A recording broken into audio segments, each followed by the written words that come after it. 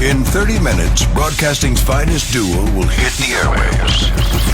And prepare for the incomparable Opie and Anthony Show. Only a show this big could have a pre-show this good. Welcome to the Opie and Anthony pre-show with Sam Roberts. Good morning. Welcome to another broadcasting week here on the Opie and Anthony channel. This is the Opie and Anthony pre-show, and you can be a part of it. 866-WOW1WOW, 866-969-1969 is the phone number to call. Coming off everything that went down last week on the Opie and Anthony show, I'm sure you got a chance to catch up on everything you missed over the weekend. Everything that's going to start this week. The Olympics are done. But there's officially a gay man playing NBA basketball. So a lot going on in the world of sports, not to mention everywhere else in the news. 866-WOW1WOW, 866-969-1969 if you want to be a part of the pre-show. A couple of UFC fighters are coming in today. It's going to be a very, very exciting show. Not to say Friday wasn't a very exciting show. A lot went down on Friday. Friday was one of those classic shows. Let's start right away with Peter on Long Island. What's up, Peter? Good morning, Sam. The Good. eye of the storm. Yes, I suppose so. Actually, I felt bad for Eric. I know a lot of Opie and Anthony fans love the blood and the water. Mm-hmm. And I also, for the record, I love that the show pushes boundaries. I'm not saying anyone shouldn't, but I, for one, I felt bad for Eric. I think he got a measure of return, but when you guys went home, did you feel like, wow, we really spent an hour and a half humiliating a coworker? Yeah, I mean, the thing was, I didn't realize going in, thank you, Peter, I didn't realize, we'll play the clips in a minute, we had a Sean F. in studio on Friday singing E-Rock parody songs, and I didn't realize the degree to which E-Rock felt a passionate anger for this guy. I mean, it was pretty incredible. And yeah, you kind of went home going, Jesus, we may have really affected his life. But at the same time, I felt like Eric got a measure of revenge, which we'll get into later in the pre-show. And I think there are a lot of people, like Peter on Long Island, that felt a great deal of sympathy for Mr. Nagel. So, I mean, you know, he leaves feeling like there are at least some in the audience that support him. We'll get into that in a minute. But first, before we get into that whole thing, on Friday's show, we talked a little about Mayor de Blasio. Now, I think the funniest thing in the world is going on today, and we'll probably have the TVs on, so we may get into it on the Opie and Anthony show, depending on the timing. But Al Roker, a while back, was in a Twitter war with Mayor de Blasio, and they were actually going back and forth. Bill de Blasio, who's the mayor of New York City now, was going back and forth with Al Roker on the Today Show. Now, I guess proving who has the power, Bill de Blasio is going on the Today Show today to work out his differences with Al Roker.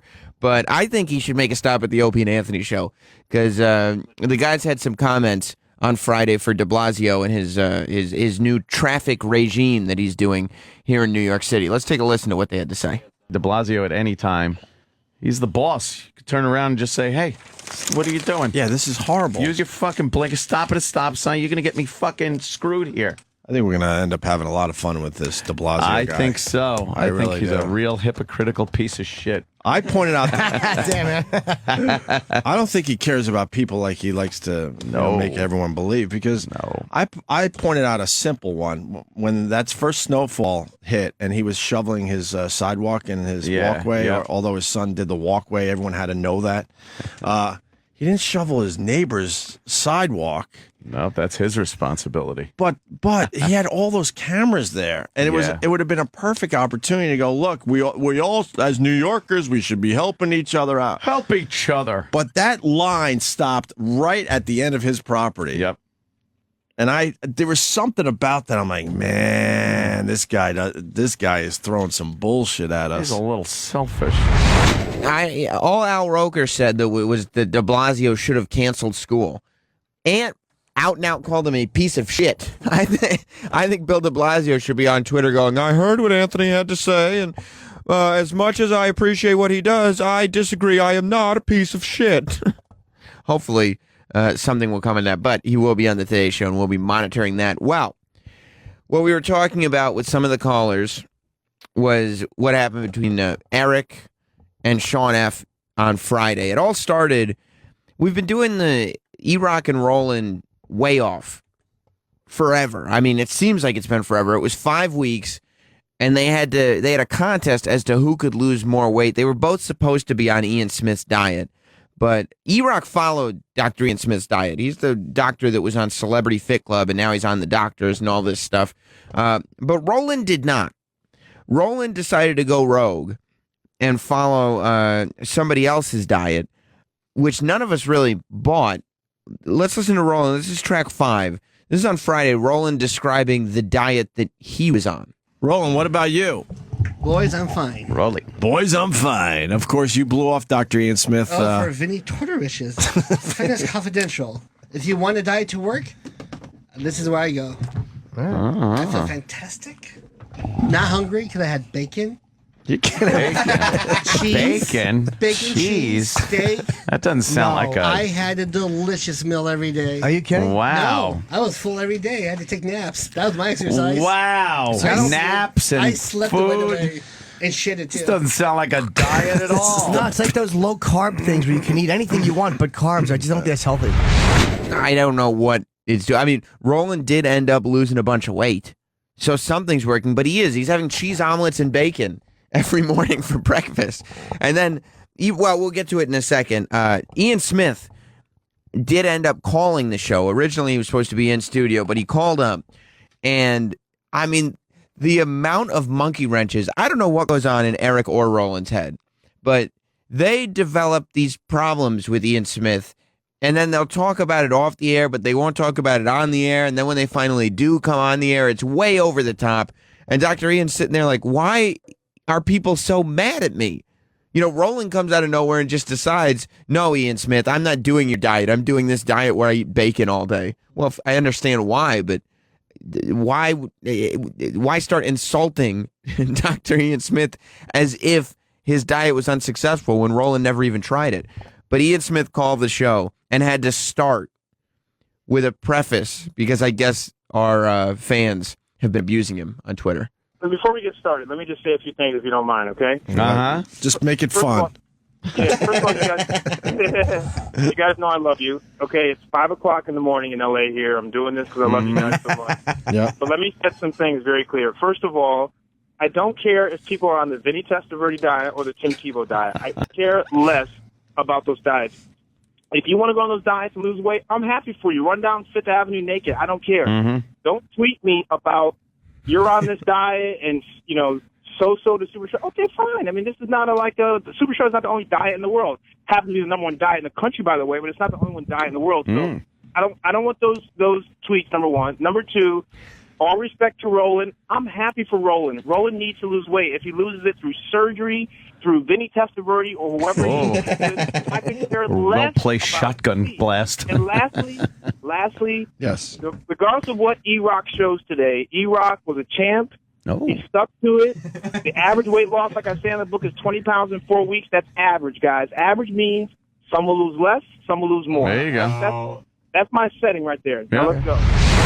I don't know what school Dr. Ian Smith went to, but somewhere while he was getting his doctorate, somebody should have told him that the best way to stop having tweets that you don't like coming in is not to get on the radio and say, hey, just for the record, please stop sending me these tweets because I don't like them. That's the only reason people send them to begin with. Why? Look, I have to tell you guys, what you're doing is working and it's bothering me. So now please stop. And everybody goes, okay, I guess we were successful then. I can't imagine what his weekend must have been like in terms of tweets. And I believe a lot of this got forgotten because of what happened next. But I believe Ian Smith knew that he was in trouble in terms of which diet, the Ian Smith diet that Eric did, or the other diet that Roland did, was going to be more successful when Eric got into some of his workout habits with Ian Smith. Did the exercise, and I got to a point where it just wasn't working anymore, which I reached out to you, and you had a guy send me your high impact workout. And so I tried that, and like you said, it's very difficult. And if you can only do 1 minute portions of the exercise, try that. I did all that. It really kicked my ass to the point where it was extremely difficult to do it. You weren't able to do the complete some of the exercises, right? When I was doing it, no. Wow. I got through the first half hour and almost died when I tried. I'm sorry, I didn't get through the first half hour, and I almost died. The second time I did it, I went through the whole half hour on the disc there and was really just laying there on the floor. Is that workout tape for? Obviously, it's not for everyone, Dr. Ian Smith. The workout is for all levels of fitness, whether you're a beginner or an advanced, and the idea is very simple. You do as much of the 27 minutes as you can do. And the reason why the program is so effective is because it's called high-intensity interval training workout. And with this workout, you can burn more calories in 27 minutes than someone doing a steady-state exercise for an hour, for example, walking on a treadmill. So it's high-intensity energy burst workout, but everyone can't do the full 27 minutes. Whatever you can do of it, you're going to get some great effects from it. So it's okay, E-Rock can do all of it, but just try to do as much of it as you can, and people at home can do it too. Let's go to Roland, even though he's not on the Dr. Ian Smith plan. Roland, Yes. how was your exercise during your weight loss? I napped a lot. It was fantastic. So it sounds like E-Rock and Roland kind of did a comparable amount of exercise. It's always bad when you're finding out that the representative that you have on the show was like, yeah, I tried it. I did 2 full minutes. Just couldn't pull it off. It wasn't for me. It wasn't for me, Dr. Ian. A lot to get to on O&A today. We're kind of figuring out everything that happened on Friday. But also, we're going to get to today, before I continue on with this, the 90 Day Fiancé season finale went down last night. We got a bunch of clips of that. Siggy Breath was in rare form. It was the first time that the Mormon guy who's losing his hair got to sleep with that hot little Brazilian thing. Pow Pow Pow was there. Amazing, by the way. And her Instagram just keeps getting better and better for those that are following it. Jason in Rochester, what's up? Welcome to the pre-show. Good morning, buddy. Morning.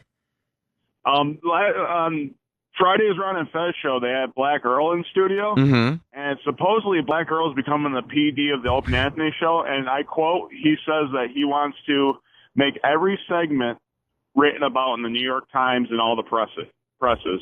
He's going to make every segment written about.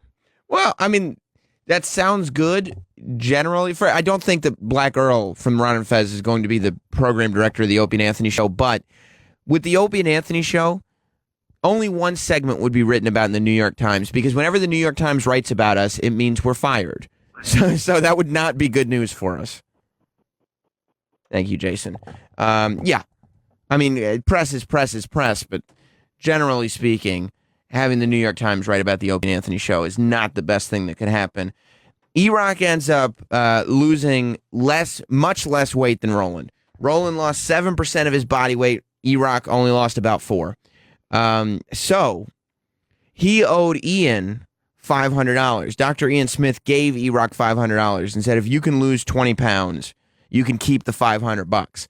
E-Rock did not come close. He lost about 11 pounds over 5 weeks. So that's true. I don't know why you're laughing, Sal. It wasn't a joke. So Ian Smith tries to, and he was going to get 500 from Opie, and he was going to get 100 from Dr. Steve. He didn't get the 1,100, not even close. So we're expecting Dr. Ian to say, hey, now you owe me $500. Dr. Ian is a little bit nice about it. Dr. Ian says, you know what, E-Rock, you can keep half the money. This is what E-Rock's response is. And also to celebrate Dr. Ian's generosity, from the other portion of Dr. Ian's money is going to be used to fund a big pizza party for the staff. And the programming floor of SiriusXM at 11:30. So you're not giving back any money. You only ordered 4 pizzas. That's only like $60. Guys. We're rounding it out based on what the estimated value of those blenders would have been. Oh, wow. Which is why we translated it to pizza. So you're keeping you're keeping $250 for yourself. Well, that's coming out of Dr. Ian's side. I like that you're fucking doing a pizza party at 11:30 when we're all gone. Yeah, well, really. They don't deliver at 10, otherwise I'd have been here. Oh, man. So you're keeping Ian Smith's other $250. Well, we're deducting from the estimated value. I don't know what do blenders run. 110. What the hell is going on Why here? are you eating pizza? Why are you gonna blow your diet? And why Why are you ordering pizza for everyone? Because Roland thought we needed a pizza party, and I kind of Roland's agreed. losing weight on this pizza. So I was like, you know what? Maybe there's something to that. It's magical. I don't know if Uriah is influenced very easily or wanted to make Roland the fall guy on that, but he really did. Uriah really did throw a pizza party after the show. Even though he was in a bad mood, he still threw the pizza party. I think he ordered the pizzas in advance and didn't have any options. But he used Dr. Ian Smith's money for it, and Dr. Ian is just on the phone going, all right, guys, whatever, I'll talk to you later. Because every time he's like, okay, here are the rules. Throughout this whole competition, every time he puts down, here are the rules, either Eric or Roland just go, no, I don't think so. No, not going to do it. And this is what happens. So finally, we get to the point where Sean F., our surprise mystery guest, comes in studio. Sean F. has made all of the E-Rock parody songs. We've played them over the past year or so, right? He's the one who makes all the ones that we've played over and over again.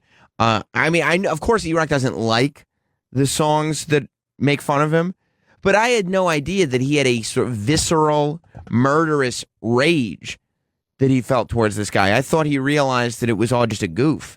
Let's go to Snowy in Michigan.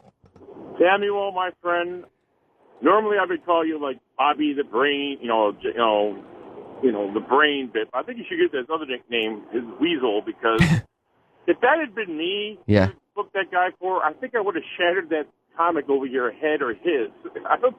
There's no way you don't know how much that guy hates Sean F. I mean, I didn't know. We work in a weird environment because, I mean, it was my job to make sure the segment was good, and there's no doubt. It was a great segment. Right, it was a great segment. I felt real bad for E-Rock there, but having that guy right behind him, man. I felt bad for him too, but not bad enough that I'm not going to do my job properly. You didn't feel bad for him at all. I mean, I did. You know what? I pushed all that down very far. That doesn't come up very often. You got no, like I said last week, you guys don't have no emotion. Maybe that's it. Anymore. Maybe we've been desensitized. Thank you, Snowy. Have a good one, Sam. But and you know what? That's part of it. I think that my emotions are so deeply buried. Like, I don't have a lot of emotions about any of this. That to see E-Rock get so emotional did indeed catch me off guard. Maybe because I'm less than a human being. I don't know for sure. That's probably my problem more than it is E-Rock's. But nevertheless, it caught me off guard. Sean F., especially since Sean F. came in nervous. Listen to how nervous Mr. Song Parody Man Sean F. was when he came in. Sean F. Sean F., of course. Good morning. And your claim to fame with the Opie and Anthony show. 12 E-Rock songs. 12. One for every pound E-Rock. Oh, that's right. What are some of the titles of the 12 E-Rock songs? Because What are some of the E-Rock songs we got? I'm so nervous. Well, we got. Do you need water? Oh, I am a dry mouth boy. Oh, you are. Wow. He's like doing his legs are moving. He's got his hands on top of his headphones. Yeah, he's holding his hands on his headphones so they don't shake. Wow. There's a You're Fat as Fuck. There's Sympathy for E-Rock, which is the big one. I like that one. That was a big hit. What are some of those other E-Rock songs we got? What do we have? We got, there's 12 of them. Oh, boy. He's so nervous. I love this. Whatevs. I love when people come in all nervous and It's so much easier to do in my apartment when I'm alone at 3 in the morning. Yeah, people think this is very easy to do. Oh. Go fuck yourself. Wait, did you used to have a beard, or is that a different picture you used? That's not me. That's some weird foreign video that I saw. Why would you do that? I just always thought that was you. No, it's kind of an anonymous type thing. Mondo 270 is kind of like my Opie instead of Greg Hughes, that kind of thing. I know. I got to get some water. Wow, I got nothing. Yeah, have some water. I know. Wow. Come on, salary glands. Keep working out. Salivary gland. This is my... I have rarely seen someone this nervous. Which was the oddest thing, because as evil and rude, downright mean as the songs that Sean F. writes about E-Rock are, he couldn't have been a nicer guy. Like, he was just a nice guy who works in sales that's a big fan of the O&A show. But there's just something, and that's the world that we live in, and that's why I think people don't understand why I didn't realize how poorly E-Rock would take it, is because people like Sean F. will go to the show, will listen to the show, or will come in, that morning to escape their life and just live in this world where everybody can be mean to each other. It does things to you when you just live here, when you just make permanent residence here. It's just bad for the soul, the toxicity. John in Colorado, what's up? Hey, Sam. Yeah, everybody is feeling pretty bad for E-Rock, and I do too. We all love him, but he did some pretty stupid things, Mm-hmm. He tried to work out on a wood floor while wearing socks. Who the fuck does that? Well, I guess that's a good point that wasn't raised earlier. He's not the most experienced workout guy. He might not know all the equipment and clothing that he has to wear. Diane on Long Island. Good morning, Sammy Cutie. Good morning, Diane. On Friday? What'd you say? Do you remember when I called you in on Friday? Do I remember? I was jerking off to it all weekend. Well, I called KFC and pizza. I think I got a NutriBullet. And I love the way you say rock and rollin'. It sounds like something that Denny could produce as an iPod thing. I think so. Why not? Thank you, Diane. Let's cut it off before she hurts herself. Denny could make a song called E-Rock and Rollin'. I don't know what she's talking about. KFC and NutriBullet. Good Lord. Diane must be drinking. Sean F. And by the way, there are photos from Friday's show at O&A Show on Twitter and Facebook. He was right behind E-Rock. He was 5 feet behind E-Rock. And E-Rock wouldn't look at him. He was just looking straight forward. Sean F. was in the back of the studio, and E-Rock was looking towards the other side. But I was looking over, and the whole time Sean F. was in there, E-Rock was taking like plastic utensils. He had this plastic knife, and he was just snapping it into a million pieces. And then he was just gripping this pen, and he just kept hitting the console. Like, I was like, holy shit, this guy's gonna hurt somebody. And then he said this as Opie and Anthony were asking him how he was feeling. E-Rock, what do you E-Rock, think? what did you think of that one? I'm thinking... You're fat as fuck, that one. I heard the title. Classic. I'm thinking how easy it is to stab someone in the throat with a pen. Oh, he's going to pull a Peggy on him. Now, E-Rock, You hear him crying? yeah, you're not the one cursing at my friend Ace now, are you? You're not singing fat as fuck now, are you? I swear there was a moment when I was sitting in the studio looking at E-Rock, thinking about my weaselly ass laying on the floor as blood was spurting out of my neck, going, I did it for the show! I did it for the show! No! Thank God I managed to leave unscathed once again, somehow. I don't know how it always happens. But Sean F. says he does this out of love. And I wanted to play you guys a clip of not only Sean F. Talking about how much he loves E-Rock, but I thought it only fitting, if we're going to talk about it this much, to hear one of his songs performed live. So let's hear Sean F. From Friday. I love E-Rock, by the way. Oh, you do? Nice. I wouldn't make 12 songs if I didn't love the guy. That is true. What do you like about him? He's funny. Oh. He's got a very... he's funny. All right, he's funny. And he's never said no to this radio show. I that's know right. that much. Cinnamon Challenge. Dedicated to the great show. Guy. Yeah. Great guy. All right. Team Loves player. a good blender. Okay. When you get them. You're fat as fuck! You are a slobber! Nice. Yeah! I like it.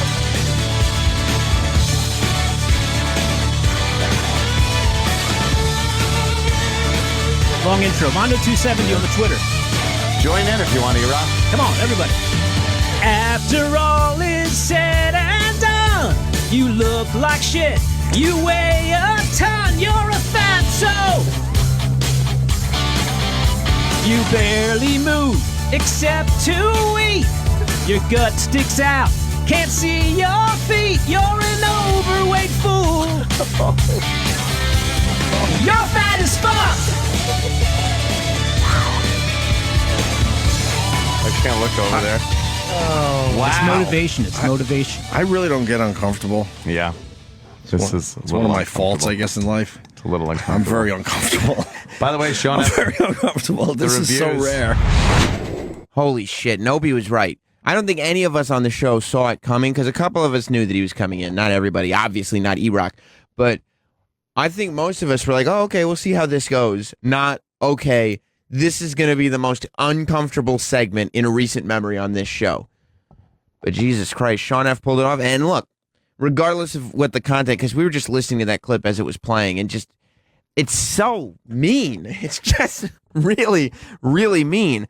But Sean F., it's the first time he's saying live anywhere, and he was nervous as hell. I think he pulled it off technically. But E-Rock, no doubt, had the moment of the show on Friday. Opie posted a video of this right away on Opie Radio on YouTube. All up and down the halls in this building on Friday. People who didn't even hear the show were talking about this video. It was every coworker had it on their Facebook just because it's just so funny because you can see the rage and it feels like E-Rock kind of getting, his revenge a little bit. Sean F. Presented him with some Simpsons gifs. And Sean F. thought to himself, I'm going to insult E-Rock the whole morning. Then I'm going to give him some stupid Simpsons gifts, and then he's just going to be, putty in my hands. I'm going to be able to say whatever I want. E-Rock had other plans. Let's play track 14. Very nice. That's really nice, right? That's a nice peace offering. All right. So, it's all in fun. Yes. All right. I will gladly accept these gifts. I'll even shake your hand. Thank you. Oh! See you at the pizza party. That's nice. See you at the pizza party. See you at the party, Victor.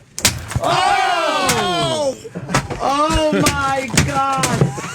Oh, shit. Now that's his to do that with. That's a gift. He can do whatever he wants with it. Oh my God! It was out of my hands. I was not expecting that at all. At all. There are shards of plastic everywhere. Holy shit. But weren't those valuable? They were. Wow. Keyword is And now were. they're not. E-Rock surprised a lot of people with that moment. Let's go to John in Connecticut. Hey, Sam, how are you? Good, buddy. Me and my friend just driving along. We listen, Sam. We listen pretty much every day. Mhm. But we just want to know, how come you guys constantly make fun of E-Rock when you kind of blow on the radio, bro? Well, I mean, I guess you could say that if you wanted to. I would argue it, and I think that's the point. If everybody thought I blew on the radio, they would say it, right? Well, I mean, some people some people call in. They let you know. I mean, you're not the worst piece of shit that's ever been on the radio, but you're not like the best. Yeah, well, I mean, we've never claimed to be the best. That's why I'm a pre-show. The best would be Opie and Anthony. They're coming on in a few minutes. That's true. Right. So I guess that would be a reason why people don't bash me, because the arguments don't really tread water for very long, do they? That was the big event that happened on Friday, though. The big E-Rock saga. I think in the end, E-Rock looked like a winner. I mean, he really had to put up with a lot of bullshit. But smashing that shit was just too funny. And you can see it on Opie Radio on YouTube. Real quick, the Olympics are done. We got into the Olympics a little bit. Opie is just no respect to the Olympics. I'd love to see how he's going to close it today. Let's play track 1.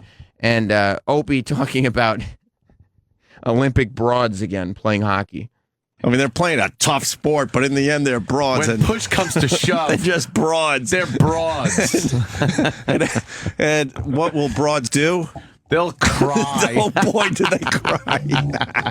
were they crying? They were crying, and they do have like eye makeup on, I guess. Yeah, they gotta look good. So they're crying after the Canadians, beat them, and there was something extremely hot about sexy it. about it. You just want to cuddle them and make them feel good. Oh yeah, but there's tears just running down their faces, and then they're just spoiling it for the Canadians. You know, we're Americans, sure, but I gotta tell it like it is.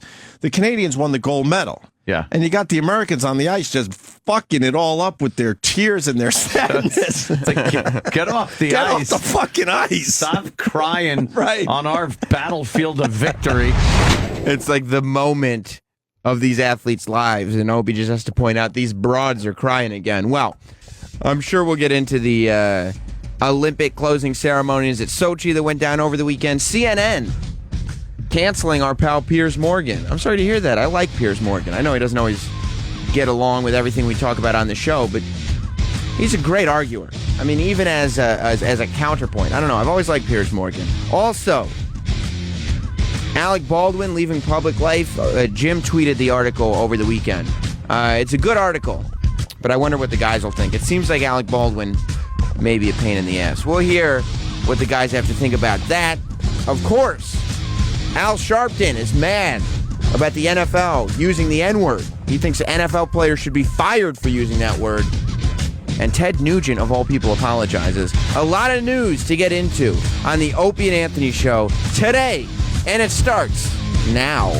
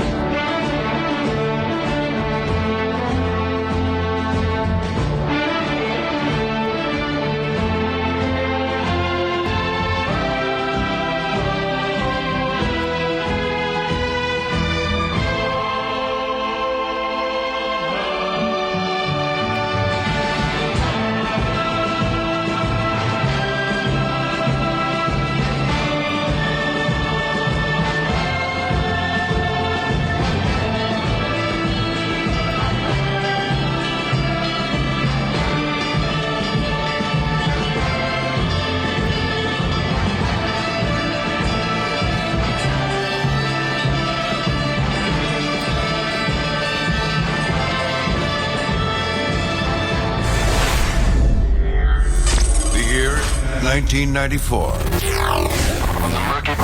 From the murky banks of terrestrial radio, a new hope begins to rise. Opie and Anthony are radio shock jocks known for setting up outrageous stunts.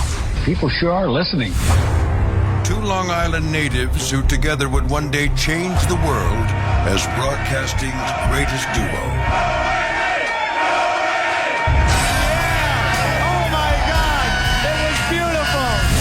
After 20 years, these children of the 80s have arrived. Their hugely popular radio show is not just in New York anymore. Opie and Anthony Show.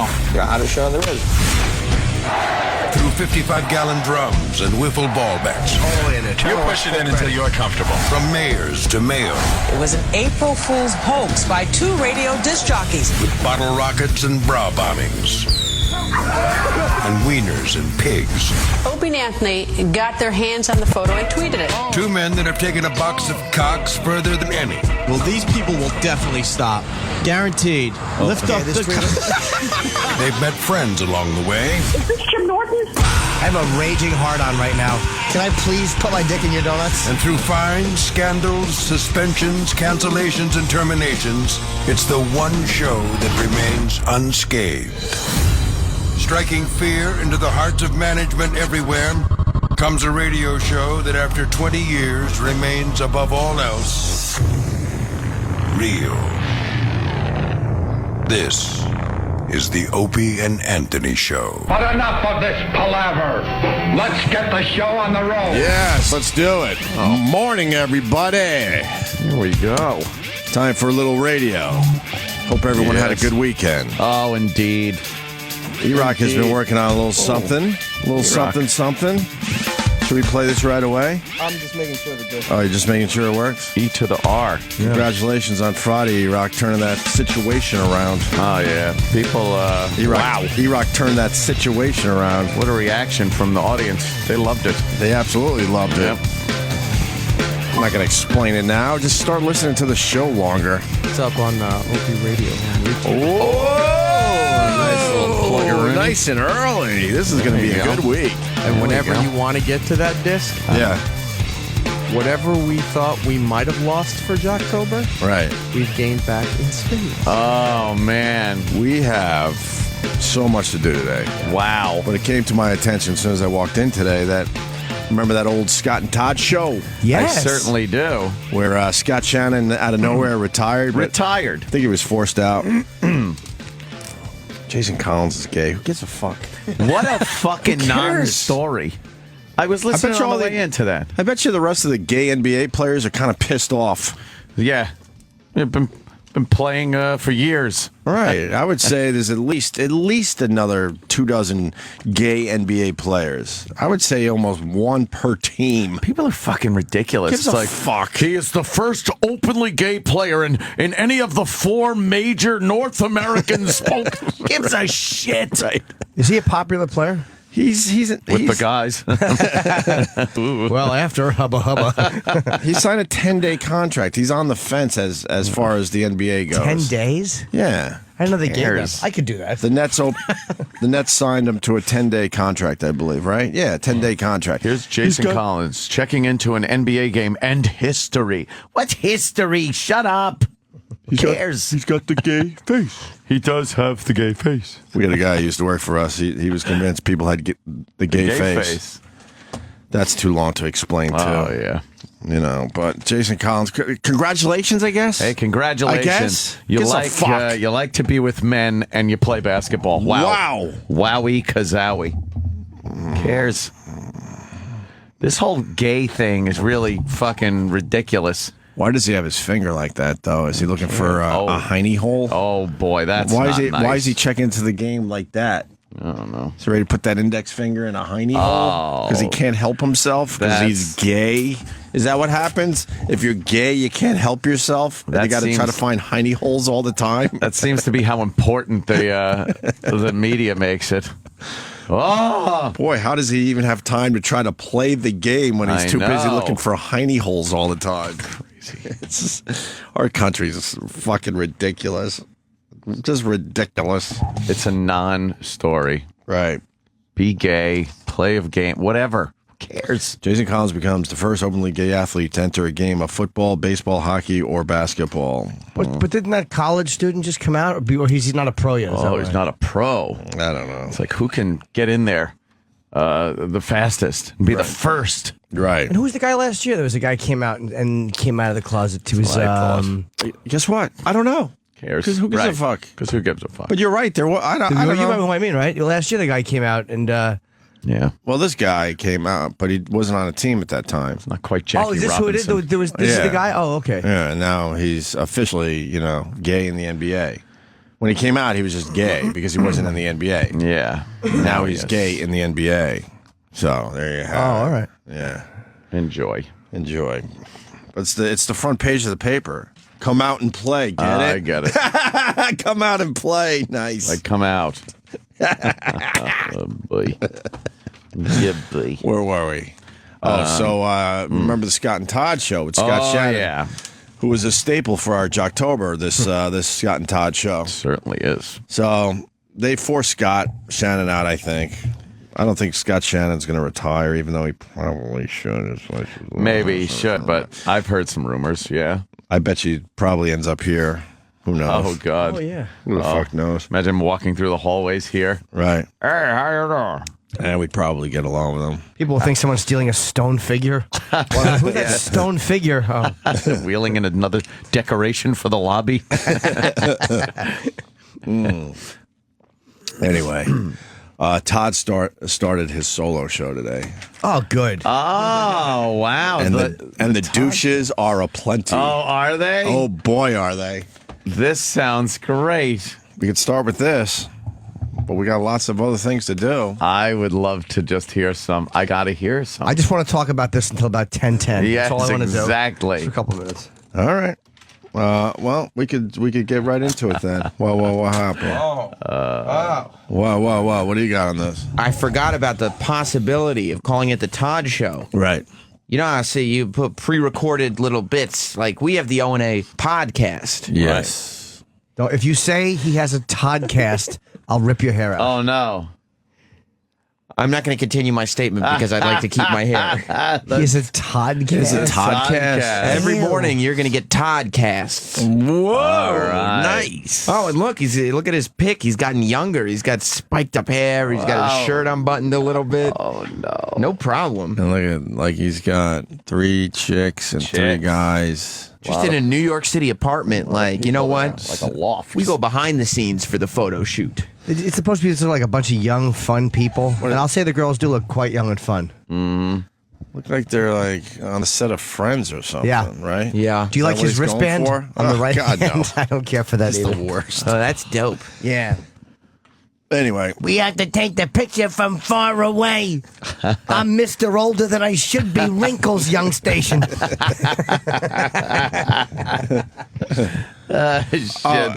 Eric in Boston is pointing out that, hold on, before we move on from Jason Collins, he's got a good little line here. Eric in Boston, what's up? Hey, I just wanted to point out that you can tell this is a marketing ploy by the NBA when they sign this gay guy to a contract that's only 8 days longer than they signed the kid with Down syndrome last week. That is true. There you go. Bravo. Good job, Eric. So, hey, look at the cast meet of the characters. personalities. Oh, no. You got Todd. You got Monk, Cooper, Annie. Meatballs. I bet you he's the crazy He's one. the crazy guy. Who He's invited Meatballs? Meatballs. What are you doing, Meatballs? He's the stunt guy. Oh, Of course he is. See that coming. Here, let's see Meatballs' bio. Look at this guy. What's his bio say? Well, Meatballs was born in Philadelphia to 2 wonderfully unsupportive parents who to this day I love a good radio bio. they think nothing he does is ever good enough. Maybe that's why they named him Meatballs. He was a graduate of high school, Philly suburbs, where he was an avid collector of Pokemon and Beanie Babies. Who doesn't remember the 90s, huh? Come on, right? Yeah. I can relate. This is a good one. You're going to like this, Jim. Since he was a tiny Swedish meatball. Because they're smaller. I get it. He always loved theater. Oof. Oh, no. Boy. Oh, no. Bit mysterious. A mystery going on there. Boy, a little mystery going on. Oh, meatballs across the nose. Meatballs with a hot dog between them. Oh, no. Oh, boy. Oh, boy. Yeah, the theater. Having been in several amateur and professional productions in Pennsylvania, Delaware, and New York, Meatballs considers himself a leading man with dramatic tendencies. Dramatic tendencies? That's what it says. Oh, they must have made a last minute switch. Yes. After high school, Meatballs audition was selected one of 10 people nationwide to have a scholarship to Brooklyn Musical Theater program where he got a BFA, which he turned down because he thought he had found the sauce to his meatballs. Was it white on his back? Some Alfredo. Yes, Alfredo. He loves the Alfredo with his meatballs. Yeah. Oh, jeez. So he stayed home with his sweetheart No name? They're being non-specific. Yeah, very, yes, sweetheart. All right. And he went to Temple. He got a degree in journalism and realized he hated journalism. He wanted to entertain people. Meatball is an avid elementary school sports fan. Oh, that's funny. Most people like college or high school even. That's pretty clever. Yeah. It is? Yeah, that's pretty clever right there. Play tackle. Instead of saying, like college football or Right. Elementary or school. What do they NHL play? hockey. That's pretty clever. And if he's not working really hard, that was in caps, on the Todd Show, he can be found at local T-ball and kickball games, as well as peewee football practices. All right, we get it. Yeah, you don't have to hammer a dumb joke. Now it just gets creepy. How about Little League? Yeah. Watching toddlers in tiaras. He likes to smell bassinets when they're empty. Don't you get asked to leave those games if you don't have a kid participating? Pretty sure. Yeah, pretty much. Meatball has only been arrested 3 times for fighting fans of opposing teams. Still going with this joke, huh? He's still going. Twice in one day at the New York City Borough Kickball Championships. A bogus claim. Still goes. He still defends to this day. What? Get it. All right. Is that it? That's, yeah. All right, we don't need to read any of the bios. No, that's the best one right there. Oh, he stinks. Does Todd's mention anything about disloyalty? Well, Todd's isn't there. Oh, Todd hasn't written up his bio yet? His bio's not there. I like how they couldn't afford Scott, but they could afford 4 more people. Yeah. Show, so. They wanted to young up the station. That's what They certainly did. Look at that. Oh, my God. Look at Cooper and fucking Annie is hot. Yeah, Eric, Cooper you've and Annie are hot. You've been in radio for a long time. You think Meatballs was an expensive get for them? Oh, boy. I think he might have been an intern. Oh. Yeah, that does have intern written all over it. How old are Coop and Annie? Sorry. How old are Coop and Annie? Yeah. They're actually cute. They had some. Probably like, let me see. Well, that's late 20s right there. Where's Annie? Let me see Annie. Hey, Coop. Looking late 20s, One of them maybe used early to work over at 30s. Letterman. Really? Oh, yeah. Let's see her. I think it's Annie. I think she was a page. Yeah, at she's Letterman. pretty cute right there. Sure. Maybe I'll take her out. She loves everything pop culture, family, and a good old-fashioned Rodgers and Hammerstein musical. Maybe I she'll won't. do the entertainment report, I bet. Everybody But loves she goes theater on on. this Well, show. Todd, Yeah. did you hear what happened? Alec Baldwin is talking about. Ooh, Boy, that guy's going crazy. What's going on there, Annie? Alec who? Baldwin, isn't that just a town in Long Island? I don't know what's going on. That's funny stuff, Todd. Yeah. Save it for the Toddcast. Hey, Meatballs, what are you doing over there? He likes theater, this guy. He certainly does, Todd. What, did you get thrown out of another Little League game or something? Go ahead. That's funny. 20 minutes on it. Go. We have to play this. I know. Now we have to. As funny I as wanna Jimmy's hear it. impression is, wait till you hear I the wanna hear dramatic open of the Todd Show. Oh, nice. Oh, no. The dramatic opening of the Todd Show. Sans Scott. No Scott. No Scott. You ready for this? Yes. Oh, am I ever?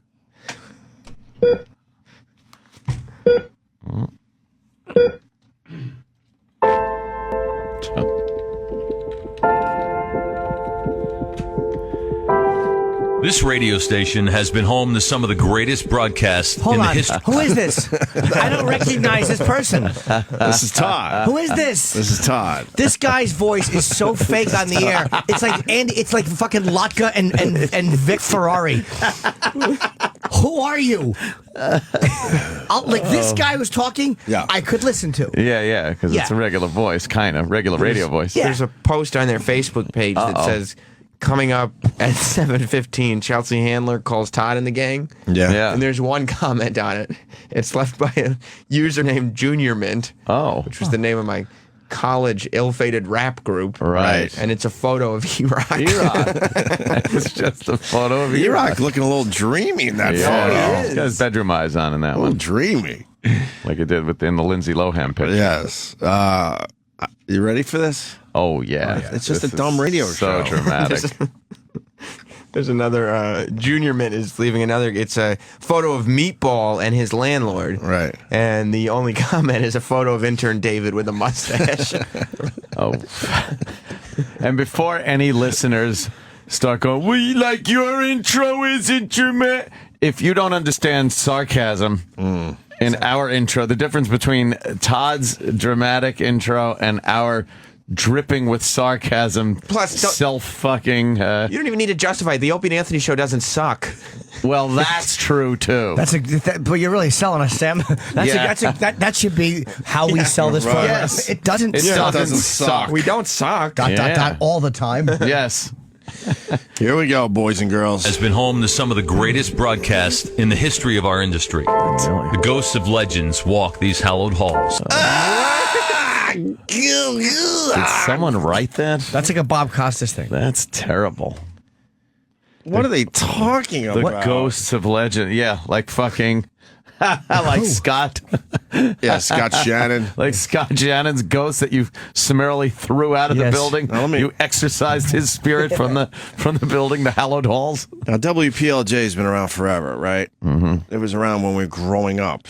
Yeah. Who are the legends from WPLJ? Carol Miller was there. Rocky Allen. Rocky Allen was there. Come on, legends. These are legends, though? All right, maybe not. Or just, good Just people that broadcasters. yeah. There's the guy Todd threw out on his ass. That guy. Yeah. Scott Shannon. Good. Yeah. Hollowed halls. This radio station has been home to some of the greatest broadcasts in the history of our industry. The ghosts of legends walk these hallowed halls, and the whispers of greatness can be heard at every sunrise. Yet there are some people. I can't do this. I'm embarrassed. Oh, is this douchey? The whispers of I got a tree on my house. Sun's coming. I got a tree on my house. I want to see the boat movie. Yeah.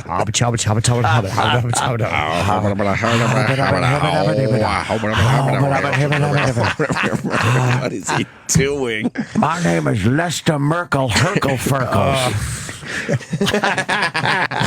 Just start the new fucking show. Will you shut up? Get Prince Albert in the can. Oh. And be heard at every sunrise. Yet there are some people who say that what we're attempting to do can't be done. That you can't save a dying industry or reinvent a medium whose time has seemingly passed. They believe that satellite and digital radio have already robbed us of our audience and that our best days are behind us. Well, I got news for you. These battle-tested microphones could tell 1,000 stories. Battle-tested microphones? What, we are beating Scott over the head with them? Yes. These microphones, which smell like cum for some reason, after our stunt boy has been breathing into them. This is so bad. This is terrible. He's trying to make this He's not dramatic He's not going to be able to do it. No. He's not a revolutionary. No, this is so bad. He already was in control of the Scott and Todd show. So Yeah. what is he talking about? I don't care how many people I have to throw out of the hallowed halls.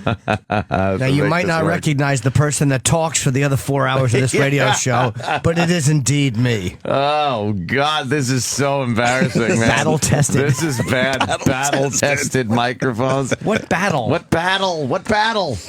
You can't take, if you're behind one of these dopey things, you can't take yourself seriously. Oh, no. This is a joke in the end. Oh, Yes. God. I'm not testing battles or battle testing. This is a goof. Hopefully you say something funny or maybe thought provoking. And if you don't, what are you gonna do? There's always tomorrow. Exactly. Right. We're not battling. You don't think it's a battle testing? You don't think there's whispers of greatness in that hallway? No. When the sunrise? Oh, wow, is this douchey? The melodrama of this putt. Oh, it's so bad. Oh, it's not even half over. No. Actually, thank God. I want more. I want more, too. This was a huge find by Eric this morning. Yes, of course. These battle-tested microphones could tell 1,000 stories, but none greater than the unwritten story about to be told. And I make you this promise on the 24th day of February 2014. I say to those people and others like them, you are wrong. And here's why. As I speak to you, just right, Rupert, and we were wrong. First of all, whenever you list the date by saying whatever the such and such is date on that, you're an asshole. Who are you, fucking Charlton Heston? We list the date every once in a while. Just so these idiots don't go, are these assholes off again? Exactly. We say February 15th. Hey, it's July 8th. 15th day. Yeah. In the year of our Lord. Yeah, we don't say it like that. It's the 22nd day. I say to you. I saith unto thee. Fucking wait. Let Ben-Hur continue. This is really important stuff. Go ahead, William Wallace. Sorry, I couldn't hear you. Shithead. As I speak to you just after 6 a.m. on a typical Monday morning, somewhere out there is a mom who's been up all night with a sick kid. Oh, God. Oh, no. He's going to try to... Oh, this is so bad. I can't. Oh, no. I hope the kid's blue. Jesus. And it's not breathing. Oh, my God. She needs paint for that room. Oh, Jesus. Oh, my God. And she needs a friend to get rid of that new crib. Oh, no. I don't know where he's going with this. There's a mom. Oh, and he's going to make it all better for her. Is that where it's going? I've been up all night with a sick kid, and guess what? You don't want. I you don't yearn for. I don't think about a radio show to get me through it. Yearning for Todd. God no. What's he doing? What's happening? There's a Photoshop on their Facebook page. Right. And it's a photo of Liberace and Scott Thorson. Right. Except it's Dennis Falcone instead of Liberace and myself instead of Look at that. You kind of look good in that role, Sam. Maybe we got to get you that little uniform that Scott used to wear. Tuck that ridiculous hairdo into your hat. This is a big day for the Todd Show, man. You're right. I don't know why their listeners are getting weird on the Facebook That's page. 6 a.m. Really strange. Oh, dude, they're marking the time and date like history is gonna fucking Roosevelt talking about the day that will live in infamy. So a mom's up with a sick kid, and then what? She turns to laugh or she something? turns on the Todd Show, and everything will be okay now. Just a little smile. Is that how this radio thing works? Yeah, just a little smile. Who's that? Steve Blatter and two. That's Steve Blatter from Shade. Yeah. Yeah. It's yeah. Who is he? Young. It's very young, Steve Blatter. He works here doing something. I'm not quite sure. Okay. Have we met him? He actually used to run the channel here. Yeah, this channel. Ready?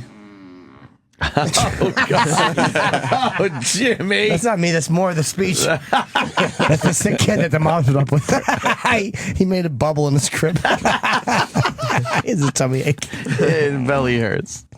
As I speak to you just after 6 a.m. on a typical Monday morning, somewhere out there is a mom who's been up all night with a sick kid. Or a dad who's coming home from his second job who just wants to take a minute to laugh. No, he wants to go to fucking bed because he's exhausted, you stupid wants to fuck his wife, maybe. Yeah, he wants his wife to wipe the sick kid shit off her hand and suck his dick. Right. He wants his fucking dirty night watchman asshole eaten before he fucking dozes off. Wants to laugh. Oh, that's way down on the list of things he probably wants to do. Right? Jesus. Oh, God. Unless he's listing reasons why they will not be listening to his show. Yeah. That's why they go to satellite This or somewhere else. self-important jizz. Night with a sick kid. Or a dad who's coming home from his second job who just wants to take a minute to laugh with someone who feels like family. I believe they want to know that the people in this room feel what they feel, live what they live, and see what they see. Why did he just and you throw can't his do partner that out on in his some ass, too? windowless, colorless, passionless makeshift studio that used to be a coat closet. I, for one, don't believe that the people of the tri-state area want to listen to some dillweed who doesn't know the difference between a TV show and the real Jersey Shore. What?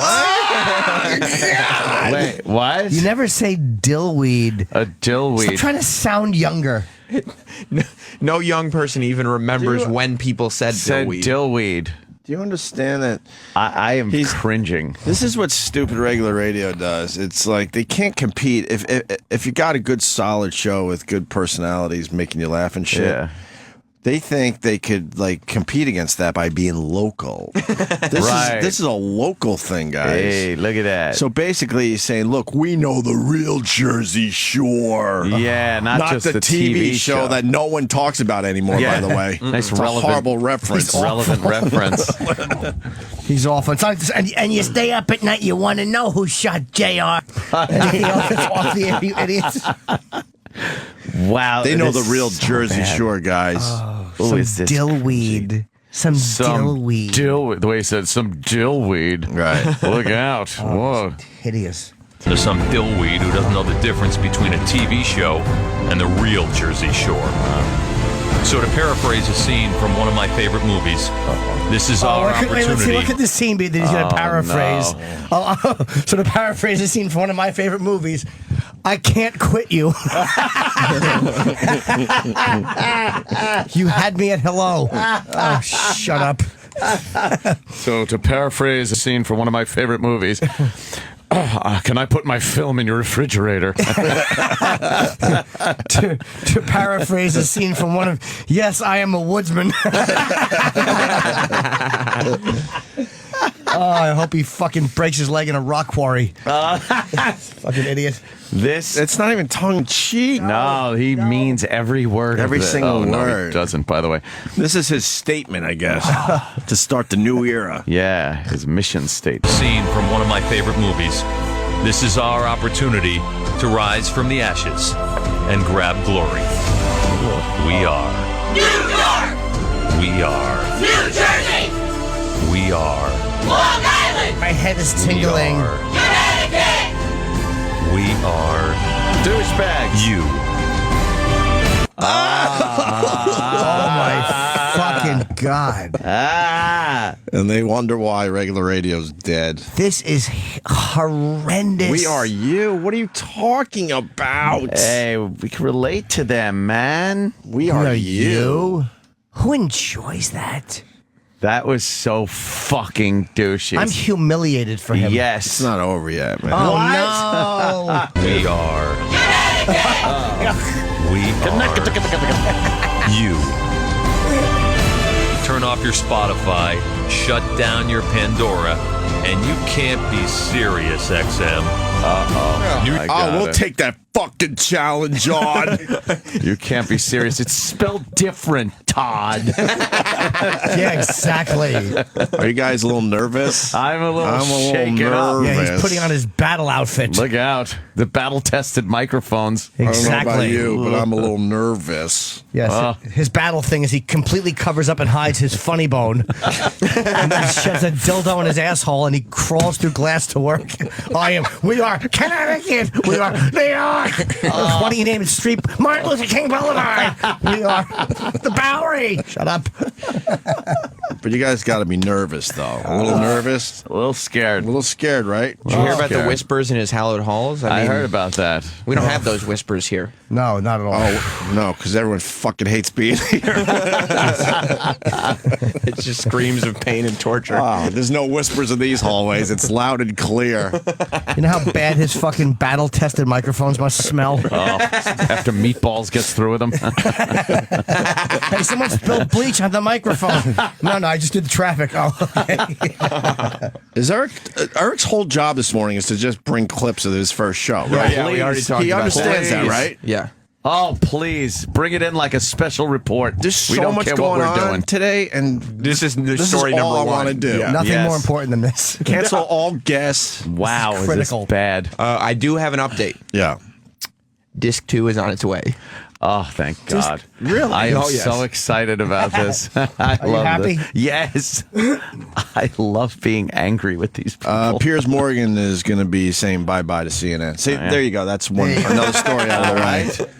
Bye-bye to Piers Morgan. It just never worked out for the guy. Ah, well. What are you going to do? All right, more of this. Sirius XM. New York's hometown radio station is back. It's time to show them how it's done. But what about all those years when you were doing it? Right, what happened? What happened? Yeah, you were there. You were there the whole time. Literally been at the same show for 20 years. Right.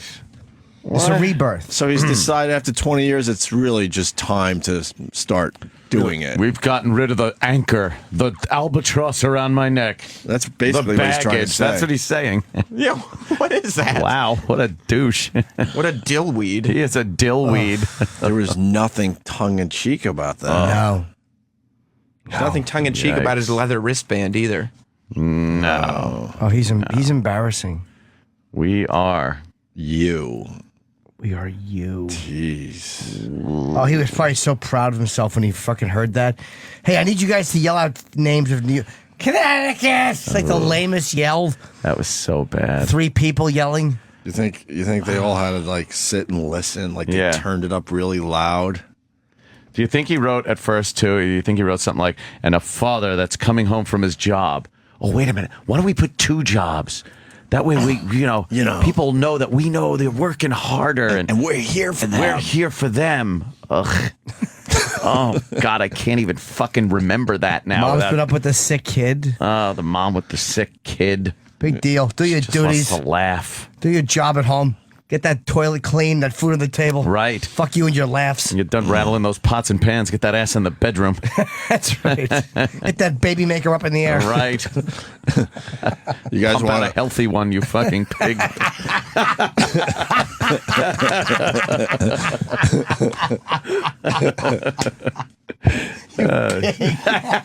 How's the Facebook page going? Let's see. I mean, their listeners. The listeners are calming down a little bit. Well, they're getting excited, I think, because it's the first show, but Yeah. it's weird stuff. Why is Mike Tyson biting your ear, Sam, on their Facebook page? The Todd page, I don't know. That doesn't make sense. You can't be serious, XM. You can't be serious, XM. You can't be serious, XM. Hulk Hogan is kicking Beavis the cat. Why is Hulk Hogan giving the big boot to Beavis? Leave Beavis alone. That's when not did, nice. When did Beavis grow to 7 feet tall? He is very tall. Yes. There's a picture of Jim and E-Rock wearing the same T-shirt. It's just weird things to post on their Facebook. It is pages. odd. Oh, there's a Beavis on my house. I've got a beef on my house. And he's even bigger there. It's a picture of our former intern, Cream Pie Jones, eating a roach. I don't know Cream what they're Pie. talking about today. Maybe they're talking about cream pie. Here Wouldn't comes be disc happy. 2. Oh, And disc 1 isn't even over because now. Smiling E-Rock bringing in disc 2. How bad is this, E-Rock? Who's that? Who is I that? haven't even gotten to 6:30 yet. Who's that? E-Rock. Who is that guy? You know who this is on their Facebook page? Who is that? Oh, it's my friend Gittle. Giddle. How did E-Rock- Giddle make it on? E-Rock's friend Giddles. The page. The one he has his arm around is Anthony. Oh. God. Wouldn't have remembered. How bad is this? Really? Oh, my God. What? You're shocked? He just brought in another 5 clips. Oh, my God. Again, I just got to 6:30. Wow. This might be enough, though. I don't know. I'm gonna skim through the rest of There it. can't be enough. There's got to be He more. also has a listener line, if you care for that. Oh, no. We enjoy a good listener line. Do we You ever? can leave congratulatory messages that's true. and well wishes. Be nice. Be courteous. What is the listener line? We should It's, help out our fellow broadcasters. Yes. It's 844. Yeah. Hey, Todd. H-A-Y? Hey, Todd. H-E-Y. Oh, H-E-Y. H-E-Y. Not Todd. Hey. Not E-Rock's food. Do you have a clip where this is mentioned? Yes, I was Okay, about then don't. to pull that, but it's not on the disc, but I'll pull it. Oh, well, I was just going to say then. What? You got another good clip? Well, no, in the post, it says Yeah. something that all the listeners can be on the lookout for Yeah. is the new Todd Show trucks. Oh, yuck. What? They're sending, I guess they repainted every station vehicle they have, Oh, with and they're the sending them all through Long Island and New Jersey, All and they're right. telling you where it is. No, you're sending them all through Long Wait. Island. I'm New looking. Jersey. Yeah. I'm just seeing here. Yeah. Wait till you hear this promotion. Okay. And this is why they're going to beat places, well, like here, That's true. Sirius And this is XM. why they're going to kick Sirius Yep. XM's ass. Yeah. Oh, fuck. Like this will be Station it. vans. We're in trouble. This will be it. Not Where is only this? station vans. Shit. But if you Why did take, we think of this? wait till you hear the second element. I know. I'm not happy about it, Sam. Second element. Go ahead. If you take a photo of the Todd Show truck and you post it on Facebook or Twitter, What was that? Mars' phone He's wasn't watching on mute. videos. he's an engineer who hasn't Why are you figured watching out that- videos? Mars, we gotta be. Oh, A game. We're bringing the right A now, game. Mars. We got real competition with this Todd Show. We're here talking into our battle-tested mics, and you're fucking, Right. making noise in the corner. Exactly. Shape up or get the fuck out of here. That's right. I mean, Mark, how are we going to compete? If you see a Todd Show truck and you post a picture on Facebook or Twitter with the hashtag The Todd Show, you could win a Todd Show shirt and hat signed by the whole morning show. Oh, my God. What else can you win from 1988? It's terrible. Signed by people you don't know You don't yet. even know. But I mean, I'm assuming they barely want our autographs at this point. Meatballs is included. No one fucking asks for autographs anymore. Right. How are you? Who's going to use Spotify when you could get an autograph from Meatballs if you see the truck? You know Meatballs. what? Fuck. Who's going to We didn't pay even bring for up radio? Fitz. Yeah, Fitz. Dude, I'm telling you. I love this. We got the Todd Show song now. No. You heard the douchey open. Now Is the we got open done? It's an original. No. Yeah, Is there any more open? No. Oh, I love But we the can open. replay the open. Oh, We should use it as our open every day. Just and just put our names in it. Just steal it because it's such quality stuff. Oh, yeah. Get some of our listeners back. Yeah. Yeah. So instead of Long Island, New Jersey, Yeah, we it have to just shouts say for every state. Opie, Yeah, Oklahoma. We are Anthony. Right. Oh. Here's the Todd Show song. It's an original? I believe it is. Good. If all goes well on the air this morning, it'll be a miracle. I say without hesitation that all of them are full of bull. It could be worse than that old station, Jack FM. Missing a brainstem, every one of them. Oh, God. It's morning drive 95.5, and the goal is to just somehow survive. This might be It's hard to even follow. I know. It's you another having a one of hard these time to follow? fucking songs that is so overly produced you can't even fucking hear the words. And it's actually a parody. Of what? It's Travis just told me a song from the movie Frozen. Oh, I thought it sounded a little familiar. Okay. Why would anyone listen to satellite when you can hear funny, Yes. clean jokes like that? You're full of bull. Full of bull. Because the average listener loves a joke about Jack FM because everybody's obsessed with radio and remembers hell that. even fucking remembers that? No one does. No one knows Jack FM. No one. Why wouldn't you go after like some well-established station out there? Well, they don't want to ruffle any feathers. Not a station that people barely remember. Look, they already started a war with Sirius XM. They sure did. True. Who fucking even like this is the shit that kills radio. Like this is why radio stinks. Right. They're reiterating why people leave radio. Right. Yeah, they go. So this started right after that intro. Yeah. So they go, oh, I can't wait to see what new shit the Todd Show has in store for us. And it's just another Todd-written song parody. Tired, shoehorned fucking. Well, let's give it parody. a chance, guys. Oh, should we? The song hasn't kicked in yet. Oh. this might be bad, just like Baghdad. It could be sad. The Todd Show, the Todd Show. There's a good chance it could blow. The Todd Show, the Todd Show. It could suck worse than all the snow. Here they are in your house and car. It's a cold, dark day, and this could be the end of PLJ. I get it. Self-deprecation. What, Jimmy? Wow. You just like the song that much? Or? It's really fun. Or I'm just bummed. I didn't realize. What? I never quote myself, but the guy with Jim Norton quotes is just quoting something I said about a crib, and he's hashtagging the Todd Show. And I'm just thinking them reading their timeline, going, what does this mean? This drivel. You don't think he'll win an autographed hat? Oh, God. By the way, that movie Frozen is about Scott's face. Win a new hat and a shirt. Yuck. I'd rather win our Bud Dwyer's tie. Kenny, you dropped the goddamn hot sauce. Stop laughing during the show at all these clips. Like a freaking nightmare. You just can't wake up from. More irritating than Foursquare. Or damn mindless steel drum. It's more. What was that line? I don't know. Something about Foursquare. Very hip. And then what? Exactly. It's young, isn't it? Yes, our show is four squares. What? They're just throwing in every social media platform, I guess. Oh, the kids are into it. Mindless steel drum. It's morning drive 95.5. And the goal is to just somehow survive. And I'll just add phone or iPad. They're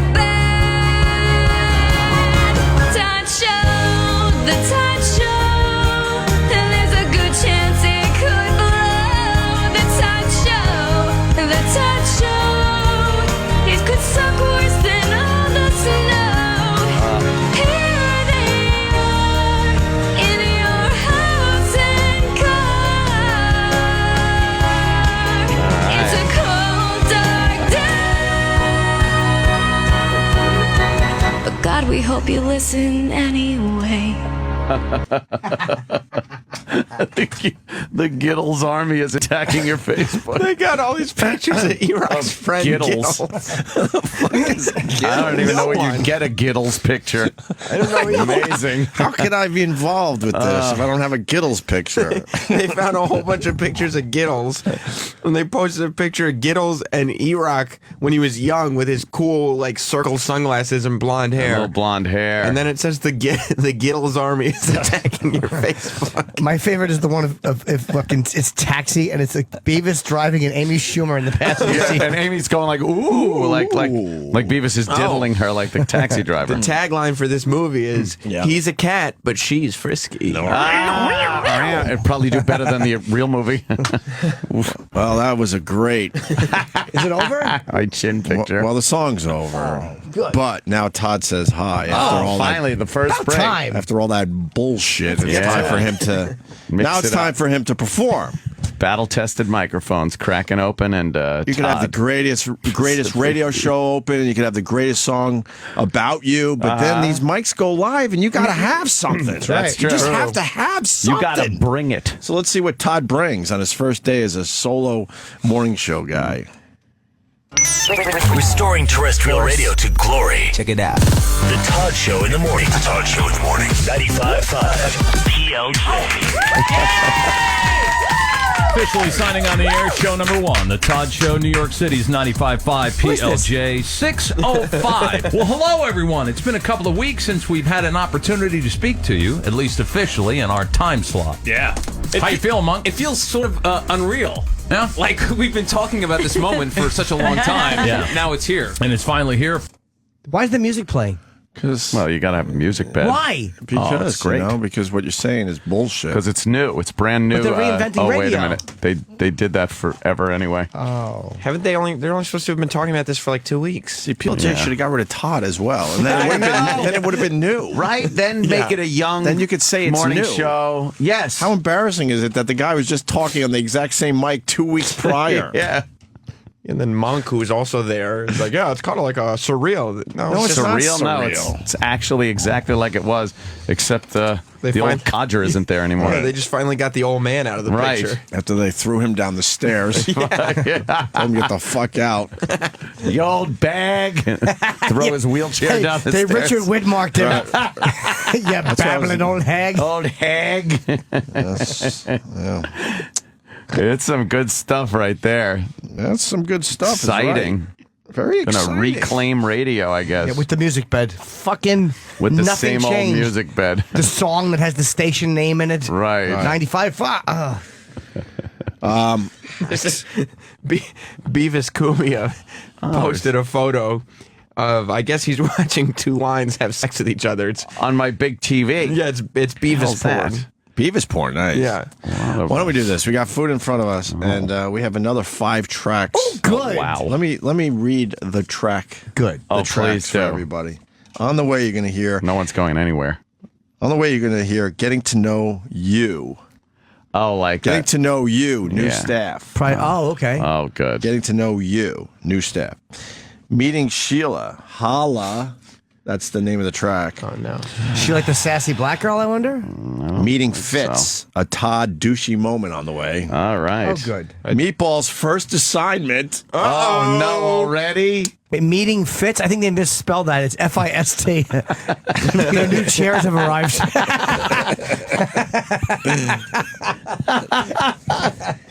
and this is checked off.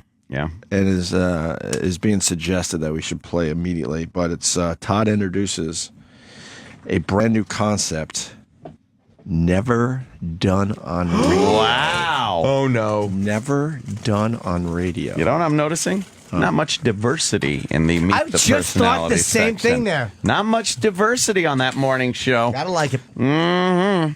Do you think Meatball speaks for any minorities? No. Oh. Well, no. Maybe. You know.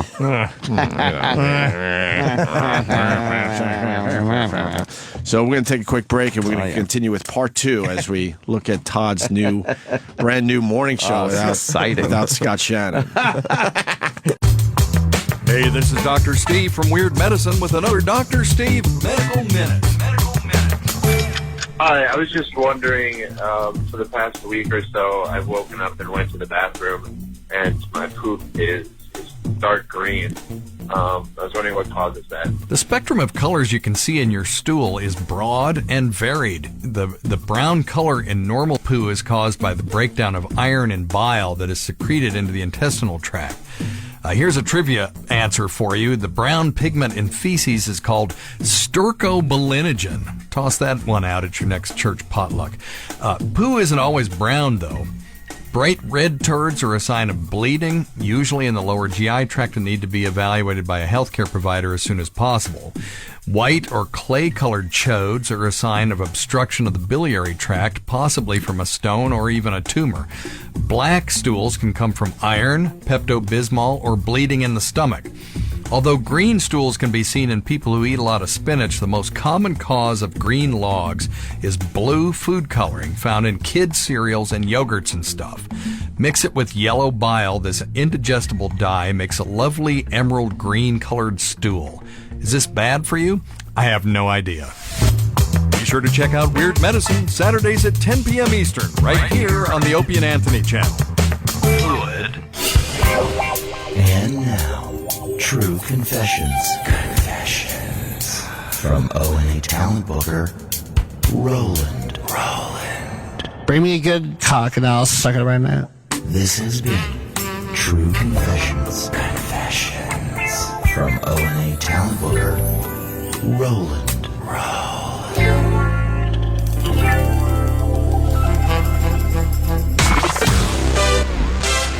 The Opie and Anthony Show is back. The Opie and Anthony Show is back. And better than ever. On Sirius XM. Kiss. Fuck Kiss.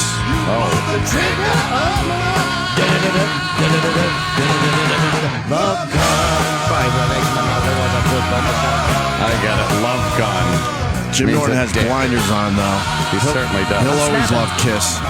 Kiss will not play at the Rock and Roll Hall of Fame induction ceremony because they hate each other. Because Gene will not allow Peter, Chris, and Ace Frehley to play. Gene and period. Paul. It's Gene and Paul together, and I don't know what the issue is. It's Gene. It's Gene more than Paul, though. Paul would fucking. Paul would that. You don't know about No, that. I'll tell you why. Because they've said some harsh things in their books. Right. Like they were saying some really harsh things about Paul and Gene, which I'm not saying that I wouldn't have if I was them either. But it might be Paul too.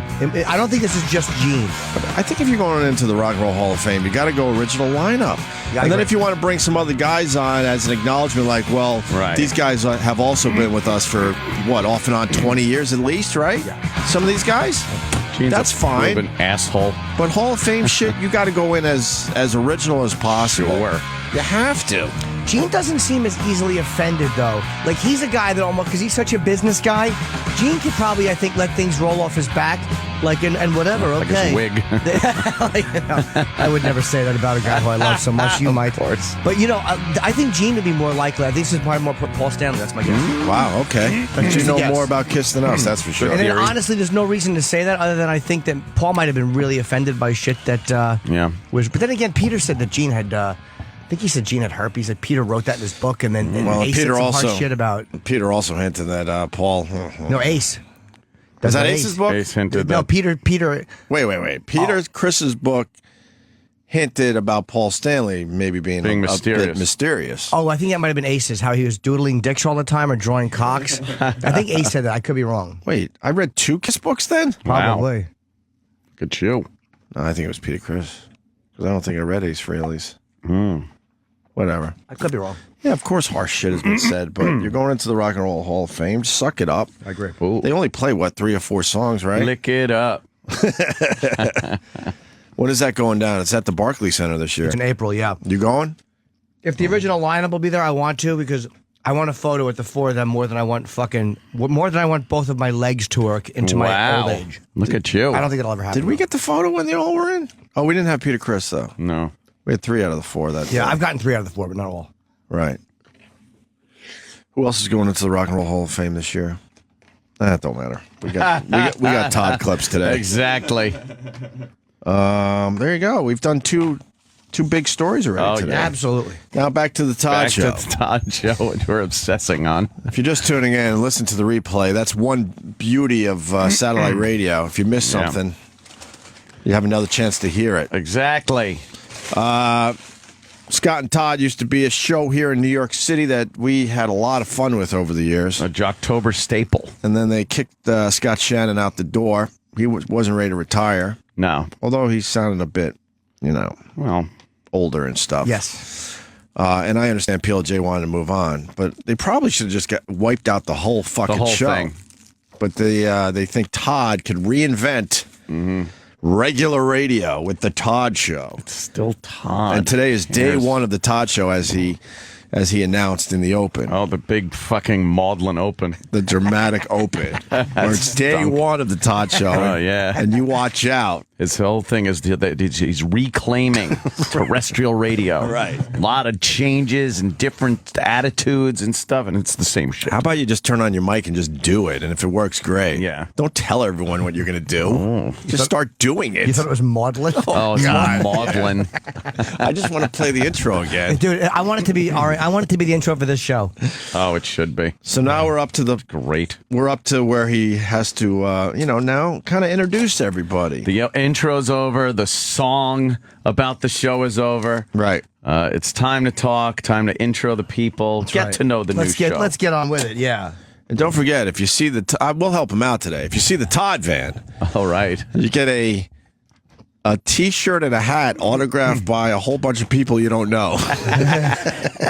People you don't know or give a shit about. What a horrendous prize. That's great. Why wouldn't you give them cold hard cash? That's what people want. Because that's old school radio, when they actually had money. Right. Wasn't Cooper with them before, though? That Coop was there. Oh, yeah? Girl? Yeah. I remember. I liked her. I couldn't even tell you. Yeah, I wouldn't know. Cooper was there. What? So was Monk. Monk? I don't remember Monk, but I remember Coop. Monk and Coop were both they literally kept the whole cast of Scott and Todd except Scott and the fat traffic guy, Joe Nolan. Oh, no, Joe Nolan. Oh, they got rid of Joe Nolan? Poor Joe Nolan. Oh, Joe. Well, he's another old guy. Right. They got meatballs instead. They pushed up an intern and put him on staff. It's nice. All right, here we go. Who does that? Getting to know you. New staff. Oh, the disc doesn't work. Oh, yes, it does. Get meatballs in here. We got real competition now. We got to be on our A game. That's right. God come on. Damn it. Did he test this disc? Get that fucking lumpy E-Rock in here so I can smash him. Oh, this better work. It's very excited. No. Got an A5 error message.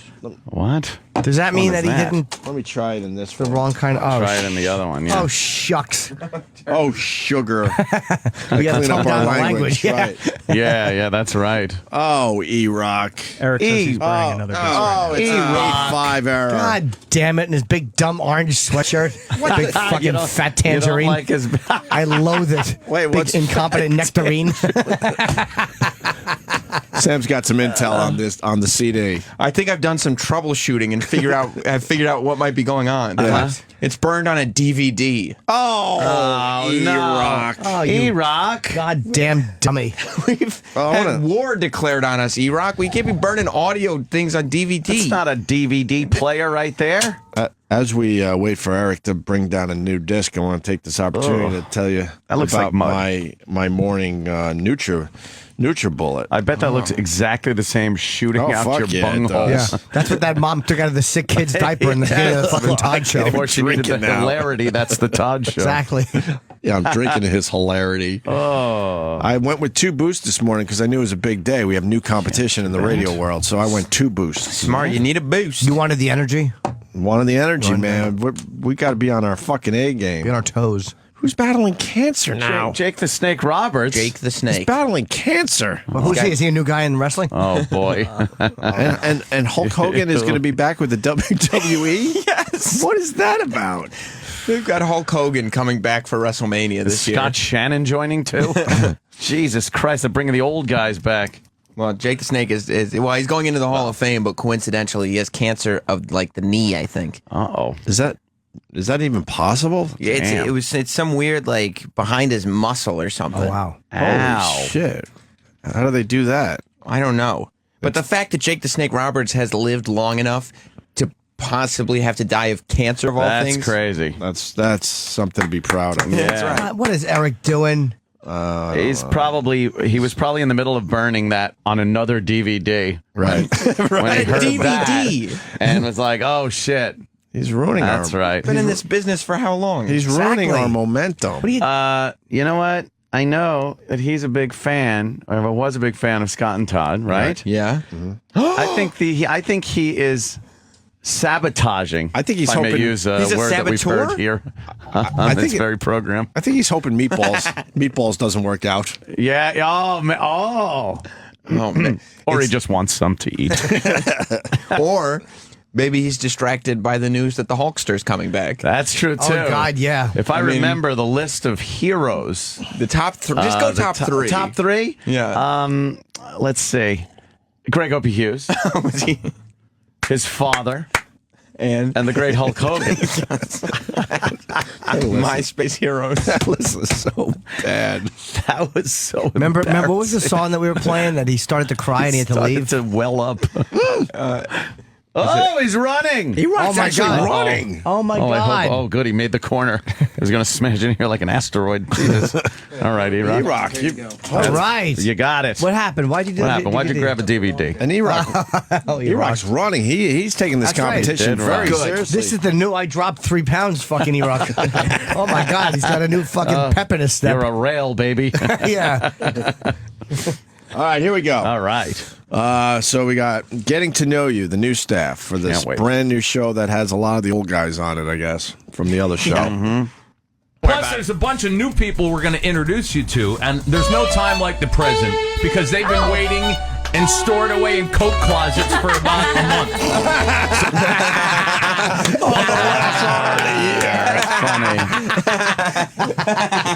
You think the laughs are here already? Oh, they're already here, Jimmy. That's good stuff. Come on.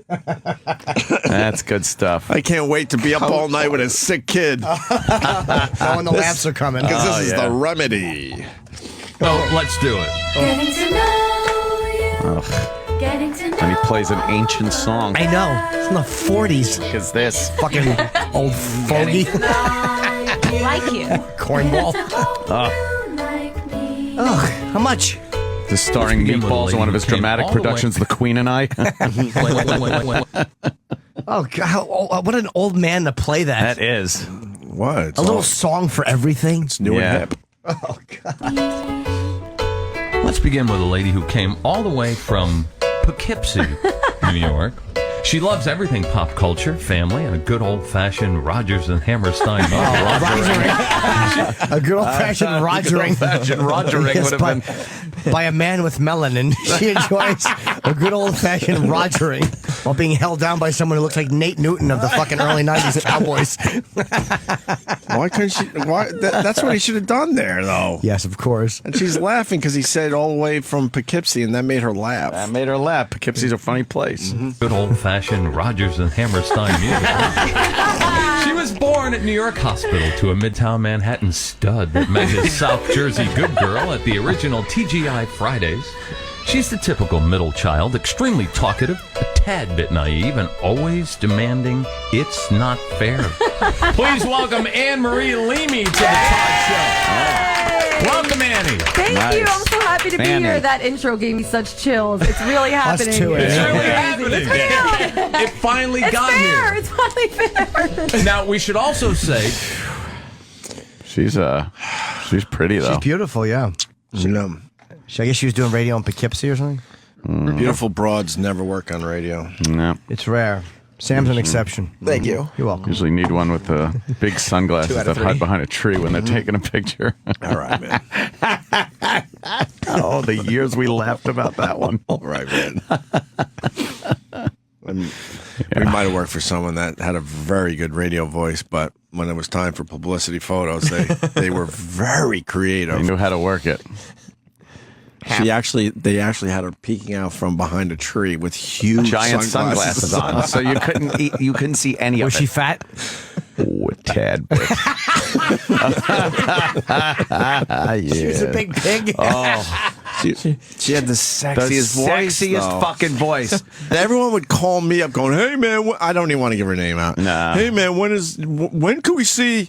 They were always like, they were just, she never had appearances. No, they hid her away. So we all knew. We just kind of had to go, oh, no, soon she's going to be out there. Sexy voice. Man, hey, how hot is she, man? You must be lucky. You're lucky to be working at the same station as her. They couldn't fucking Get any of cover that? up more of her in that picture. I remember. Big fucking Jackie O sunglasses, hiding behind a tree, just peering out. It's a little peekaboo. Yeah. If I remember correctly, I think you could only see one eye. Yeah. One eye with the sunglasses on. Yeah. So you didn't even really see the eye. But No. Yeah. Because they knew she was even ugly in sunglasses. Oh, jeez. Like Terry Clifford, except with a sexy voice. Yeah. Sam. Oh, come on. I almost got it. Oh, Sam. Come on, Sam. I'm going to Bed Bath & Beyond. Here is meeting Sheila. Oh, we done with Annie? I was enjoying That was it. her. That was it. All right, now let's go to the beautiful state of Pennsylvania. Yes. Prior to beginning her dream job here in New York City, she completed the Page program at The Late Show with David Letterman. Oh, that's her. She also rocked high-waisted khaki and told some hilarious puns while exploring the rivers of the world. She was a jungle cruise operator for Walt Disney World, ladies and gentlemen. Holla! Give it up for Sheila Watko. What's up, Sheila? Hi, Todd. remember her. Thank you for having me. Welcome to the show. I'm so excited. She sent me the most awesome video yesterday What because was it? well, her big thing is Two girls, one cup. You know. Yeah, exactly. Recreation. She was shitting into a skillet while spitting out song parodies. Skillet. What? Todd is just reading the bios. Of course he is. That's it? He's just reading the Why would he straight from just the naturally website. converse about these people? Yeah, why don't you just say, hey, stupid, what are you about? Yeah. Exactly. Yeah. Why does everything have to be so formal? And forced. Definitely We've forced. They try to make us formal over the years. Oh, they I'm sure certainly you do. can find some tape of it. We're kind of guilty, but you got to push all those idiots aside and just do it. Yeah. Well, her big thing is holla. You know, so she had her whole family doing it, the whole Watko family. Oh, my God. Maybe we can post that. Yeah. As we get going, because the whole Sounds family good. does it. Why? They're extremely crazy. Even the dog? Well, the dog The whole didn't family's speak, crazy. They say holla. but he was involved in the whole thing. Yeah. It's fun. No, It's nuts. It's not going to hurt anyone, you know. It's That's good, nutty. You're not going to get that kind of fun on Pandora. Oh, hell no. Hell no. Well, And you're not even going to get that much fun outside the tri-state area. It's local radio. No, only New York, New Jersey, Connecticut. Connecticut. those two clips, technically, we didn't have to play. The next three are highlighted. Oh. That means this is the good stuff. All right. Laughs are coming. Meeting Fitz. Oh, And it says a Todd douchey moment. all right. So be on the lookout for the first. Well, can't be the first. I really. know. All We've right, well, had some douchey moments. yeah. Now, I don't know if can you go get our other fella, please, because we have a new production guy who's he works in the back. He puts together all the imaging for the radio station. He's a Long Island guy. Give it up for Long Island! Yeah, Long Island. What's up? He was born to a New York City police officer and a lunch lady mom. He's the youngest of 6 children. He spent most of his youth listening to New York City radio stations. He's a radio guy. He's writing and playing music, hanging out at South Levittown lanes. Please give it up for Bill Fitzpatrick. Yeah! What up, Fitz? What's going on, Todd? Welcome to the show, brother. Thanks for having me here. Get out. What's the douchey moment there? It's I just bet I can Todd guess. talking. What? Long Island! That was Or pretty what up, fucking Fitz? douchey. What up, Fitz? Was What fairly up, difficult. yeah. We're arguing over what was douchier. Yeah. I think the Long Island shout out was pretty douchey. Well, guys, it's time for Meatball's first Meatball. assignment. Oh, look out. Show 1. Look out. Watch it be really funny. Watch it be something awful. Like you have to run to a nursery and put toe tags on all the kids and then videotape the reactions. oh, God.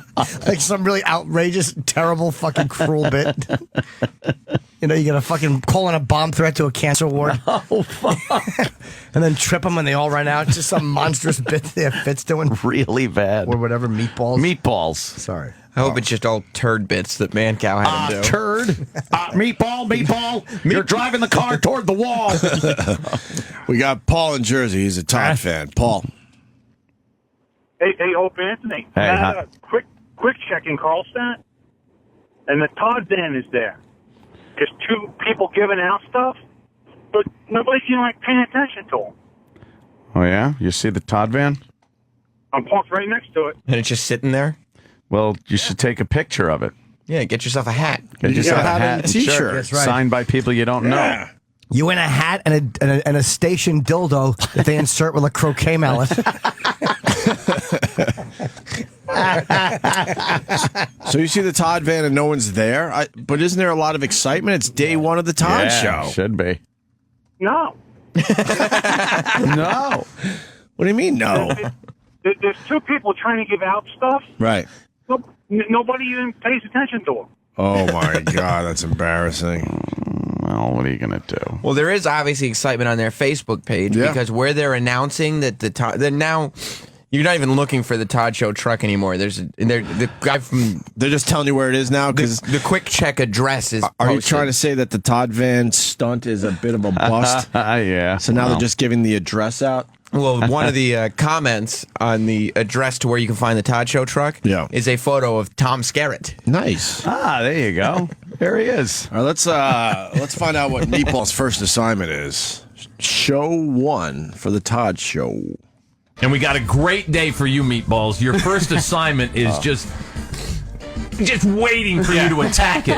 Alec Baldwin has said he's done. He's going to move out of New York, so we're going to send Meatballs to his house. Yeah. You have to convince Alec Baldwin to stay. This is a brand new show. How can I possibly do a brand new radio show if there's no Alec Baldwin in New York City? Can you imagine if he bolted all that content that goes with him to Los Angeles? That's not fair to you. Yeah, It's we going to need be the material. impossible. We need him here. Yes. What do you think will get him to stay? Should we get him some donuts, cronuts, what? Well, you got to do good stuff. Yeah, we'll get him everything you can get in Los Angeles. New York cheesecake. Right. You know, maybe get a cab driver and drag him with you. And look, you can't get these in Los Angeles. The bagels are terrible in Los Angeles. Yeah. How about the pizza? Pizza Get him all that. sucks. But be nice to I him. see He the doesn't like problem when you're not nice. with this show. What? There's a problem with this show? Not enough voices at one time. Holy shit.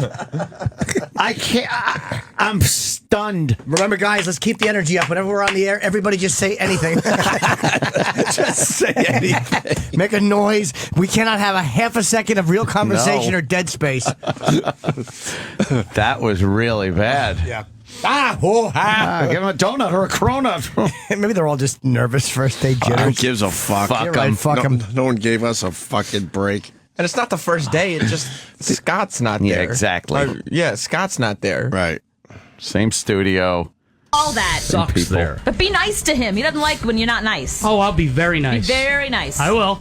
My goal is to get you punched in the head today. I'll take one for the team. If Alec could punch you square in the head, that to me is Christmas morning. I mean, it's already exciting. That's a little edgy. There you go. A little bit. Wow. Is it? A little bit. Yeah. The hashtag The Todd Show. Doing well? Yeah, the hashtag's doing well. It's just, they got the big hashtag for their first day, so congratulations. I would imagine a lot of people are tweeting using that hashtag. Well, they are, but most of them are not talking about the Todd truck. Uh-oh. They're saying things like, get your official The Todd Show merch at Ted's Douchey Radio Show Emporium. I don't think that's real. No? No. Well, you know that they're probably looking at their hash. Whenever you have a hashtag, it means you want to track who's That's true. the buzz on the yes. show. You think they're just going to be sad when they see all the Opie and Anthony just gonna be people like, using their hashtag today? Like, why do these guys bother us all the time? Can't they just leave us alone? They get so excited. They're going to go, someone's going to run in and go, oh, you're not going to believe it. There's 1,000 tweets using the hashtag The Todd Show. And they all sit around the computer and one after another, it's from us. Our guys. What happens if they send meatballs down here to do a prank on us? I don't know how we would handle that, Sam, to be honest with you. Could be a little scary. Todd introduces a brand new concept. You ready for this? Oh, is this the never before heard on radio? Yes. Oh. The Todd Show, day one. Todd introduces a brand new concept, never done on radio. Wow. Holy shit. You had 20 years to do this. Yeah, what happened? Why would you sit on a bid for 20 years? who does that? Time for the first Todd Show phone scam. We got an email from Kim who told us that her sister... Wait. We were duped. Todd Show phone scam. We were duped. This asshole is trying to reinvent himself, and he's doing the same shit. And he insists that the phone scam has to go with the brand new show, right? Isn't this all the first hour of the show? Yes. So in the first hour of his new relaunched, younger, hipper show. Yes. That's in quotes, by the way. Yeah. His phone scam? The phone scam. Staple. Sister was about to throw a huge birthday party for her 8-year-old son. Kim said that Sarah had been super stressed putting the whole thing together, so we called and, well, we wanted to make her feel even worse. This is called Kippy's Cupcakes. Kippy's Cupcakes. Why is he still doing the phone scam? Because Can I they're guess? Hilarious. Because he sucks at money. Oh, that's a good one. Why would you still do the phone scam if you're reinventing yourself? Just say, fuck it. Yeah, they're Because that's a terrible. staple of the Scott and Todd Show. And if you want everyone to forget about Scott immediately, you would get rid of all those bits. Oh, no. Oh, here we go. Yeah. Here we go. I've seen that one. What is it? It's I'll show you. yeah, that's yeah. It's very vile. I don't even very know. vile. Why would you give your cat that shirt? I never gave my cat that shirt. It's on the hashtag Todd Show. But they're checking their hashtag now, man. That's not cool. Oh, God. That's not cool at all, guys. I didn't even You didn't notice his shirt? I didn't catch That's from the Caterpillar Caterpillar tractor and a heavy machinery company. Yes, I didn't so he's wearing a shirt that has a cat on it. And then the cat's wearing another shirt that says something else.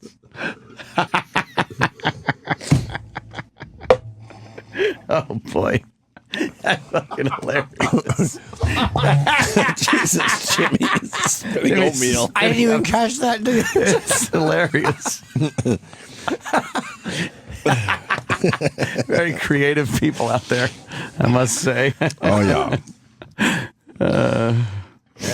You ready for the phone scam? Oh, please. Love a good phone scam. Okay. I found the Todd truck. Look at what they put up. It's a still busted up van. With a piece of plywood in the window and a dented door. And he took a picture and put the hashtag and everything. The Todd Show. Yeah, you gotta go. You gotta hashtag the Todd Show today. Oh, here's the phone scam, guys. Hello? Yeah, I'm looking for Sarah. Jimmy! Fucking Kim. Yeah. Let's see what this is. Kippy's Cupcake. There's a Two men docking. There's a photo of two men docking from the website cockdockers.com. Hashtag the Todd Show. There's a PD right now, very sad. Oh my God. Very sad. They're just going to say there's no text with the link. So they have to click the link because they think it might be a hat giveaway. That's true. Wait, you see that other van photo? It just says free candy. Free candy. Look at Uriah as a fat chick. I think the Todd Show is going to be trending. I sure hope so. We should trend the Todd Show today. We haven't trended in a while. Oh, look at this. A lot of the fans speaking out, not even photos. Worst show ever, hashtag the Todd Show. Thank God for Sirius XM. Nice. The Todd Show bring you more shit from the last 20 years. What are they doing on TV? They're kissing little dolls of babies. They're doing some CPR. Okay. Yeah. Oh my here's God. The Todd Show. Let's see what this photo is. It's a Denny NATO. Denny NATO. Fuck. Yeah, your that's hard very drive's about dangerous. to take some hits, and so are your fucking shoes. No, beep beep shoes. Oh yeah. Your beep beep shoes, right? You ready for the Yeah, the yeah. phone scam? I want to hear the phone scam. All right, here with we that go. great voice that he puts on. Hey, this is what was the name? Is it I Kippy's can't Cup? wait This is to- Kippy's Cupcakes. Some birthday I can't party, wait right? to hear the name. Hello? Yeah, I'm looking for Sarah. This is. Can I help you? Yeah, how you doing? It's Ricky, Johnny, Eddie, Cuculo. Yeah. Oh, they're all laughing in the background. Ricky, Johnny, Eddie, Cuculo. They like it. Yeah.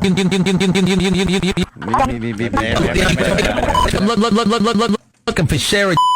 This is. Can I help you? Yeah, how you doing? It's Ricky, Johnny, Eddie, Cuculo.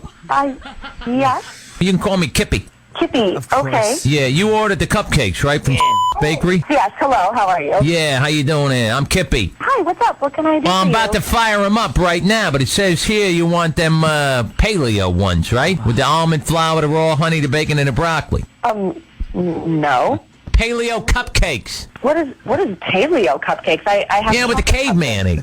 I got the order right in front of me. It says you want paleo. No, I want chocolate cupcakes. Well, the caveman don't eat chocolate. Cavemen, what are you talking about? Paleo. You ordered paleo cupcakes. I'm just Wow, telling you, this is I don't bad. have the bacon. I don't even want This is bacon. annoyingly I ordered bad. chocolate cupcakes for my son's birthday. I don't know what this paleo. Wait, so she thinks she's getting chocolate cupcakes, but he wants caveman. But he's saying no. You ordered caveman. Whatever Well, the fuck that cupcakes. is. Paleo. Right. He's being young and hip again. Paleo is the new trendy diet right now. What is paleo? It's like a caveman. Yeah, it's like heavy meats and stuff like No, that. that's what happens if you owe Leo money. To pay him. Yeah. I guess. He's charging me. I don't even want bacon. I'm ordered chocolate cupcakes for my son's birthday. I don't know what this paleo cupcake is for. I didn't order that. So I can leave the bacon out. I don't want bacon or what else is in that? Broccoli or something? Yeah, the broccoli, the raw honey. This is so fake. It's so fake. Oh no! It's Todd Show. What? Did you see the JFK sporting a Todd Show metal hat? What? A metal hat. Todd Show metal hat. Oh boy, it's right there below it, Sam. Oh God. Oh boy. Below the paraplegic twister that you just opened. That's Higher. so bad. Oh yeah, it's from Stephen Knight. That's JFK wearing the Todd Show hat. Just him being killed. It's his brains being splattered all over the place.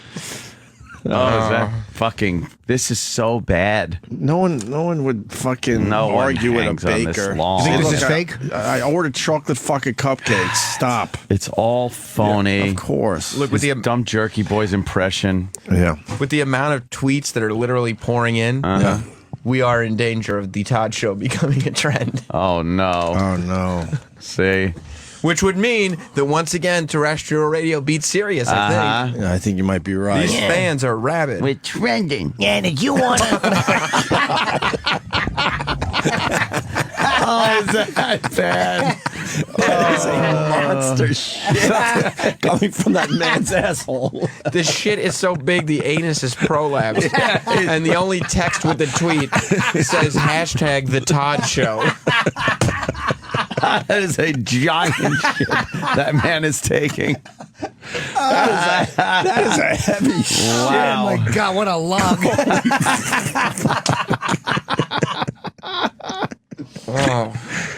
What? What's wrong? That was disgusting. Kippy, when someone said hashtag the Todd Show, Kippy sounds like a cunt. How many? Oh, Jesus. That's not good language right there. Some of these ones are unkind. They got some weird people listening to the Todd Yeah. Show. Do they this have morning. one legitimate tweet from someone Yes. using the hashtag the Todd Show? They don't, right? No. No, not, It's not one. Not in the last because no hour. one gives a fuck. No one cares. Yeah, I want bacon or what else is in that? Broccoli or something? Yeah, the broccoli, the raw honey, the almond flour. That sounds disgusting. I want chocolate cupcakes. I'm coming to pick them No, up I don't do shortly. chocolate. I got no chocolate in here. The order said paleo. Well, I don't know who took the order, but that's wrong. I want chocolate cupcakes. No, see, the bakery's turning the corner here. We're all healthy. We provide all the healthy stuff with no processed sugar, flour, or anything else that tastes good. Well, I don't want any kind of cupcakes that's a healthy cupcake for my son's birthday party. Oh, I thought this was like your nanny or something. This your son? How old is he? Like 40? He's 8. It's just so. This It's is so- annoying more it's than not anything. funny it's at not all. funny. No one would play along like this. No one would play along. The lines aren't funny. Right. It says Todd Show super fans. Hashtag the Todd Show. Yeah. Oh. And then it's 3 old women who are topless with Batman logos printed on their breasts. tits. That's great. Wow.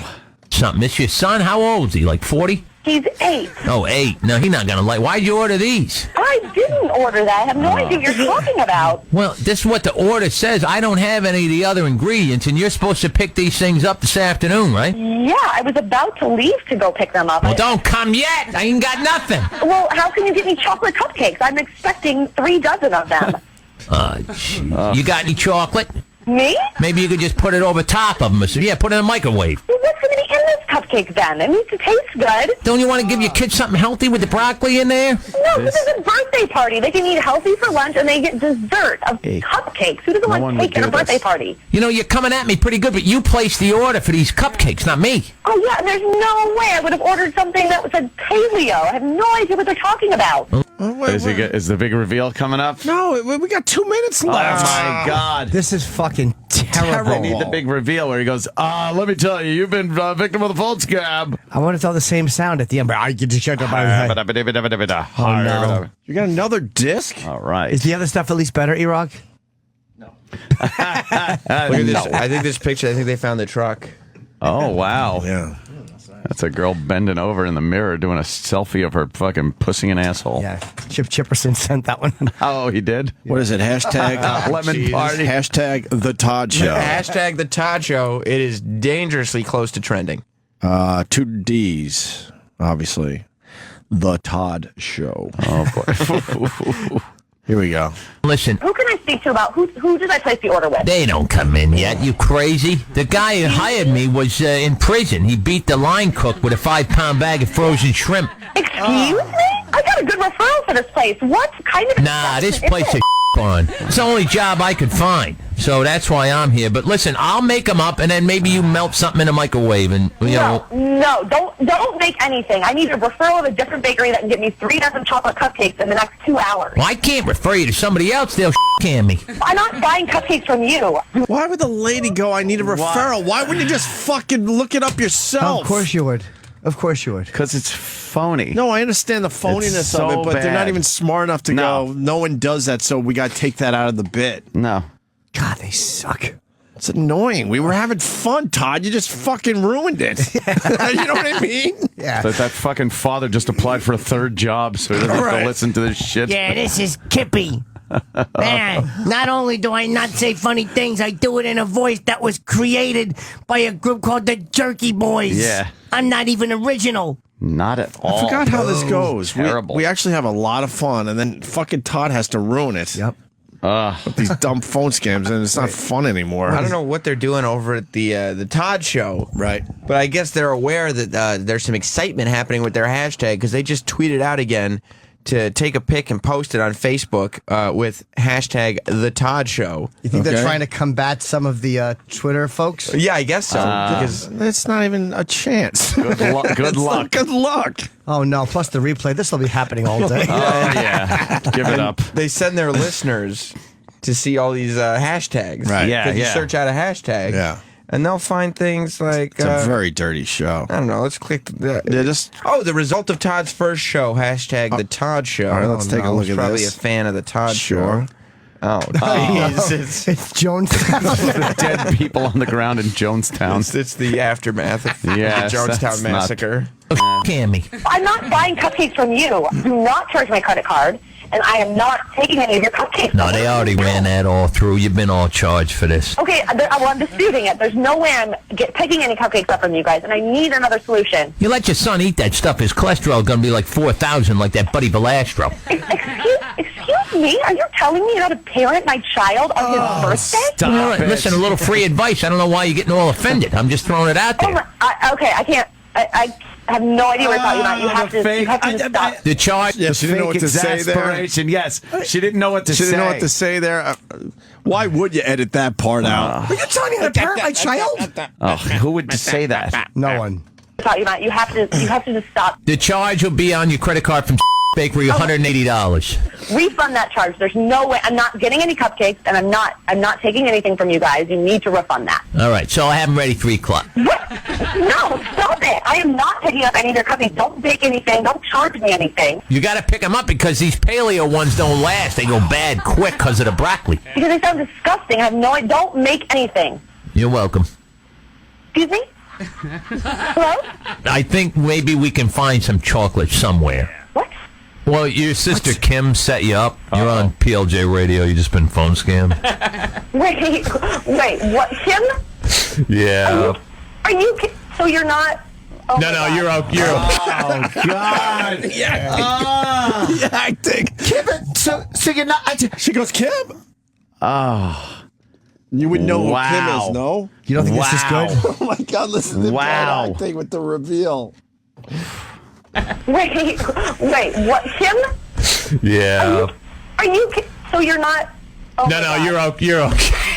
Oh, my gosh. We have nothing to do with the actual bakery. Oh, my gosh. But don't those paleo cupcakes sound good? That sounds so gross. Who would thought of that? Have a good day. Thanks, you too. Go ahead. Oh.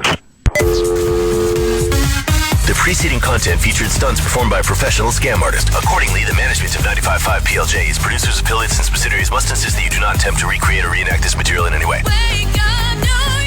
Oh, the guy tell everyone it's fake. They have to tell everyone it's fake. Fucking... How fucking pathetic.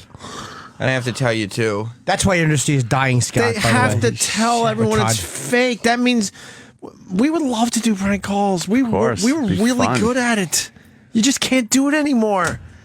What So was why that would you do it? disclaimer? What they said? They're basically saying Yeah, you can't do Performed this. by a you can't do professional. this.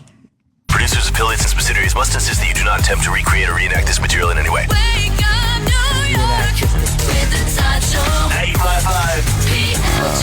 I didn't get Producers all and producers and subsidiaries. Oh, it's just such fucking lawyer pussy shit. Legalese. Wow, now Disclaimer. why do you have to have a disclaimer? I don't know. Why can't you? It's theater of the mind, so fuck it. Oh my God. We're doing a fake prank call, and that's it. Why would you have to tell everybody? We could be held liable if By somebody who? else makes a prank call similar to this and then implicates us in it. But we could get. but everyone's in on it. I know. It's actors. It's a horrible radio host. It seems like they're telling other people not to do it. Featured stunts performed by a professional. Ah, shit! I still don't have it. Hold on, I gotta go back. Yeah, like they're telling the listeners not to try this at home. Oh, stupid lawyers! Thanks, you too. Oh. The preceding content featured stunts performed by a professional scam artist. Accordingly, the management of 95.5 PLJ's producers, affiliates, and subsidiaries must insist that you do not attempt to recreate or reenact this material in any way. That's why your industry is dying, Todd. That's why. That's why. Professional scam artists. Stunts performed, yeah. Artists, meaning they're both in on it. Or the girl could be the professional scam artist. Right, it's just- It's just. Oh, how sad. That's is. embarrassing. Speaking of sad, what I don't understand is why on the first day of your new big show, Right. would you shut down the public wall of your Facebook? What? No. No, they're probably looking forward to getting some feedback. And then they're gonna feel like they're safe a little later. And then it happens again. And then it just happens again. Wait, why would they shut that down? I don't know. You can still leave comments on their posts. Oh, okay. Phase 2. But Someone over there is so bummed out. Oh, are they so bummed? You think they went on and just happened to look and went, oh, the God, why first is day, this they're like, the happening? whole industry is watching. Maybe Dave Hinckley will write about us. It's not The New York October. Radio message board will. Put some people on the Facebook to keep tabs on the on the hashtag. and then the hashtag is just being overrun by people who are less than helpful. Oh, I don't think any of these people are going to win hats. No, that's too No. What Edgar Mellencamp, right? All right, look, we're at a crossroads. We got to take a break. But if we want to continue with this, We do. Todd's first show without Yeah. Scott Shannon. Yeah. These are the tracks that we could explore. Okay. Discussing the new show photo. Uh-huh. Todd engages in some girl talk. Well, Oh, boy. that sounds Todd fun. Show song as performed by Todd. Meatballs is now at Alex Baldwin's house. No, he's not. You don't think so? I want to hear the meatballs thing A badly. soon-to-be staple of the Todd Show. Oh, these all sound great. Yeah? Yeah. Let me hear the stunt. And it looks like Cigars and Scotch may be abandoning his longtime O&A fan, maybe abandoning us because he's actually created a new hashtag. Oh. The Tard Show. The Tard And Show. he's said he found the van, which is a short school bus. That's a short school bus. Yes, that's not the van. But he included the Todd Show hashtag, too. He certainly did. Let's squeeze another story out if we're going to do more Todd stuff. Yes. Olympics are over. All right. That's it. All right. Closing ceremony. And we won a few medals. Very sad. Second overall. There you go. Yeah. That's it. Yeah. That's all you get. Opie and Anthony have been creating radio gold for 20 years. Not bad for children of the 80s. Digging through the history, here's a 20th anniversary Opie and Anthony radio gem. Bobo. Yeah, I'm here.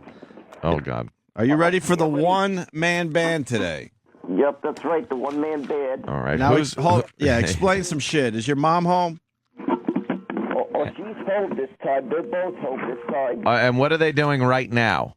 Probably sleeping. All right, where are Probably. you? I'm in the kitchen.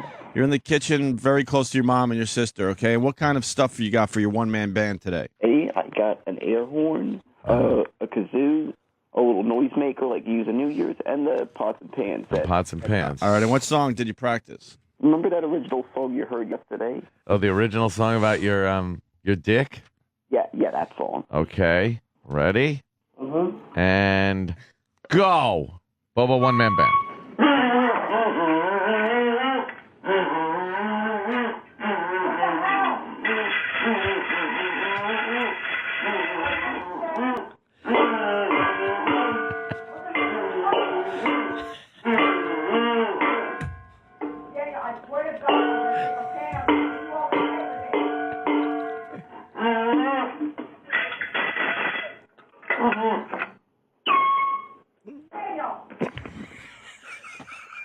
And now use the national anthem.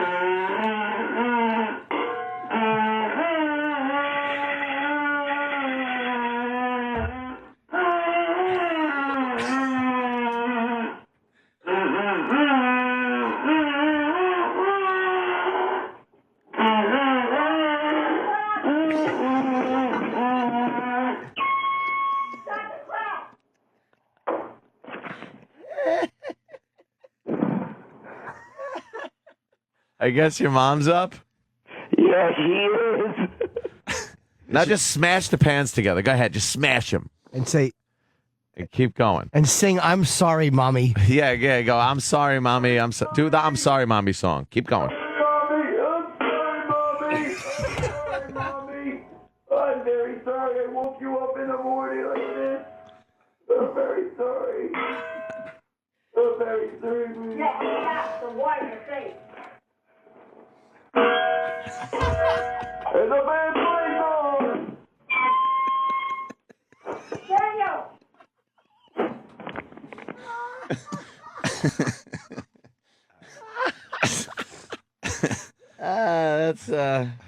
That's beautiful. That's a great way to wake someone up. That'd be a great way to introduce Jimmy at Foxwoods. Oh, wow. It's not a bad idea. Certainly is. It certainly is. Wow, good job. Excellent job. Bobo. Bobo and the one-man band. There you go. Excellent job. I love Bobo. How do you not love Bobo? Jesus. Daniel, get to bed. The mother's Get just in like, your room. oh, what is he doing again? That was very Rupert Pupkin. That was awesome. I gotta do this now. And now, back to the show. Aren't you glad you didn't drive off that bridge?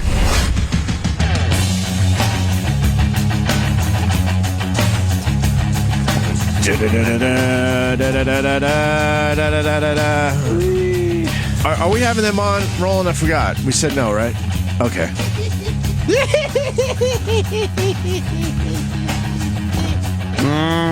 Saw The Wolf of Wall Street finally. Oh, you did? From the comfort of my my home. Isn't that great? It is great. That Leonardo DiCaprio plays Leonardo DiCaprio in every fucking movie. Oh, you think that's just all he can do? There's no stretch with his acting. He's very good in that role, but there's nothing amazing happening with him and his acting, right? He seems to be getting a lot of movies. Right. A lot of big productions. I liked the movie a lot. I thought it was way too fucking long, though. That is Travis doesn't think so. Movie. I didn't mind it because I watched it in 2 parts, so it was okay for me. Well, here's the problem. And then if you have a young kid in the house, you got to pause it a lot. Oh, man. So it makes it a lot longer. How long was the movie? I swear it took 3 hours. Oh, it took us 4 hours to watch. Yeah, it's a 3-hour movie. But on that's how many interruptions we had on. That's crazy. What day was it? Friday? Saturday? Whatever. On the DVD they're putting out, they're adding an extra hour. Oh, good. Why? So it'll be That's 4 what you hours. I didn't think it was too long either. I watched it in theater and it was not. I enjoyed it. Yeah, Jonah Hill is a great actor, by the way. Yeah, he was great. Jonah Hill was phenomenal. He showed some range Those with that big, dumb character. teeth. Those With great. those big dumb teeth, brought it all together, right? I liked it. Yeah. Yeah. It was too long, though. I had a parenting moment though during the movie.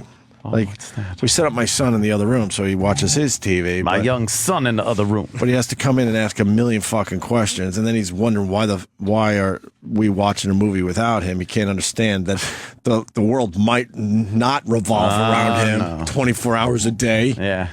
And then he comes running in. So my wife's like, because there's a lot of nudity in the movie, obviously. So I pause it, and then I'm panicking because of what's on the screen. And then I decide, you know what? It looks like Mr. Potato Head. Fuck it. It was the scene where Leonardo DiCaprio is blowing coke up that girl's asshole. Yeah. But when I freeze framed it, all it was the ass. Right. So to me, I'm like, it looks like a Mr. Potato Head. But then I panicked. And it went forward a little more, and now you could see her head and the whole body. And that's just sitting on the screen while he's asking his little, almost 4 questions. Oh, man. What are you going to do, man? I don't know. What are you going to do? I wouldn't know what. I would just sit there, watch the movie, let him come in, look at the movie. I don't know. Yeah. I'd be terrible. But at first, though, I thought I was safe because I'm serious. It looked like just Mr. Potato Head. Yeah. Yeah, that ass was just up way high in the air. That ass. Looked like that goofy Mr. Potato Head before you put the eyes and the ears and the nose on it. It's hard to explain a lot in that. Like, why is her hiney in the air? Right. And what is it smelling out of it? Right. Why is that noise? It's a lot to explain. It was nice to see nudity in a movie again, Yes. though. Certainly They is. really have gotten rid of nudity. Yeah. Unless it's, fucking dick shots are okay. But They God love forbid that you see full- breasts. Full frontal. That's kind of the new thing, but they got rid of the female body being nude in movies. Maybe that'll make a comeback. Bunch of pussies. I liked it, though. Yeah, it wasn't. It was pretty good. I like that Leonardo DiCaprio, though, in movies. Don't you think he doesn't have a lot of range, though? He doesn't have a lot of range, but he's good at that. Kind of is always that guy. But he's good at that, being that guy. He's good at that guy. So, all right, we did another topic. There you go. All right, let's get back to the Todd show. I have an announcement. Yeah. Before you guys bash Todd anymore, maybe you should realize what you're dealing with. Oh, no. Because hashtag the Todd Show is the number 5 trending topic in the United States of America. No. How did that happen? Not locally in New York, in the United States of America. What? The Todd Show. Really? But how could that be? Because they only broadcast to New York, New Jersey, Connecticut. They're just Long Island. Long Island. Oh my God! How Really? did that happen?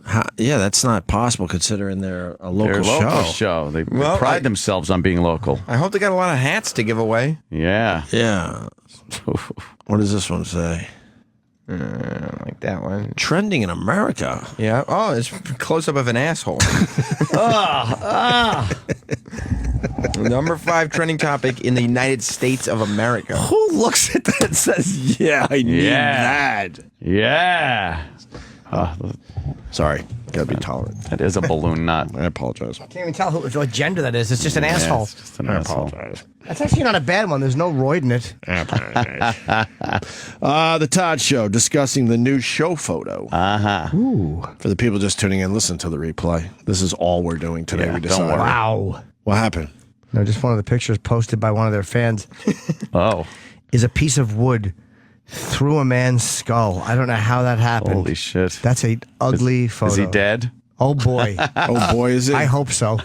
Oh yeah. That's bad, huh? You guys see this? Paula Dean is back in the saddle. Oh! Yeah, Fuck. I don't look at pictures like that. Gross. Paula Dean is back in the saddle. Everyone. In the saddle? Yep. Hey, That's what it says on the adieu, news. so long, farewell to Oh, well. Sochi. Missed Bye, it. Sochi. Host Russia led the Bye. way with 33 medals overall. The games were capped off by an elaborate closing ceremony with the passing Who of the had the Olympic most gold medals? flag Isn't that what's to like South the? Korea, Isn't which will that the most host important games thing? Really? in 2018. Yeah, we didn't win that either, I don't think. Oh, wow, that's a big bitch. Giant. Also go to newdaycnn.com for the very Holy latest. shit. Hey. We're following new developments this morning after a father of 2 was killed inside a New York restaurant because Oops. Huge story. I was at the mall yesterday. I saw all the. Are you okay? Yeah, man. You're a I was father right of 2. there. I am a father Oh too. man. It was the Walt Whitman Mall. I just happened to be there yesterday. I did a little Long Island trip yesterday. Went to F.H. Riley's for lunch. Shit. Almost saw my Nice. brother for a second. Ooh. He was in the middle of firing people. And, Was he? Oh man, he takes his Clean restaurant house? very Did he seriously. clean house? It's tough to fucking run a restaurant. Period. Yeah. He's still kicking ass, but fuck, he works hard. He ran through the dining room area, and I said, "Hey," and he went, "Hey," and that was it. That was it. That's Came you all the got. way from Manhattan to Huntington. Jesus. I saw my brother for 5 seconds. And then it was my mom's birthday yesterday. Oh yeah. That was all right. Yeah, you celebrated. No Just got a stories cake. there, really. Got Just got a flowers cake. and some fucking truffle. Said Oh, here. there you go. Said here. We'll make believe this is fun. We'll give it an hour. Oof. Ugh. Old age homes stink. Horrendous. There was a guy doing a gig there too, singing, Oh no. and he looked like he was ready for the old age home himself. Really? He was Making some of that old age home money. He's singing the Sinatra and all these songs when these people were like fucking young and We're full all- of cum. Yes. And they're just. Oh, now they're just sitting there. One lady was Oh, she's leaning back with her mouth open. wide open. Oh. I don't know. Is there a better way? I guess no. You got to be nice to your family so they don't throw you in one of those joints. Yeah. That's probably a wise decision. Gonna happen to all of us if you're lucky, right? Man. But anyway, so I went to the Walt Whitman Mall, yeah, and I saw all the news vans out there. Some dude fucking died of carbon monoxide poisoning. Yeah, they had a water heater and the little flue pipe that the exhaust goes out of, right, had a malfunction. So all the gas from the water heater, the exhaust was just filling up the basement. And the guy, in the place. He's the manager, and they think he has an office downstairs or whatever, but there's definitely a bathroom down there. And they pretty much found him dead in the bathroom. Was he on the toilet or was he taking a piss and just fall asleep? Man. I don't know, but then other people went down because they knew he was down there for too long. They rushed him to Huntington Hospital, but I would assume he was dead. Yeah. They're doing the story on CNN. This is a huge story today. And then the people that were going downstairs to check on the manager, they were passing out. Yep. So there's people all in 3 area hospitals that had carbon monoxide poisoning. That fast they passed out? It doesn't take long. It doesn't take long, huh?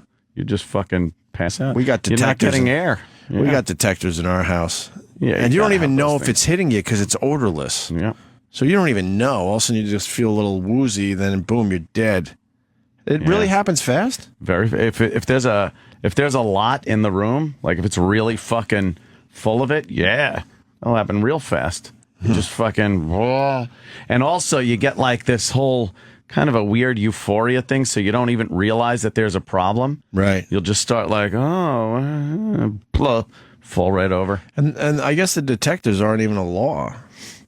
They're not? I don't. Should That's what be. I think. That's what they were saying. Now, you would think they should be, right? Yeah. And then they realized there was a major fucking issue. So it was legal seafood at the mall, the Walt Whitman Mall, and all of a sudden they just said, "Get the fuck out." So they said it's kind of creepy because everyone just left their eating dinners on all the tables and got out of there. Freebie? I hope so. Nice. Get a little freebie action out of that. Not a bad price to pay. A throbbing fucking 3-day headache. Right. For a free legal seafood dinner. Mm-hmm. I like a good legal seafood. Oh, yeah. We used to like legal seafood. Where were we? Boston, I guess? Yeah. Boston. We had a lot of legal seafood because somebody loved going there. Yummy. The old mother-in-law. Not my mother-in-law. Yeah, I wasn't married at the time. No, Judy. Judy loved the legal seafood. I love legal seafood. It's wonderful. I'll have the lobster and a Gramier. Oh, thank you, Anthony. Yeah. Right. How long is this going to take? How many times did we go to legal seafood? Oh, so many. I kind of liked it at the time. When I left Boston, I think that was the last time I went to a legal seafood. Why couldn't that fucking water heater have malfunctioned? So, it was kind of creepy, though, to see all the news trucks yesterday. The Walt Whitman Mall. Yeah, creepy. Ready for the Todd Show? We're missing some laughs here, Obster. Please. We're missing some big laughs. Please. Let's see. So the Todd Show is discussing the new show photo that we looked at. It kind of has a Friends vibe to it. Yes. They're making Friends. Todd look younger. By the way, the only media outlet, the Today Show, has a topic that's trending across the United States, and the Todd Show. Nice. So that let you know the power of the Todd Show. Congratulations to the Todd Show. Hey, as long as they're talking about us, let them say whatever they want, right, gang? Yeah, well, no. What if that's also how often does Twitter have like a trending topic that's the most grotesque, awful, unreasonable photos? Yeah. Oh, geez, and now that the Todd Show is like a major trending topic, yeah, all the spam. Now the spam comes in, They have to deal with spam now. And there hasn't been not one tweet that has a picture of the Todd Show truck. Not one. Or a comment like, hey, love the new show. Nope. It's all us? All of it. Look at Congratulations, guys. Oh. All right, here we go. So the Todd Show discussing the new show photo. Now, behind the scenes, folks, if you go to PLJ.com, you can see our first ever photo shoot. The world-renowned photographer Peter Hurley was a huge part of our launch, really. And we've gotten fairly close with Peter, and he'll be doing some stuff with us as we move forward. But check out the pictures because I think it's probably one of the coolest radio station shots I've ever seen. Is it? I mean, really, we didn't deserve it. That's self-deprecation. Man. People love it. It's endearing. It's endearing. Deserve it. It was so good. You know? Is there a second place? I don't think. I don't think so. It's first, and then everyone else. Just There's one at that station in Seattle did kind of a cool thing. They were like hanging off the roof or doing the Space something. Needle, yeah. Yeah, of the Space Needle. It looks like a Vogue shoot. We should get after Anna Wintour to put it in Vogue. Yeah, and it's like, wait, that's us. Yeah. There you go. It's really I watched strange. it like 15 times. My family was bawling their eyes out. They were like, oh my gosh. Really? Yeah, it was so intense. That's funny. My mom even said, you look good in that picture. She said I look good. Yeah, you don't look anywhere near that good in real life. Don't tell anyone that. I mean, people should know that. No. Now, a lot of these folks, by the way, if you're just tuning in, hey, how you doing? We missed you. It's the Todd Show back on PLJ. Look, there's a good That's photo. a great photo right there. Opie It's Anthony's Opie XM with a picture. giant long neck. Exactly. Smiling without squinting. Yes. What? Look, it's just like their photo, right? Give him an eyebrow. Don't with forget fucking about your baby Ronald arm. Reagan makeup on and a baby arm. Look at that baby arm. That's all I can see is his baby arm. How about that raised eyebrow that comes from a different photo? I It's know, fucking. yeah, it's that guy should be shot. It's terrible. He was terrible. Even the logo is fucked up because he couldn't match the logo. Yeah, he couldn't match it. Oh God, That's crooked. we might have to put that on our podcast. That is a Us good one. discussing that photo. And how many errors did we end up finding? Over 20. Yeah. It was over 20. But it started with my really long neck because he put my face from another shot on my neck and didn't match it up.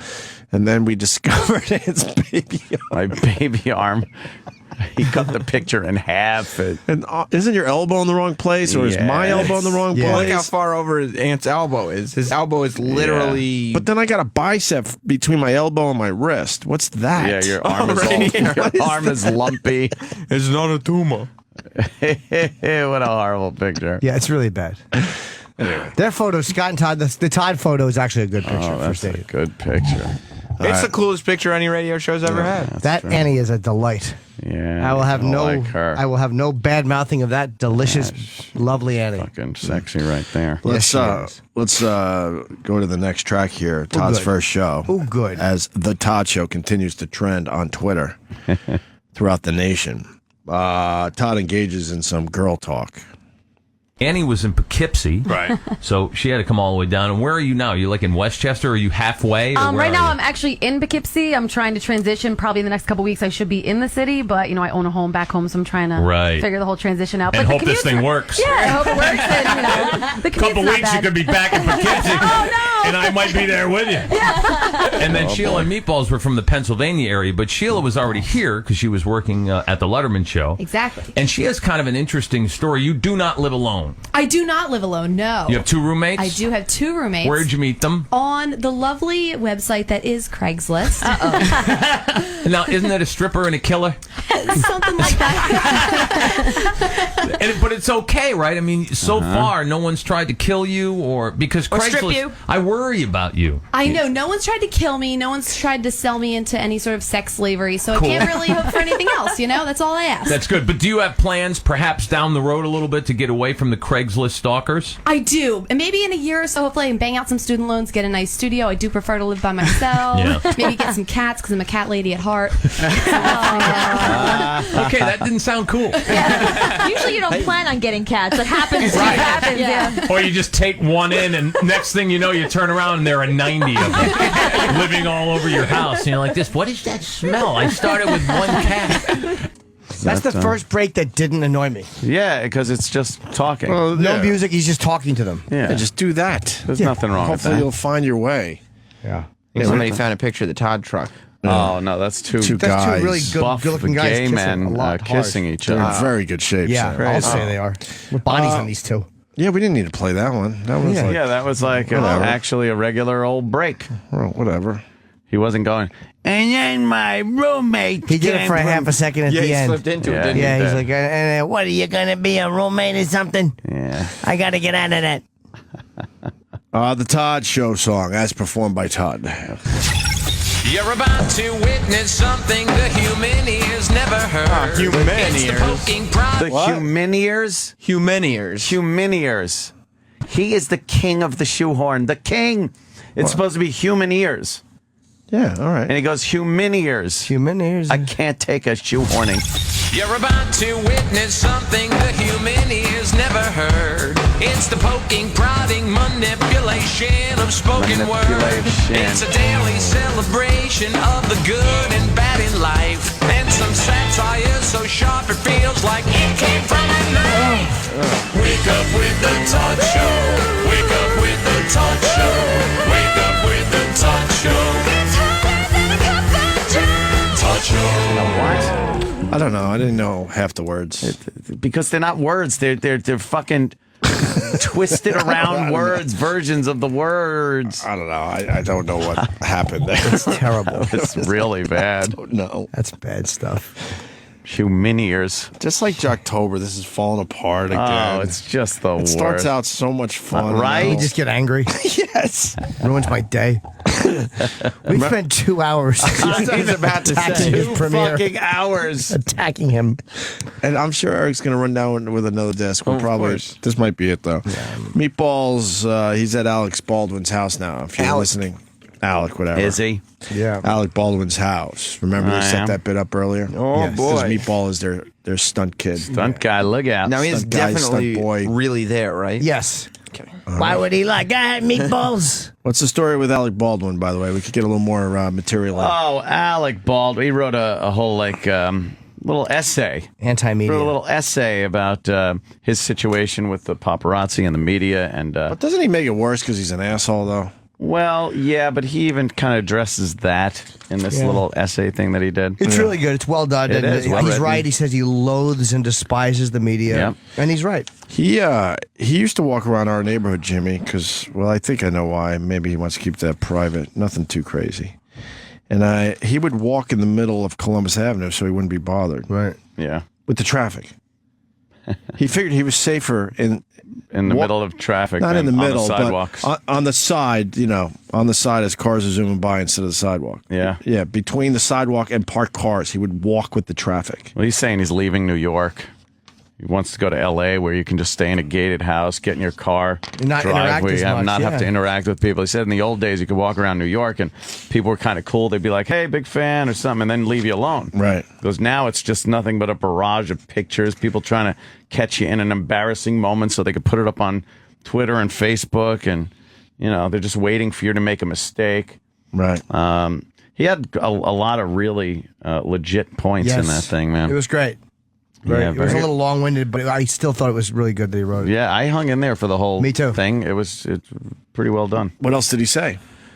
That was pretty the gist of it? That was the gist of it, and how just crazy and hateful and vicious everyone's gotten in the news is just based on ratings and titillating and barely news. He wanted to do a show for MSNBC that was kind of an eclectic podcast, talk show, like his podcast, and just have on strange, weird guests.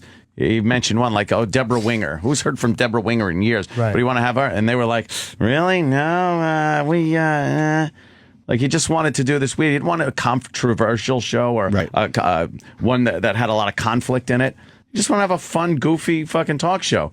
And he didn't want it to be on MSNBC. He wanted it to be on NBC. But he figured after a year on MSNBC, maybe they'd move they'll him move it over. over. They said, let's tool it here. Yeah. Right. And he got nothing but the MSNBC assholes over there that were fucking with him. He bashed Rachel Maddow. He said she's a phony. Yeah, He phony. said Joe Scarborough is not funny. And he said something about the Mika, which is not kind. I don't remember what it was. Oh, we hate Mika here on our Mika. show. Yeah. So it was really she's a scathing. twat. Yep. Scathing as far as mainstream media goes. Yep. And he So bashed he's had Anderson it. Cooper Yeah. and a couple of the other, he said, like the gay mafia Yeah. who were wanting him vilified for, and he's like, these are people who think I'm a homophobe. And the guy and he bashed Harvey Levin, of course. And I don't think he's a homophobe at all. No, I don't course think not. he is at all. What did he say again? I forgot even. Apparently, It he didn't said matter that much he to said me. to one guy, "You little queen," or whatever. He's bashing him, and some TMZ guy said that Alex said, "You cocksucking motherfucking like faggot," but Alex said it's muffled, and he didn't say faggot. He said he did call him a cocksucker. Yeah, but even if he you did know. say faggot, he's not. It's like it's not in the tone of "Hey, you're gay." I mean No. this specifically because of that. And you're going to reach for the worst word possible Yeah. if you're being bothered. Yes. Right? Yeah. Why do we make believe that doesn't happen? Gives people a Yeah. platform, I guess. It's ridiculous. Back to the Todd Show. Yay. So there's your setup. So Alec Baldwin wants to leave. So the Todd Show, they got this stunt boy, Meatballs. They sent Meatballs down to Alec Baldwin's residence to try to talk him into staying in New York. In New York by maybe offering up some New York delicacies. Oh, that sounds great. Got to throw some bagels Good bit. in there, some pizza maybe. Cronut. Maybe a cronut. So let's see how Meatballs handles his first assignment. Cluelessly wandering the streets of New York City. What an idiot. Meatballs. He got his first assignment this morning, which to go to Alec Baldwin's house and try to convince him not to leave New York because, as Cooper told us, Alex said he's done. He's Outta fed here. up. He can't take it anymore. So, Meatballs, are you there? Yeah, I'm right here, Todd, right out front of the Devonshire house. Do you have a game plan if he is to come out? Because there's other media there, you're going to have to work your way through. You understand? We want him to hear your voice convincing him to stay. Is Right. there a game plan? Well, yeah, I have a couple things. First, there's this doorman who I'm trying to get up close to. I'm trying Smart. to bribe him. Good move. I left the money that you gave me somewhere on my desk, so I had little funds to work with to bribe him. But I got a couple muffins. I ate one on the way down. Meatballs. Oh, boy. You got to remember to bring that stuff because it's very important. Wacky That's bribe stunt money. guy. Holy fuck, man. Wacky stunt guy. Bring your bribe money. This is the show that's going to bring everyone back to regular radio, huh? Yeah. This wacky stunt guy is going to do it. What's that? This is just fun. Remember to bring that stuff because it's very important. That's bribe money. You need to have that in New York. I know, but I only had $3. But we gave you money, though. I forgot it, Todd. I know. All right, so you're going to need to come up with some sort of clever chant. Oh, he's a bumbling fool? Yes. Is that what Todd's wow. He's a bungler. That's a real stretch for the stunty guy. Aren't they always the dumb, bumbling guy to be What do you shit mean on? you ate one of the donuts on the way down Now there? turd. Right. It's just stupid. This is the cutting edge new fucking stuff that's going on over there. Why don't you just talk about what's going on down there? There's a photo of on the Todd Show Twitter. Yeah. Of the gift basket. That's the gift basket that Silly Meatballs brought down to Alec Baldwin. It's on the back of a bicycle and a cardboard box or something. Why would you tweet that? Just to show how much fun we're having. Oh. So you're going to need to come up with some sort of clever chant or anything. Otherwise, you're just going to be one of the paparazzi just screaming his name. Right. So do you have any chants ready to go? Oh yeah. We have an excited group of people here. He doesn't we're have just waiting anything. for 'em. So what's the your chant? What's my chant? Yeah. It would be, Alex, please don't go. Please, we want you as a guest on the Todd Show. All right, well, let's hear it. That's not bad. Maybe you could get him to do that. No, that's Let's really hear the bad. chant. Let's go for it. No, that's really bad. Wow, this is really fucking No, that's really bad. embarrassing. This is a terrible bit. Oh, shit. It's terrible. Terrible? This is truly terrible. Wow, this is bad. Let's go for it. Alex, please don't go. We want you as a guest on the Todd Show. Perfect. I'd like it if more people were to help him. Yeah, help them. Get everyone involved in there. They're lonely anyway. They're just How about sitting out getting there. You got anyone time to involved? rehearse. Yeah, right? I mean, they God. have an audience. I don't know. That's just This a just bad. sucks now. Yeah. You're mad? Yeah, it just sucks.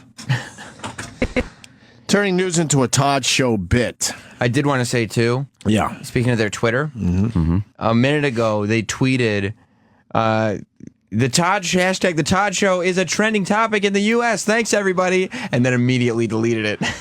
Because they realized why. They must have realized where they were sending their fans to. So there was a Oh no! What are they doing? That's like. So there was a moment of excitement, you think? Yeah. Like, you think some guy was running down the hall going, "You're not going to believe it. It's trending in the United States." They just saw vaginas littered with genital warts. And And they had to delete They had to delete their excitement tweet. They had to delete World War II imagery from Germany. because these assholes have destroyed the hashtag. They had to. their big hashtag. Do you think their excitement was fucking quick when they saw what the pictures were? Hey, we're trending. It's still trending in the United States. What do you mean? We're trending. Oh my God. Oh my God.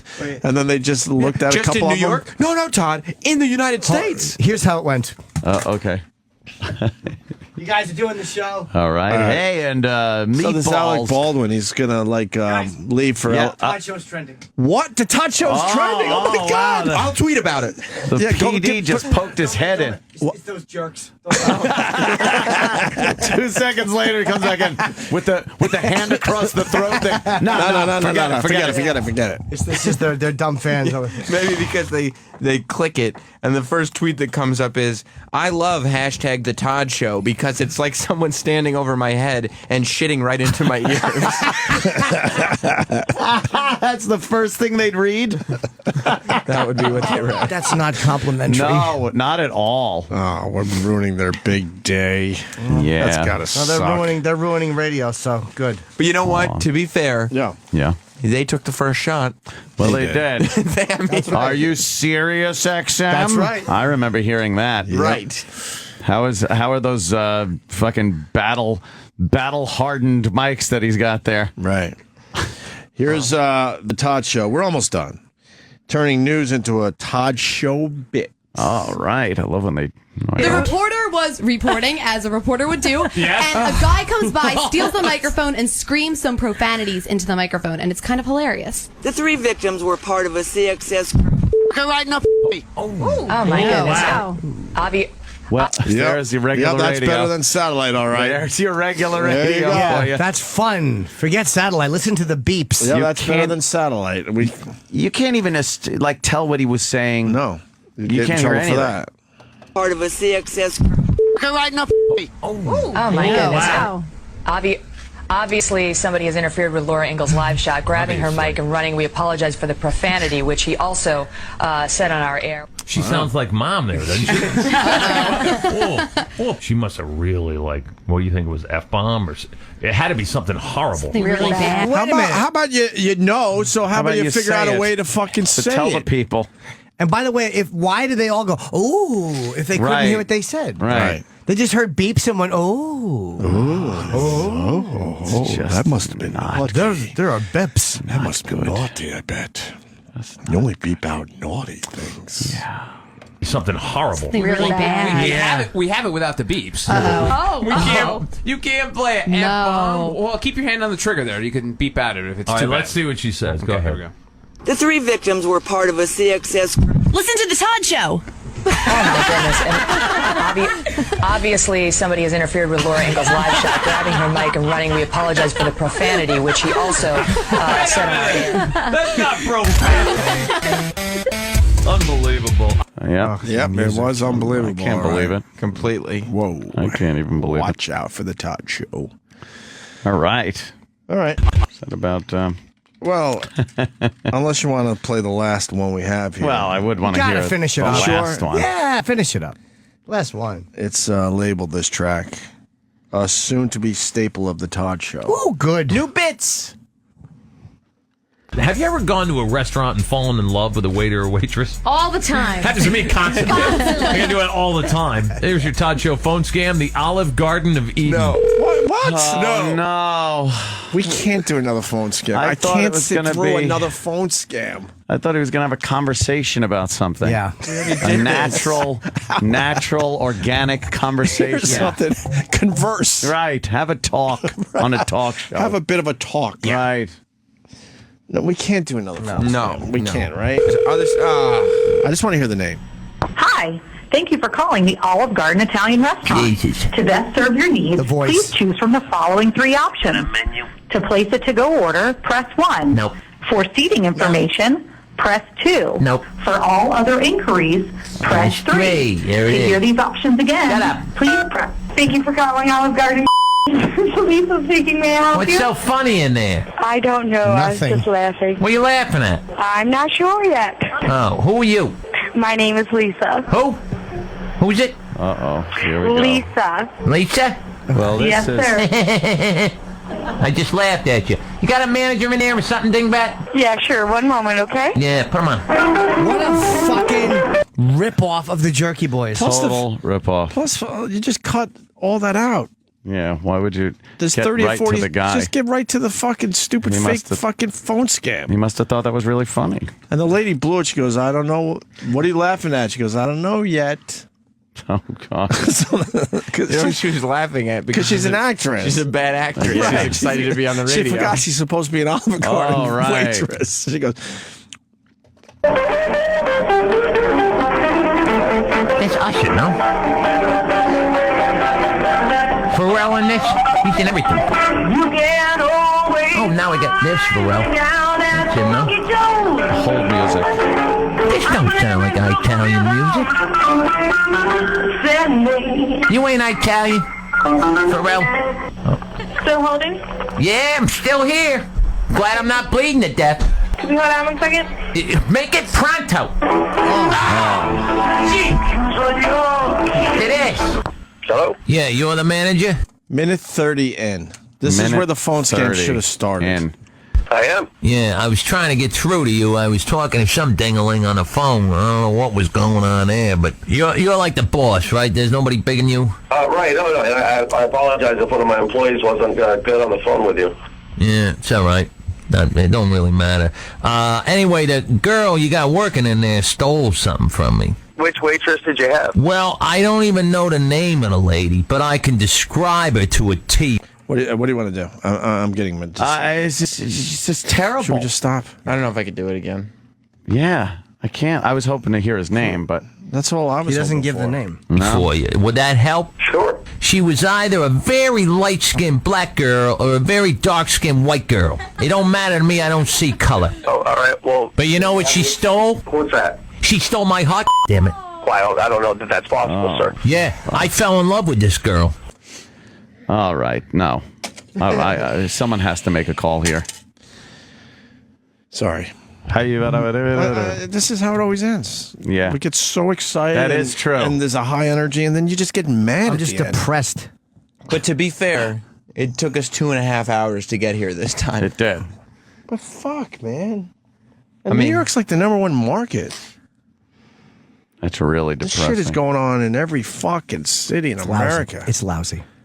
It's lousy. But that's supposed to be new stuff. And then this idiot who's been on the air 20 years in New York, he has decided I'm going to reinvent myself. And then he brings the fake phone scans with him. same. Why wouldn't you just rest that shit and go, all right, this has to sound completely new and different. And then maybe we'll bring back the phone scams. Hey, I just got to make a call. Eric's coming down the hall with another disc. Oh, no. Should fucking get rid of him. I can't. What is it, E-Rock? It's losing steam. Yeah, could you show? It's losing steam. Show Antitrax. I'm. Oh, okay. Let me see. We got. It's just. I give a shit. I can't. Oh, you got the muster meatballs up. update. We needed the meatballs update. I can barely muster How up. bad was the meatballs update? Can you just tell us what this is? Save us some time. Oh, it's fascinating. Yeah. Yeah. It's got to speak for itself. Let it just play. Oh God. No, we don't want to do this anymore. Yeah. No, you So kind we're of listening. listening. You committed. This is bad. And what's getting used to the new clock and more? They talk about how they're not used to the flow of the show because they're on a new clock, a new schedule, and some other conversation happens. Right. We're not doing this. You wasted time. It's a 5 minute. Oh, it's 5 God, minutes. 5 minutes. Talking about the new clock. What do you mean?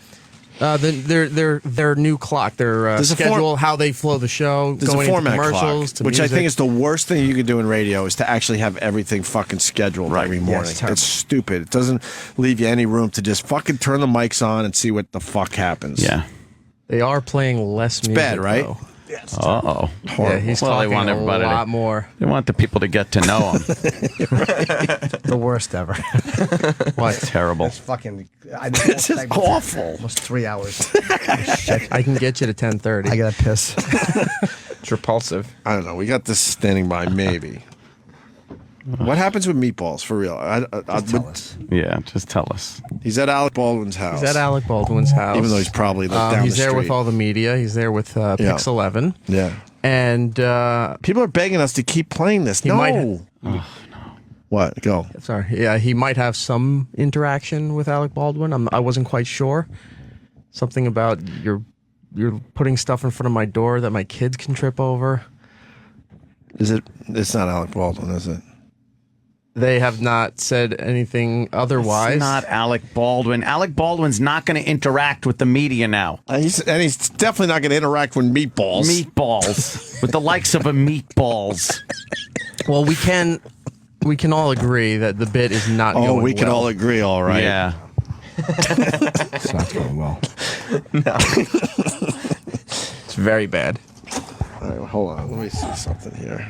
I'm exhausted. We gotta go check for more material. We're being dragged back in. Jesus.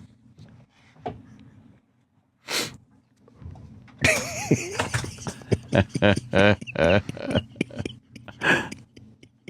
think something was going on.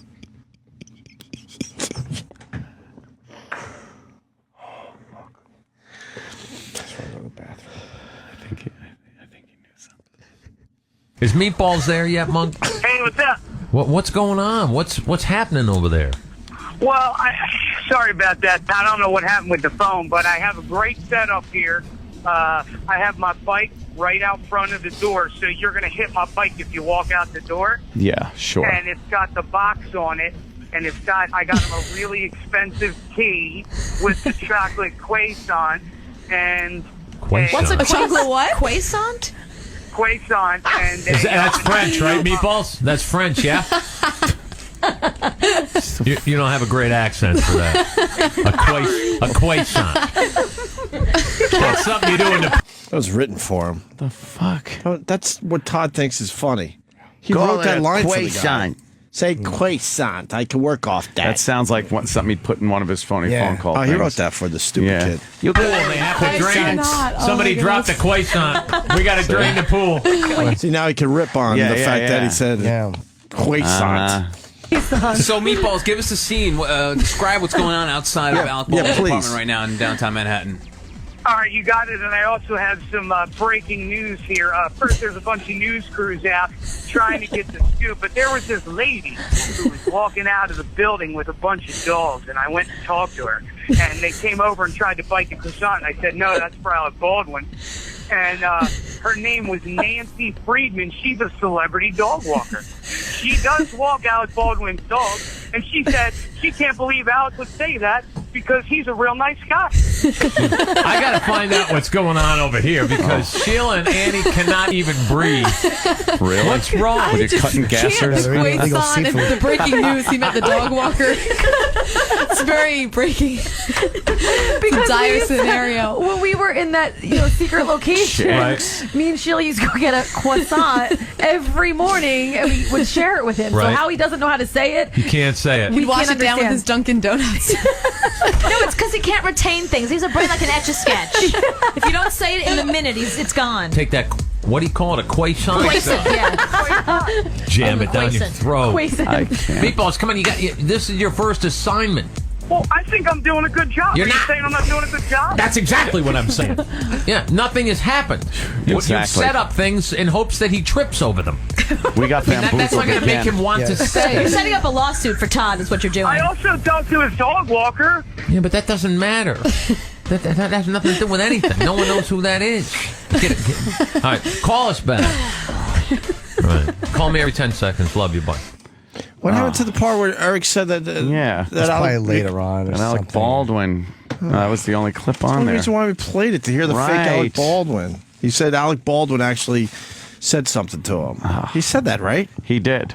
He did, right? Yeah, Uriah is a liar. Good luck to you, Todd Show. That's it. Good luck. Good luck. to you.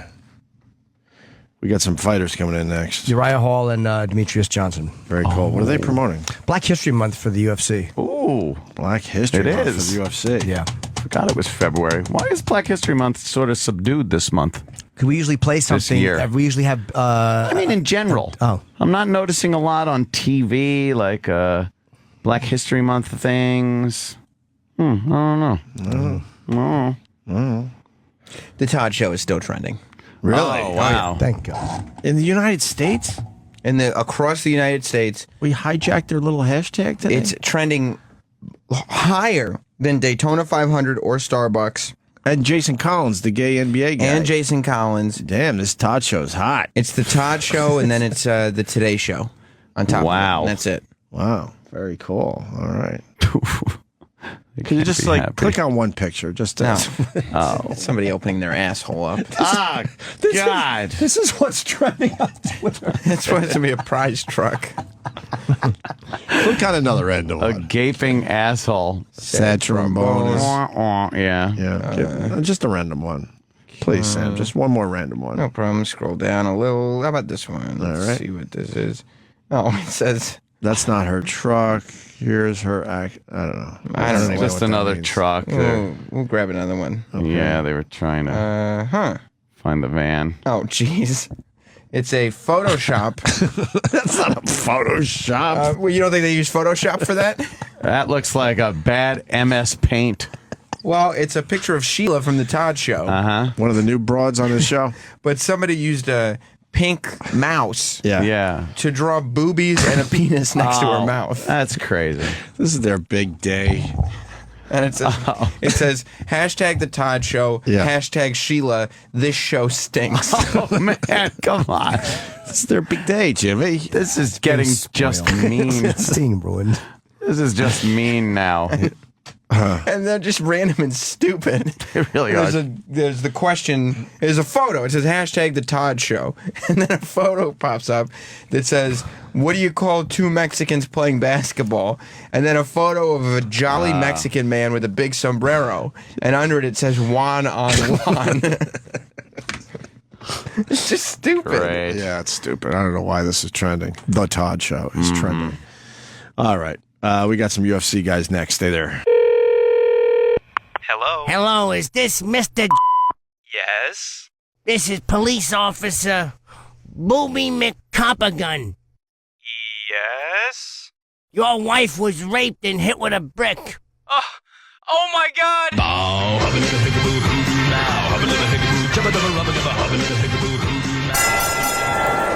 You've waited over 5 minutes, and finally, ladies and gentlemen, it's time! The Opie and Anthony Show is back!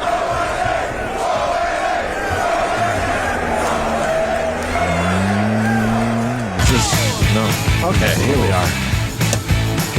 Very cool. We're back. Gentlemen. What's up, man? How you doing? Good? What's up, man? Take Welcome a to seat. Make Demetrious. yourself comfortable. I know you. How are you? Demetrious Johnson and Uriah Hall in studio from the UFC. Very cool, man. How are you guys? Uh-oh, what happened? Yeah, they're just laughing. Uriah immediately stuck Demetrious, who's a slight fellow. He stuck him in the high chair. Which just that chair does go down, sir. It does go down. I'm actually this tall. If you guys didn't know. Yeah. You're a badass. Demetrious is a badass. Just a man trying to pay my bills. Holy fuck, you're a good fighter, man. That's good, man. Holy shit. Yeah, you're the flyweight, right? Yes. Flyweight champion, 19-2, one of the best fighters in the world.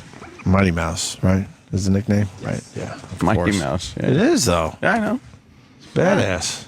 That was one of the what the UFC event was that? It was an amazing fight. I'm trying to remember who.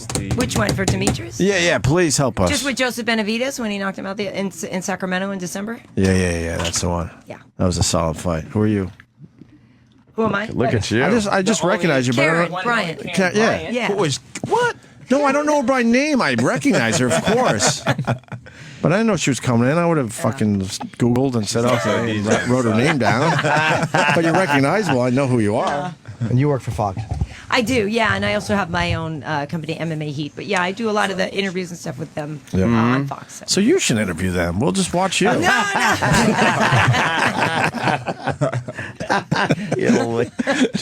Fucking we'll kick back. Yeah, you guys are just take 5. Yeah. We have no problem with that. We've been doing this a long time, man. Hey, what happened to you guys? What happened to Ariel Helwani? He was like a big name. Is he still with? Does he still do stuff for UFC or no? Because I heard he's out, and then I heard he's still doing stuff. Nah, he's still doing stuff. You know, Okay, good. he just had his second baby, I believe. So he's been a little busy with that. But other than that, yeah, he's still He's doing trying to his get thing. rid of the baby weight before he comes back to fighting, then, right? Exactly. Yeah, he's a very he's a weird looking guy. He's kind of like Middle Eastern looking, and he's a very good UFC guy. But I heard he got booted. And I heard he's back.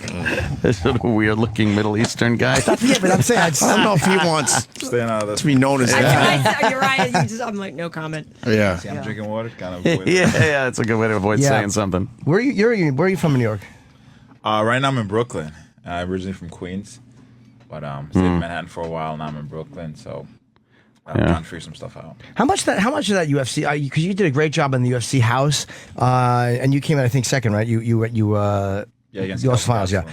But it looked like you were kind of isolated from the other guys and kind of had trouble getting along with the other guys. But how much of that is editing? It could just be editing, or are you actually kind of a loner? Oh man. For me, when we all watched it, it was kind of it was new for me too.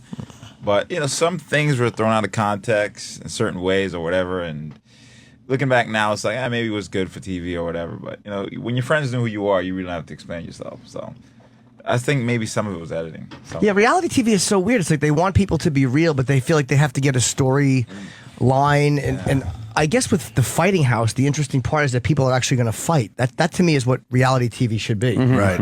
You know, But guys just are gonna, living there, it messes with you sometimes, man, because you don't have any other outlet. It's just you, people you have to fight, you got to live with them, and food and alcohol, and I was explaining to them a game of checkers or chess could be one of the most serious things because that's all you have. Right. So. And it's all alphas too. It's all fucking guys who literally settle things with their fists. So it's like, I'm surprised there's not more fist fights and things in that house. Is there a rule that you're actually booted for real if you have a fist fight? I believe so. I don't remember. Well, yeah. I mean, they told us, hey, man, no fighting in the house, stuff like that, save for the ring. Plus, you don't want to be stupid and, ruin your chance. Get an injury or something, get right? Kicked off the show. Hand through the wall, you hit a 2x4 right. in there. Nice. I would do that so I didn't have to fight. Yeah. Like I would just punch the refrigerator and get an injury and be like, oh, fuck, I'd love to fight you. But Nah, Dana will give you the speech, man. It'll make you feel bad if you did that. Yeah. See an intimidating guy to work for? What's that? Intimidating guy to work for? Oh, he's a cool guy, man. Yeah, at the end of the day, he's a businessman. But, I know Dana personally, and, he's a cool guy to hang out with. And I love him, man. He's cool. He's my boss. Yeah, I guess that's really bad to ask guys on the radio. What is your boss like? Yeah, he's a real I asshole. love my boss. He's such an awesome guy. No, he really is, though. He really is a cool guy. Yeah. And you guys, we love him. Yeah, we love him too. He comes in here a lot. He's honest, man. You need that. Oh, yeah. He's honest. He'll tell you how And it he is. takes care of us. God damn, he takes care of us. Yeah, it's very rare in sports. We have people that are actually nice to us. It is weird when you see him on TV kind of unloading on something that he's not happy about, and you kind of look like, wow, people don't do that. He's They like a usually dad. hold back, He's say the like right UFC things dad. and stuff. He'll just, he'll tell you how say, it is, hey, man. you're He'll fucking. tell you how it is. Yeah, people love hearing from him. When we film him, after a press conference when he does his scrum where he really breaks it down, that I literally will have people tweeting me all night long, where's the scrum? Where's the scrum? And they freak out because a lot of time he drops all kinds of news nuggets that he's not supposed to tell you yet because he's fired up from the night, and he'll announce fights he's not supposed to announce or this or that. So that is one of the best things you could possibly film when Dana's on a rant like that, or just even when he's in a good mood. Yeah, who's gonna But tell him to especially shut when he's up? in a bad mood, it's amazing. Like when Chael was supposed to be a big secret that Chael is doing the Ultimate Fighter in Brazil because there's a tremendous security threat. There are guys that really want to kill him in Brazil. And then it was a big secret until Dana went out and just said it. Like, and then they had to get like $200,000 worth of security for fucking Chael Sonnen because Dana just couldn't help himself. He had to spit it out there.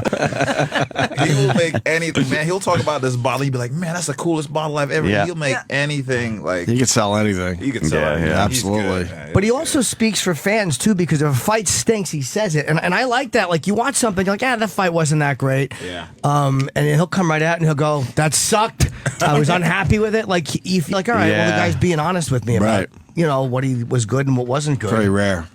Honesty is very rare in entertainment. Yeah, it is. They always toe the company line. Right. Got to make it sound like it's the greatest thing ever when everyone knows it was shit. It was shit. So it's kind of refreshing. Yeah. But in general, I mean, the UFC product is not shit. So there's a few duds here and there, but man, it's a few duds. There are, right? You guys know it. I wasn't very happy with Saturdays. Gotta be honest. Huh? I wasn't very happy with the pay-per-view Saturday. Because was it the stoppages? They thought with the one stoppage that went too long and the one that was too fast? Yeah, it was just kind of, it was there. I liked watching the chicks. Yeah. That chick will beat your butt. I know. She's been on the show. Yeah, Believe me, she's she's great. fantastic, man. What a pisser. She's a lot of fun. She's intense. To have hang out. Yeah. She's legit, man. She's hilarious, and she's really like she armbarred me, and it because she's such a beautiful girl, and the feeling is so nice, but it was really brutal. Is that great? But as soon as you go into armbar mode, it's very Exactly. I rolled with her, man, and it wasn't fun. Yeah. Wasn't as beautiful, huh, Jimmy? No, not at all. Yeah. You forget she's a woman. Men don't take it easy on a woman like that when you spar, do you? For me, I mean, I've never sparred somebody the highest caliber like Ronda Rousey is as a woman, but my saying is that I'll hit you as hard as you hit me, and if she came back with some heat, then I'll try to blast her. That's great. No, That's But she hilarious. actually would probably want you to. Right, Yeah, and that's she the whole would want. point. Yeah, that's the She'd thing. be insulted if you were holding Yeah, back too exactly. much, right? And that's the thing too. Like, Ronda Rousey, she's on a different planet. So, I'm pretty sure when she goes at guys, I mean, Uriah has spent time with her and he can vouch for her. Yeah, Yeah. We'll just, Not talking shit. I'm not gonna say I'm a blast her. I'm just saying, like, if we were to spar, if she would hit me hard, I'm like, hey, I'm hitting back hard. Yeah, you have to, or it's insulting. Yeah. Can't fuck Cool, with man. She's cool. Yeah. What was your backstory? Because I read some interesting stuff about you online. Demetrious Johnson. Yeah, Demetrious. I'm always wondering what makes guys go into being to this line of work. I went to high school and I got out. I went to college. Did it for about 2 years, and I was working full time and also training. And my grades started going down, and basically I don't want to say instructor, but somebody was like, well, your grades are going down and you have too many things to juggle. So I said, all right, well, I got to pay bills, so I'm going to work. And then I started hitting the bag. And next thing you know, I started training at AMC Pincuration and got hooked up with Matt Hume and then fight ever since then. And did you fight when you were a kid? No. Were you picked on for being shorter? Yeah, but I didn't care. The best part of that was that you wanted to say short, but you're like, let me say shorter because it's like a little bit of a nicer way to say it. Messed up, man. The makes all the difference, though. That was good. That was good. They called me the brave toaster because when I was in elementary, I had my hair this way, and then I had a big giant part, and I had waves, and they called it a toaster. So they called me the brave toaster. Oh my God! Pop some slices in there. Yeah, exactly. Did it look good? I had waves, man. My waves make you seasick. Yeah. We all think we look good, and then you see the pictures years later. I posted one recently with a mullet. Ooh, so not good. Oh, that's right. Yeah. But you at the had a time, really it was, good it was happening. I hockey guess. hair. Do you get laid in the house at all or no? In that in the UFC house? Do you ever see- guys. No, I don't mean with that. Yeah, that's a good. Actually, different. Did he just say laid? No, I don't. Yeah, laid, but I don't mean with each other. But I mean like. They don't let you out of the house, though. Yeah. Oh, there's no chance No. to sneak out. And that's what happened way back Wow. when in the first season. Supposedly, I think Stephen Bonner sneaked out or something to try to go see a girl or something, and it was a big deal. And he almost got kicked off the show. Wow. And then thank God they didn't kick him off the show because that's what put the place on the map. Yeah. The fight with Forrest. But no, you can't leave. It's like you're on lockdown in there. It's like a prison with a little bit of privileges. How long are you guys in the house?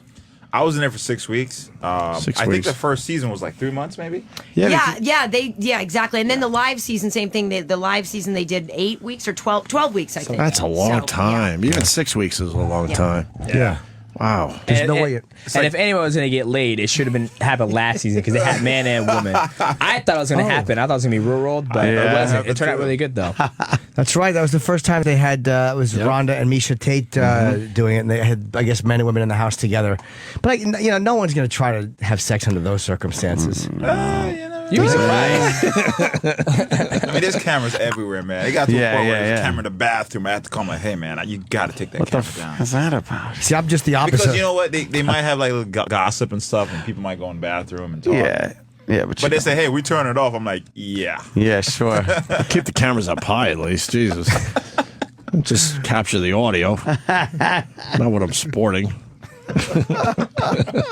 Was there any shit you just didn't want shown that they you're like you can't show that? Like whenever you think of reality TV, there's got to be stuff that happens that you just kind of don't want, captured. I don't think they have much to say over. No, I'm not saying you do, but I'm saying like was there any But I moments think you just- I understand Jimmy's point. You're probably like, like I come off looking like an asshole. Yeah. you're probably you're so aware of the cameras that you're just well behaved in general. I bet you. Some people don't care, for me, I was like, let me just be myself. I went on interview because they had like sessions where they put us in the room, they ask us questions or whatever, and some of the guys were like, hey, I ain't scared, and I told him, hey man, I'm scared shitless. Are you kidding me? Now, I'm here with a bunch of guys, I got to fight every day, and I'm away from home, and a lot of isolation. I'm scared to death. So certain things, but I guess it was me being real, so I guess a lot of people accepted that. I didn't, however, want them to show to Rhonda where I was a video of her kicking my ass. I said, don't show that. And they did. Like, oh, it's good. That's gold right there. But it was funny, so whatever. How long does it take before you don't even notice the cameras anymore? Because the first day you're like, fuck, look at all these. You just know. You have to. Yeah. But when do you finally just say, screw it with the cameras? I'd say for me it was in training. Oh, really? I was so focused, I just forgot about the cameras. But when you're back in the house, you're aware again? When you eating. It's more like when conversations come up. Like, oh. See all the red lights go on. Oh, this might be good. yeah. Some dirt. Yep. It was cool, though, man. What exactly are you guys promoting? It's Black History Month for the UFC, but what is the UFC doing for it? For Black History Month? Basically, going around to different major cities and just, getting involved and basically launching a Black History Month tour. Yeah, basically, we're going to do some things at the Boys and Girls Club later. I think what it is a lot of young folks maybe don't understand that MMA is an option for them. I think a lot of young guys are indoctrinated with boxing, which is great, and find boxing as a way out or a way to support your life. But these two gentlemen right here are perfect role models. But also, it's just a way to raise awareness because it's weird. I obviously go to a lot of fights, and when I'm in the audience, I'm looking around. I'm like, I'm surprised that there aren't more black folks in here. What's the deal? And so, I'm just a little bit surprised. So, maybe they're just not as aware of the sport as an option or think it's something that they could get into themselves. Maybe a lot of time, I think when stuff gets to the ground with wrestling and jiu-jitsu, a lot of people are turned off. So when you have these guys out here who are able to go out and explain that and help, inform the fan base and let them know that, this is an option that they could go and do in their own life too. I think that's great. So yeah. And you brought up a good point. I remember when I first started wrestling in middle school, I was the only, black guy on there. And then when I went to high school as well, I was still pretty much the only black guy. I'll go to the wrestling tournaments. I was the black guy with the same pair of shoes I had when I was in middle school because, I came from, poor beginnings. And so it's exactly what mixed martial arts, I think a lot of people are misunderstood that they're wrestling. Oh, that's only, for, not, I guess you say, the African American, but there's a lot of African American fighters in the UFC or around the world that love doing mixed martial arts, and I think we're just trying to do a good job of spreading the word that hey, it's not only boxing that African Americans are good at, not just mixed martial arts. It's any athletic sport that we try to do. And especially too when you look at obviously football, but we've got John Jones who's our light heavyweight champion. He's got one brother on the Ravens and one brother on the Patriots, which is my team. But it's great. Does he have a brother on the Patriots? I didn't know that. Chandler. I thought he only had one Chandler's guy. number 95, Ravens, and he's but- awesome. He plays defense. He's great. But I just think it's kind of cool, especially in their family. They're this little microcosm of what an athlete can achieve. He's is got one brother with a ring already. Arthur has a ring. John's a champ, and I just think it's a hell good, of a family. No Yeah, kidding, God. right? Is there any non-athletes in that family? I don't think so. It's amazing, but I just think it's cool for people to see that this is an option. MMA is an option, and like you said, martial arts is an option. Jesus. And if you have kids, it teaches them good discipline. It's obviously good physical training for them. There's just a lot of real benefits from it. It's like the one, Peyton Manning's brother. There's Peyton, and there's one brother, isn't Cooper? there? Yeah, Is it Cooper Manning? Besides, who's not an overachiever. Yeah. Oh boy, no. Yeah, there's one Manning who just fucking basks in their glory and works in an office, some shitty job. It's gonna suck for him. Yeah, what that fourth Jones brother? How much that must suck to have two brothers in the NFL and one guy's the light heavyweight champion. It's just- But the Manning father too. So the father was in the NFL, then you got two brothers in the NFL. And what do you talk about when they all come together? Yeah, it's the whole table talks about their glory, and then one guy will remember. Oh yeah, he's here. So so what's going on? Tell us about how's the work? Oh, it's all right, But back to you. Just make them feel polite. Oh, so you got a new copy machine, did you? Yeah, exactly. How's that boss? Ugh. Fucking awful. He probably does something cool. We just don't know. Maybe he's an agent or something. I don't know. He's Maybe probably involved in some peripheral. Who way. knows? Do you guys have brothers? For me, it's 5 boys, 2 girls. Yeah. See, because Rogan That's mentioned us. something. That's my family. 5 and 2. 5 and 2. Yeah, 5 boys, 2 girls. Rogan mentioned something about this. I think it was Rashad that says that guys who are fighting getting beat up when they're kids by the older brother. A lot of those guys go into fighting because you're in confrontations from the time you're very, very small. Where I had a younger sister, so I never had. Well, Joe also said there's a lot of abuse too. Right. As I now look at these guys when I say that, where it's more than an older sibling or something beating them up. There's actual, real, serious abuse from parents and relatives and stuff. Joe said Which makes guys there can be. Well, and also, do you know that? Well, yeah, I know for a fact that there's some people when you talk about like Court McGee, people who were deep into drugs and MMA saved their life. Right. He goes around now and talks about that. I mean, the guy with I'm almost pretty sure was certifiably dead. At one point, and came back. It's a way that people have found to kind of straighten their life out for sure. Right. Definitely. Who bullied you? I was bullied in school. Oh. I just came to the States and was just new to a lot of things, and that was like the first thing. I didn't know it. I don't know what it was because in Jamaica, where I'm from, we don't get bullied. I didn't know what that is. Everybody was just cool and fiery, and it was like, "Hey man, why are you wearing that?" I'm like, "What?" So They really don't. They don't bully in Jamaica. No, you know it's funny. My mom's Jamaican too, and what she always tells me is in Jamaica, like the smart kids are the heroes of the class, and the ones that are the achievers are the heroes. And here, you're kind of put down. Oh, look at you, smarty pants. Yeah. It's just a different. It's a different mindset there. What part of Jamaica? St. Catherine. Is that different than Kingston? Yeah. Yeah, I imagine there's some bullying in Kingston. Probably. Yeah. I'll tell you what though, you teachers, man, they'll bust your butt. Right. Like here, you can't over there. You can't talk back to teachers. Like when I first heard you can talk back to teachers, I'm like, wait, you can talk back to teachers and nothing happens, or you can get grounded by your parents and nothing. That's happens? kind of a new thing, though. Back, when I was going to school, you didn't talk back to the teachers, or like they would have complete permission to just punch you in the face, and your parents would then punch you because you made the teacher punch you. I would get 3 butt whooping, man. The teacher, my dad would come up, beat me there, and then wait till we get home. Right. Mom gonna whoop your ass too. She can't wait. Yeah. Everyone, get in here. Right. She'd wait for everyone else to weaken you, though, and it should be the third one in. Get her beating in. I don't think Jamaican guys got fucked with, though. I remember in school when I was a kid, the Jamaican guys, or anybody with an accent that came, nobody you didn't fucked fuck with them. because you just assumed that they could fight. Like an Asian kid, nobody fucked with an Asian kid because they always assumed. that always. So now you're going stereotypical. That's what high school was. High school was like that, though. He was like, oh, he's Asian. He must be Chairman Bruce Lee. Gotta know that shit. But didn't you think that in school, though? When you saw an Asian kid, you assumed that he could fight, so you'd rather not find out the hard way. They're all shaking their heads, but that's our generation. We're older than you guys, obviously. Oh, yeah, that's true. This was real shit what Jimmy's talking about. You always thought there was a Chinese kid. I got punked just assumed so badly by a Chinese kid. I don't even know if he could fight or not. I was fucking walking with my 2 friends, and he was riding on his bike, and we knew him. He was quiet, and I threw a snowball at him, and it smashed by the bike, and he turned around, and there was 3 of us, and he go, "Who threw a snowball?" And I'm like, "Have you seen Frank?" I tried to act like I was looking for a buddy, like I didn't think this guy could fucking fight or not. And he probably couldn't. I mean, he was just a quiet recluse. When I was growing up, all an Asian kid had to know was how to stand, like one stance. And you just went, he obviously knows. That's all he had to learn. Right. Was how to make that one square off stance, and no one was going to fuck with So him. when did that switch to everybody just assuming they know math? Yeah, that's...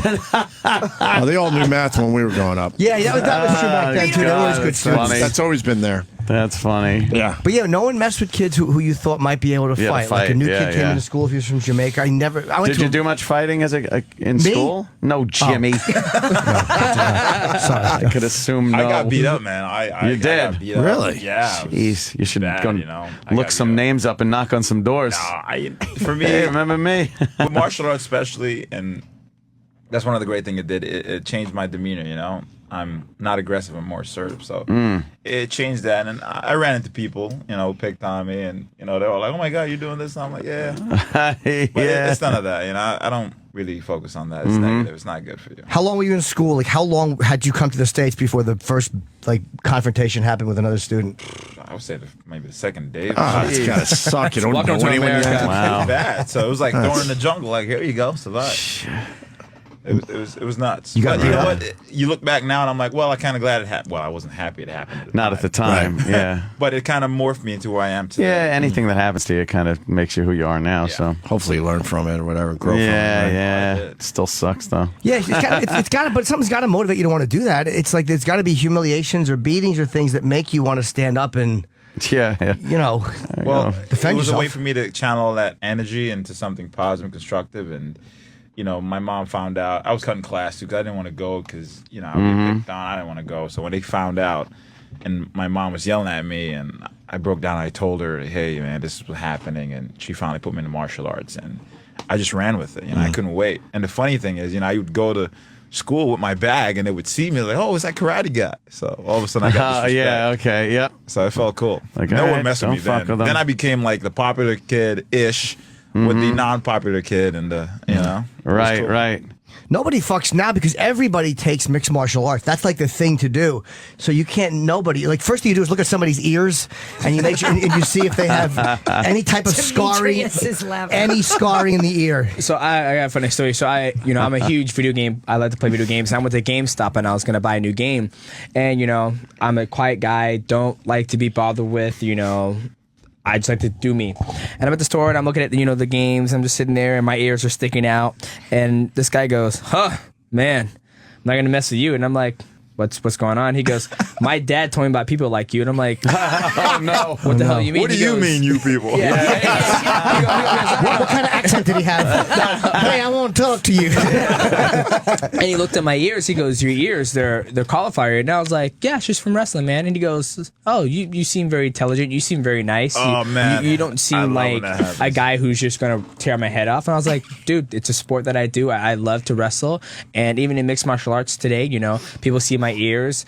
And that's the first thing that gravitates them to, that lets them know that I do mixed martial arts. But other than that, if you come to my house or, you know, if I was to go grocery shopping with me, you would never know I fight. And, you know, it's just a stereotypical thing. Can you let me see the oh yeah, that's definitely a wrestler. Definitely. I actually want to get prosthetics like that to put on so nobody fucks with me. That'd be a great thing to sell so nobody bothers you at a bar and gets on your chick. That's a tell though. You don't fuck with people like that. You can't you drain that to like you have to be vigilant and drain it every time it happens, and then that won't happen. But as soon as you let it go and it kind of hardens. And the thing is too, like we had a guy that is correct. But for me, you know, I plan on doing this until I'm like 35 or however long my body lasts, and you think about draining it every single time, it's just a waste of time if you ask me. We had a guy who actually had his cauliflower, and he went and got surgery on it, like to prevent it.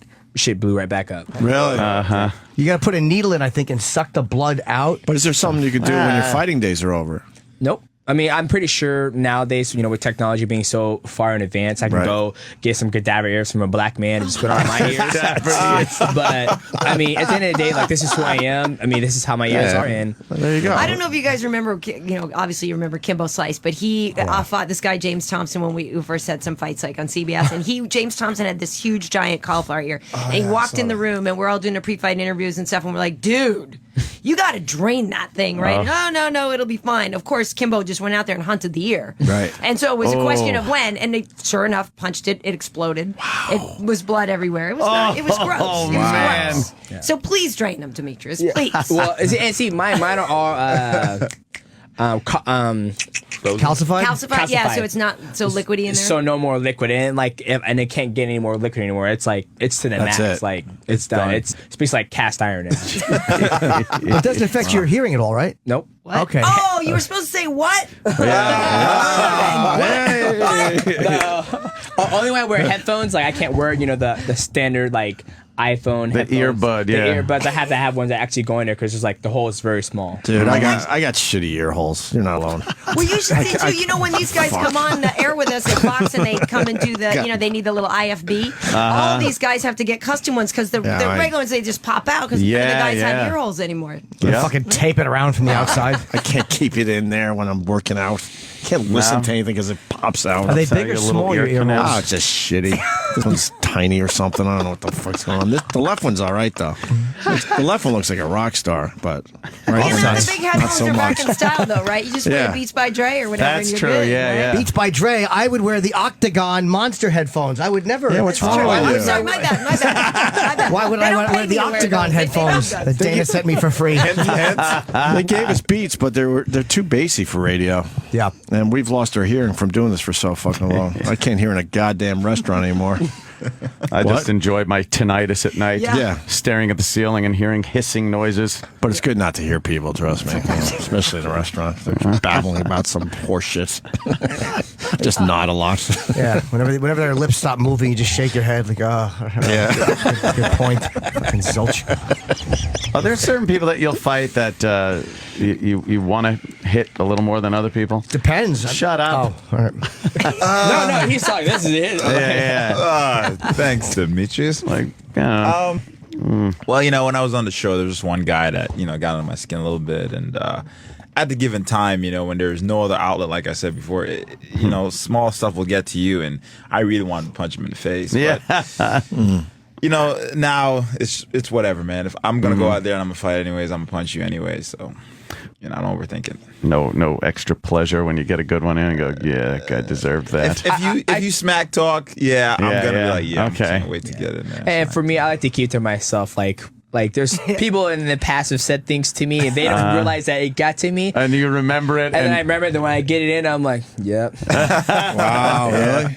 But you know what? It can work against him too. You know, if you're too emotional, sometimes the guy, you know, you kind of lose your game plan. yeah. That's one reason I don't like it. Yeah, when you look at Misha and Rhonda, you know, Misha was so emotional about it, you know, the first time and stuff, and so it was difficult for her to get past, you know, wanting to just be there for that reason, you know. So sometimes you forget. I got to tell you something about that fight. She looked so scared walking into that. Misha looked second nervous. one, you think? Misha looked fucking frightened. Yeah, she looked nervous. Really nervous. You could just tell. Well, it's tough because the first time she fought her, you know, Rhonda was you know, still coming up and stuff, and Rhonda won that fight. Right. And so the good thing for Misha was saying, "Oh, cool, I know what to expect now for the second time." But the only problem is now I know what to expect. You know, that's a little bit more intense. And, Yeah. And Rhonda, you know, got even better. And then there's the emotional element, and they're wanting to avenge the first loss. There was a lot going on. Yeah. She was trying to enjoy her little Katy Perry song, and I knew she wasn't enjoying it. She was faking it, man. She's like, no, I'm just enjoying this song. Yeah, man. She looked. I haven't seen a fighter look that scared, man, getting ready for a fight. Well, I think it's, you know, credit to Ronda Rousey. You know, Ronda Rousey has so many things going on in her life with, you know, the movies, fighting, and you know, her also getting better. And you can see in that second fight with her and Miesha Tate. And Miesha Tate got in there, and she goes, "Oh my God, like she's gotten better. This is not the same person I fought." And when she got thrown around, and by the third round, you know, when that armbar got latched on, you can see in her face like, I don't want to say she gave up, but you know, she could have fought a little more, but it was like, this fight's not She was ready. She was Well, ready the to thing that's tap. crazy too is Misha's so good. She can beat up a lot of people. Oh, I You know what believe it. mean? I'm I not mean, taking she's- anything away yeah, from no, her. she's We love great. both She's of them. great. We've The had them energy- both on.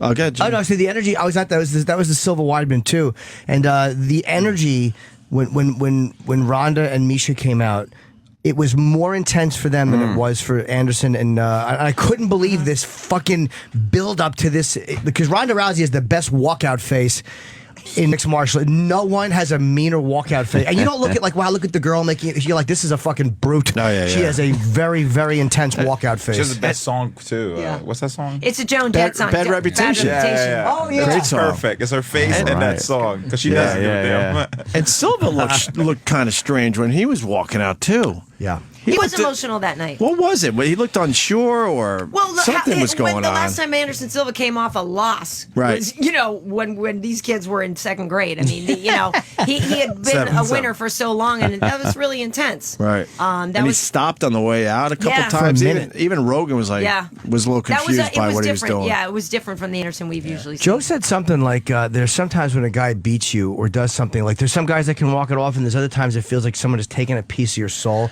And he said that might have been the effect that had on him. And just like Karen brought up, like, you know, he was, you know, I think the last time I saw Anderson Silva lost, like, legitly is when Rio Shannon jumped on his knee and did a heel hook. And from then, I don't remember him losing. And for a man to, you know, carry so much of that, you know, pressure of him being, I still believe he's the greatest of all time. And you look at his highlight reel, I mean, he's just done things that nobody's done in the octagon.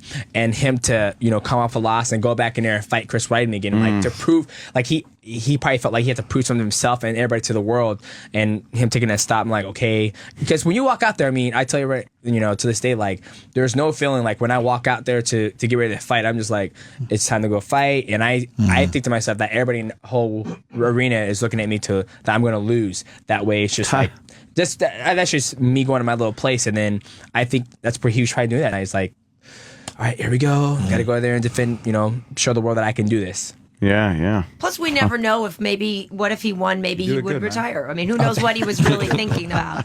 Maybe he thought this could be the last walk. I don't know. And he's going to fight again. He wants to. Yeah, he's walking without crutches already. Jesus.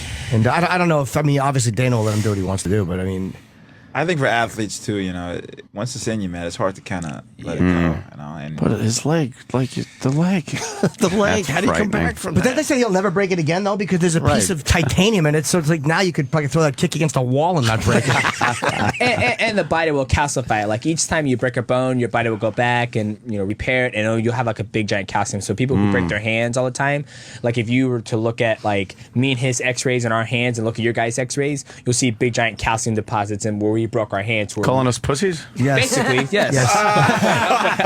And you'll see lady hands. That's what he wanted to say. And you'd see my right hand always curled like it's wrapped around something not very large. Just happens. Very cool, man. No, you're How about those absolutely right. Seahawks, By the way, You wouldn't Seahawks see fan? Anything? I'm more of a New York Giants fan, but after watching that game, I was like, damn, talk about perfect play. That was awesome. They played extremely well. I like those guys now. They're cool. Absolutely. They're cool. You made fucking Lieben quit. He made a very, very tough guy, Chris Lieben, quit. I've never seen that. And he's not a pussy, that guy. He's a brutally tough guy. And you hit him so hard, he thought he was knocked out. And he said, did I get knocked out? And they're like, no. And he goes, that's it. I'm done. Really? Yeah, he quit on his stool. He was like I think he waved, didn't he? I don't remember. I just remember getting ready. All right, round 2. And then they just went like this. No, I thought you he was against the cage and like you had him like this and you were hitting him and then it stopped and he was like I didn't see that. I just got up and turned and left because I was Was it a kick or a hit that did it? It was a cross. You know, he's strong and the game plan was to move and hit, work a lot of foot movement, and I just kept moving back looking for timing. I kept circling to his power because I wanted him to throw it. Because whenever he throws it, he goes like this and winds up. And that was like my opening. So I just saw it and I took it. Wow, you could tell when he was going to throw one like that. Maybe you shouldn't. That guy shouldn't wind up anymore. No, huh? Yeah, it's kind of a tell. It's not a good tell to have. You don't cock your hand twice before throwing the right. All right, look out, here it comes. Mixed martial arts, man. You're thinking on your feet, you know? But I've never seen that before. I've never actually seen a guy say I don't want to. And again, he's not a guy that you'd look at and expect that from. He's a guy who'd fucking. I didn't expect that either. I think that was Silva's first fight in the UFC. I think was against Chris Lieben. I could be wrong about Silva's that. first fight. Yeah, It was. So he's been around for a while, and he's you're a bigger guy than I thought you'd be. By the way, I forgot you were in that weight class. Like you've already fought. Oh, it's just fat season right now. No, your arms are fucking. That's fat season. Gonna start working harder in the gym. Jesus Christ. What do you walk around at? How much? I try to walk around like 205. I don't like to get some guys walk around like 230. That goes down to 185. I think. Wow, really? I'm like, you crazy, man. But I like to stay close to my weight to make it easier for the weight cut. I don't know why guys do that. Like, why it seems so counterproductive to have to lose all that weight and then fight the next day. Well, a lot of times, dude, the guys show up to camp, and the first couple weeks of camp is them losing 15 pounds so they can start camp. Yeah, That doesn't make sense. And a hard thing, like he said, like how you guys talking about Anderson Silva coming back to fight. It's like this is all we do is we fight. Like this is the first time I ever take like 2 months off from like.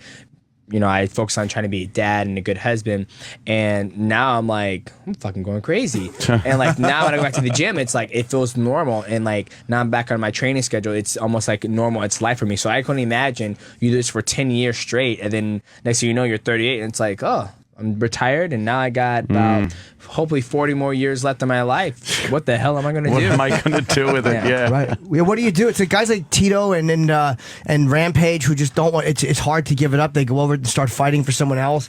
But then like Liddell's a guy like Ronda will always have something in mixed martial arts. Chuck does. Those are like spokespeople for the sport. But what do you do if you're not doing that or announcing? Well, even now, Ronda set herself up.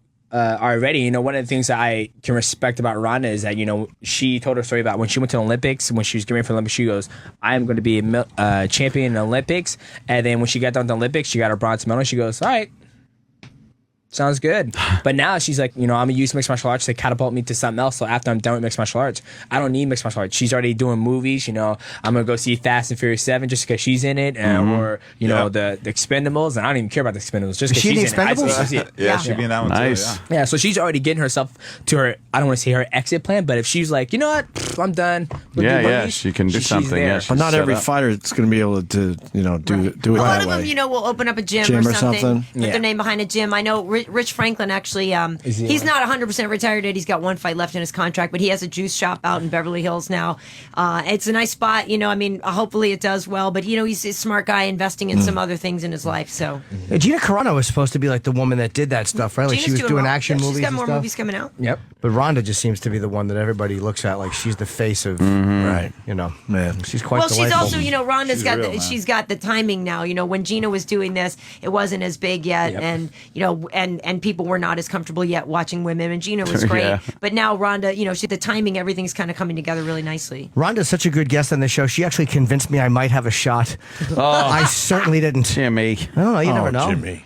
Maybe take her out. No way. Yeah, maybe like they get sick of the fighters. Maybe go out with another guy.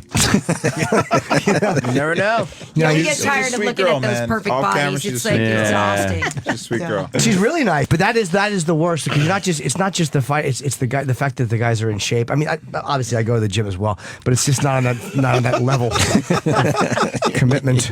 All right, well, I like both of you guys. Yeah, we're good, man. This was That's great, man. I want to Very promote cool. both of these guys and their Twitters. Uriah Hall is, obviously URIAH Hall MMA is his Twitter. And Demetrious, what is your?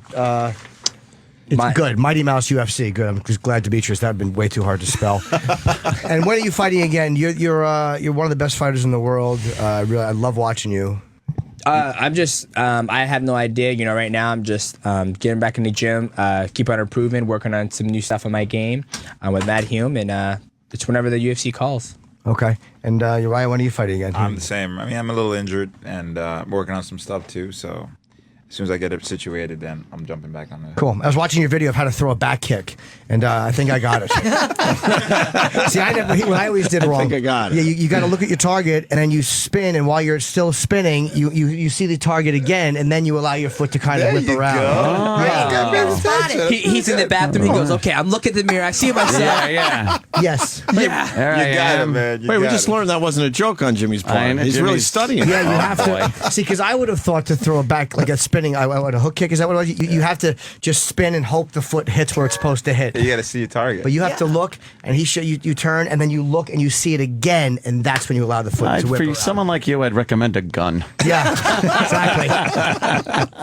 No, I'm actually going to, but I would probably do it too slow. I would actually stop, and then turn around and stop, and look, and then try to spin my foot. Don't move. I got this. Stay there. Yeah. Don't move. Keep your head steady. I'll be right back around. Your head would come around just in time to see a big fist right in front of your I would. face. Yeah, Like, oh, shit. Yeah, the guy would catch my leg and then rip it off and fucking beat me with it. Can we see you do that, Jimmy? No, I'm not cool. You're not My ready? jeans are too tight. Oh, okay. is that it? Yeah. Whenever we have fighters coming in, I wear tight clothes, so I look like at least I'm in the fucking game. I look like I'm not a man to be tangled with. Yeah, good. But good luck to both of you guys, man. Thanks a lot, happy guys. to hear Thanks it. for coming in. Thank you. Thank you. That was fun. Thanks, guys. All right. Chip% on the scene. Chip% on the scene. Yeah. What's that? We're doing interviews for Chipper TV on the YouTubes about the UFC event. Who did you want to see? Who are your favorite fighters and kickboxers and karate guys and judo guys and mixed martial artists and UFC guys and that I want to go see Clay Guida. Clay Guida. Shut the fuck up! I'm trying to talk. He's always you're okay, right? I'm good. He says shit. I turn my hat like that or something like that. Like, yo, what's up? We're here in the expo, y'all. Clay Guida. Clay's a weird name. What, does he live in the earth or something? Who do you want to see win the big boxing fight? The boxing fight? The mixed martial chael I'm for Chael Sonnen, man. I'm an American. I got to go with the American. Yeah, my mother always said that there's too many of these goddamn uncircumcised guys coming in here, Chipper. They're all uncut. I've been saying all day, silver is gold. Silver is golden, man. No one can beat him. He's the best on the planet. Yeah, and Chael Sonnen, they're going to change him to Chael Moonin. Chip% on the scene. Chip% on the scene. Yeah. Fucking home run, Chipperson. Opie and Anthony are back. On with the fart jokes. On Sirius XM.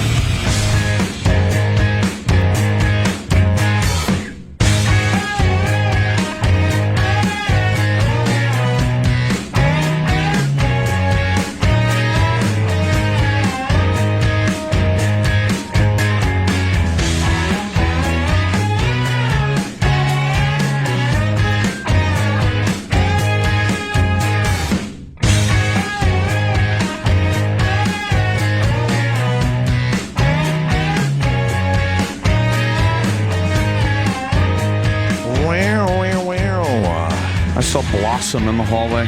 Really? I saw Blossom. What's her name? Is she the one from... She's on that other show now. That show that we don't like? Yeah, the Big Bang Theory. The Big Bang Theory. Yeah. Where she's was on she that going? now. Did you say hi? No, she came around the corner. Right. And I saw her real quick, and I was like, there's Blossom. Hey, you're the Blossom broad. That's Blossom. Right. So, the child of the 80s, you know her as Blossom. Of course I do. But anybody else now, you know her as, Didn't she, leave show business and, go to school and shit and actually get an education? Was she the one that grew boobies, or that was the other one? That was Soleil Moon Frye from Punky Brewster. There you go. Brewster. Punky Brewster was the one that went away from Hollywood and grew boobies. Punky grew some big, giant fucking meat wagons. Oh, they were giant. She had to get breast reduction or something. Yep. Yeah. That's what she looks like now. Punky was always pretty hot. Even as no. What? No, Punky was, once she got older, she wasn't bad at all. She was pre-surgery, man. Whoa, Jesus. What the fuck? Just big, giant fucking tits. Yeah. Oh, man. So the NFL wants to do this 15-yard penalty thing for the use of the N-word on the field. Yeah, it's just crazy. If you say nigger on the field, it's a 15-yard penalty. That's... Jesus. Why not other things? Yeah, why not kike or spick or you know? Because I guess they don't. Those words aren't really used. It's a lot of black guys, and I guarantee after every play the word is used. Yeah. No white guy says it on the field. I guarantee after every play. Right. You're right. Every play, and yeah. And it's a sport where every play they're trying to pretty much take your head off. Yeah. That's okay. They know there's a concussion problem. So they'll try to pay off some of the old guys to make it go away, but they're not really doing anything significant. I think significant. They are trying some things to make sure that these guys aren't getting all these concussions, which leaves them later in life just fucking miserable, basically. Right. Yep. But say the N-word and we're going to penalize you 15 yards. It's so. What's the purpose of it? What is their take on it as to why this needs to be addressed? Well, obviously the Miami Dolphins situation. I guess they're trying to show they're being proactive. Yeah, the white guy, It's black guys. It's the fake. That's why the NFL stinks. It's the black guys saying it to the other black guys, on the field, probably every play. Yeah, right. We should ask Tyson Walter this one. Yep, because he played. We have a very good friend. But he's a white guy. Yeah, but he would hear it. Oh man, he was a center. The center of the action. I would love to know if that word is thrown around a lot. I bet it's a lot in the NFL. A lot of after you fucking tackle somebody. It's like smack talk. You ain't got shit. Yeah. Shit like that. All that crap. All that trash talk. Yeah. Come on, bring it, nickel. Right. This is why I love the fact the Redskins, because the problem is people call me politically correct on Twitter. Yes, they do, amongst other things. But they're so queer, bitch boy. I can handle all that stuff, panty boy. Bitch boy. But the fact that anyone thinks I'm being politically correct shows how fucking dumb people are. Mm-hmm. It's because the political correctness has gone so far. This is what you get, dummies. The NFL, if they're going to do this, they have to change the name Redskins. If they're going to be polite and overly courteous to one group, then they have got to show that same courtesy to everyone else. But this is really strange because you would almost understand, I guess, if it was a white guy, but. Even that was. But they're not really. Who cares about what? But it's not. It's black guys saying it to other black guys. And who gives a shit on the field? It's not like it's going out over the air kind of a thing. This is really strange to me. I think it's coming out of fucking nowhere, and I don't even see a reason for it. In a groundbreaking move, the league is expected to agree to start penalizing players 15 yards. So this is close to happening. I thought they were sort of just kind of talking about it, but this is close to happening. Yeah. Penalizing players 15 yards for uttering the N-word on the field, according to the group that monitors diversity in the league. Ugh. They monitor diversity in the league? Utter nonsense. Oh, my God. So the rule will be likely adopted by the NFL competition committee at the March owners meetings. Wow. I will be totally shocked if the competition committee does not uphold us on what we're trying to do. We want this word to be police from the parking lot to the equipment room to the locker room. Oh, God. Anthony again at his own 1 yard line. Starting out again, 4th down. Yeah. He's 4th and 80. He's been backed up from the 3 yard line of the Dolphins. No, 1st and 80 would be the joke, right? Yeah. That would probably would work a little better than 80. 4th and 80. Secretaries, PR people, whoever, we want it eliminated completely and want it policed everywhere. Wooten expects the NFL to push for an automatic 15-yard penalty for first-time offenders.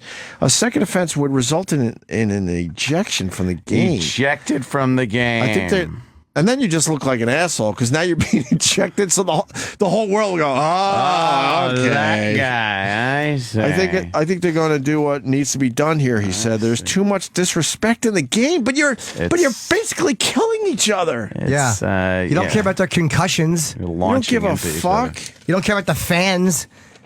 And why is that the word that they pick? Yeah. How about, if someone goes, I'll kill you. Name the That second sounds word a that's lot. being used. Yeah. No one could do it. Where's the second one? But I would assume in retarded. You retarded. Probably. I'll probably get that one. I think that's really stupid. Retired Giants star Harry Carson. He seems a little fucking weird. Mysterious? No, he's just weird. Oh, weird? Okay. What does weird mean? I thought I don't know. it was He's just mysterious and weird. There's already this penalty in the league for strange. unsportsmanlike conduct, so that's what they should use it under. That's who is now the executive director of the Fritz Pollard Alliance. Told the Daily News that a rule allowing officials to penalize players for using the N word is already in place. Oh yeah. The word is considered unsportsmanlike conduct. Carson said. Unsportsmanlike conduct. So when you hear that unsportsmanlike conduct, every once in a while they catch you saying the word, I guess. Already. It is kind of like, you know what, on the and it's weird to say privacy, but it is on the privacy of the playing field. When you're down there with the other players and officials and stuff, and it's not open to the public, they're not hearing what you're saying for the most part. Yep. It's like you're getting branded with a scarlet letter now. Right. It's like, oh yeah, well, no one heard it, just team. But now we're going to point out to everybody that you said that horrible word.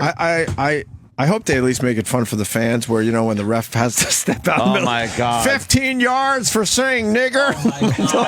Oh, there it is. Number 23, defense. 15 yards, nigger. At least keep it fun, no?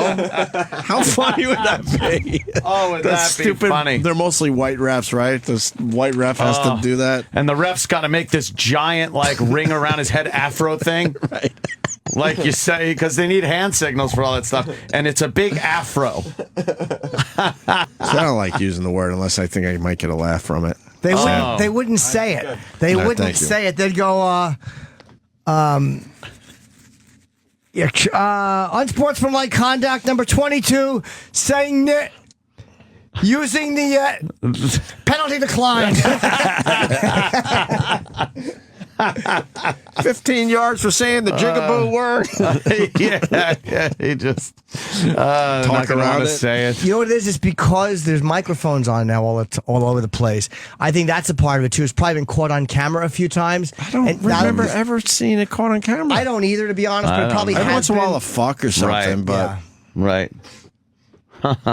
It's really strange with all the issues the NFL has. They're going to tackle this one.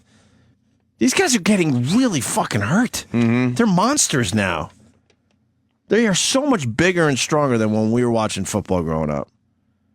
They got real fucking problems. Mm-hmm. But they're going to go after language again. Language. Because they're Richie Incognito. That's the problem. Stupid. That's the problem. Language is like words. And in the locker room, the locker room was a safe haven. For anyone that has played a sport, that locker room, man, was a safe haven to just be an asshole. Just to be an asshole. Good way of saying anything, because it's not meant for everybody. Everyone isn't in there to fucking, be politically correct and make everyone feel good. Right. There are certain areas that are like privileged areas. I don't think it's the group actually met last year to try to figure this shit out. So maybe before the incident. And the Sharpton wants them incident. fired. See, now he's probably thinking of Richie Incognito, but the reality is that's going to affect black players much course. more than white If players. Reverend Al thinks that white players are going to be getting tossed out of the NFL for fucking saying that, he's out of his fucking mind. No, man. I would love to see black players. How about this? I'm for it. I am for the NFL firing any player for a first offense on saying that word. Wow. Let's see it happen. Mm-hmm. And because white guys don't say that shit on the field. You know that. No. Absolutely not. So let knee-jerk idiot reaction Sharpton and all these guys have their way, and then you watch how many. They don't care about felonies. They don't care about if there's a video of you possibly knocking your fucking girlfriend unconscious in an elevator. They don't give a fuck about that. How about But Reverend Al, did you read this, Reverend Al, though? No. Oh, don't read it. What did he say? Well, penalizing players for using the N-word is a good first step, he writes. It shows a recognition that there's a problem in football specifically and in sports in general. What's the problem? What is the problem? If these guys have never, have never come forward to discuss it, they're totally cool with it. They understand it's the atmosphere out there when you're competing. I think that the penalty should go further. It ought to be immediate termination with the player having the right to all due process. If we don't take an unequivocal stand on the N-word, what happens when openly gay athletes are mocked with the F-word on the field, or players use anti-Semitic or anti-Irish words? We must send a message that all derogatory words are unacceptable and will face maximum penalty. That's crazy. Okay, so fire all players Crazy. and have a list of words you can't say. You can't say faggot, nigger. You can't say Mick. You can't say Dago. You're not going to change human nature. Everyone will just come up with the new words. Yep. Right. And then what? Then we'll ban the new words, right? I guess this is a problem for the NFL also because this means they can't possibly hire people for halftime shows of the Super Bowl that have records where they use the N-word. Have they or no? Oh, my God. I don't know if they have. I don't think they've played those songs on stage, but I would guarantee there has to be an artist that they have hired that absolutely has a song with that word in it. I mean, Tom Petty. Tom Petty. That's got a lot of them. It's got to be. Oh, fucking. Let me think. Didn't they have? No, I mean Madonna, Bruno Mars. No, Nicki Minaj. Did they have Nicki Minaj or no? Did she come out with Madonna or no? Yeah, she came out with Madonna. That was before this song anyway, though. But she had dropped that word. Okay. What about MIA? How did she say? I don't know what she does.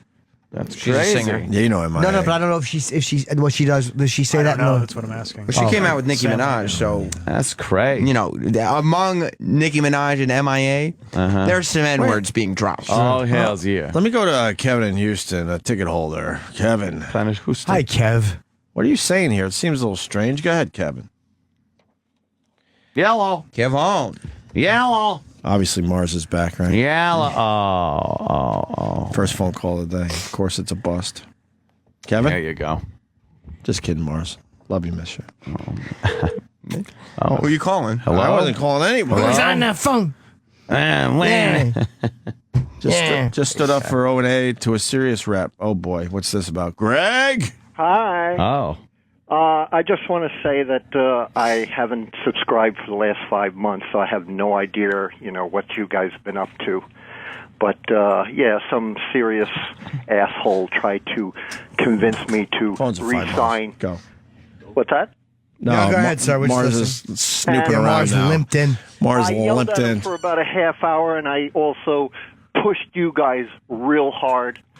And I probably got nowhere with it, but, I felt better, and I just wanted to call just to but at least the let phone your call's phone going screener somewhere. know that, what's that? Yeah, nothing, sir. Go. So what happened? Yes, You're on the what? phone with the customer service reps. Go ahead, sir. Yeah, they tried to call and say, hey, we got a special, this and that. I said I wouldn't, subscribe to Sirius, for free.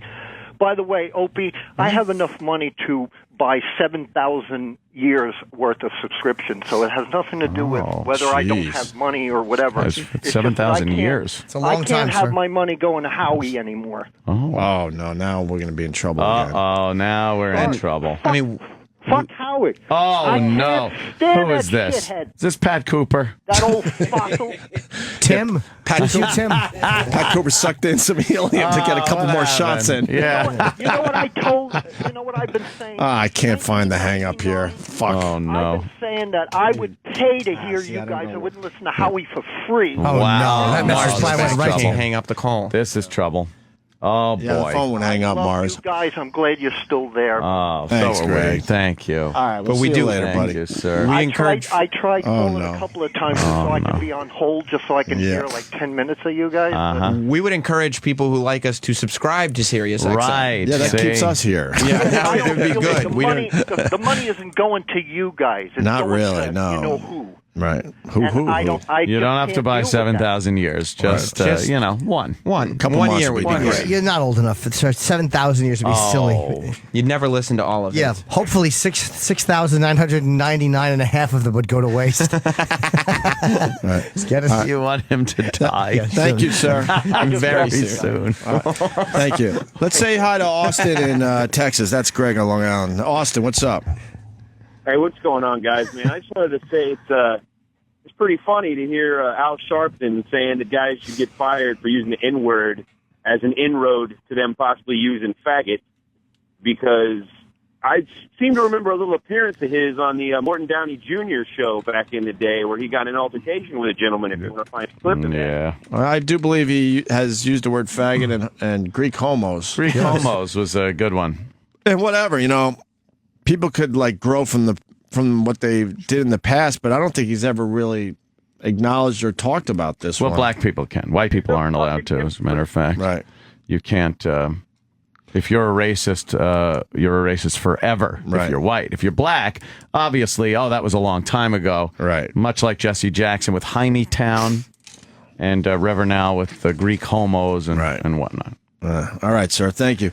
We're back to Al Sharpton. What we're dealing with is an arrogance in sports, which the football field and the locker room are treated differently than any other work site. So I don't give a fuck. I'm all right with that. I'm fine with it. Not in a locker room or fucking cares? on the field. I don't give a fuck. Why would Reverend Al give a shit what goes on in the locker room? Fucking guy's never worked out a day in his life. No. What does he know about a fucking locker room? Exactly. Just a bunch of big, delicious cocks and washboard abs. High five, Sam.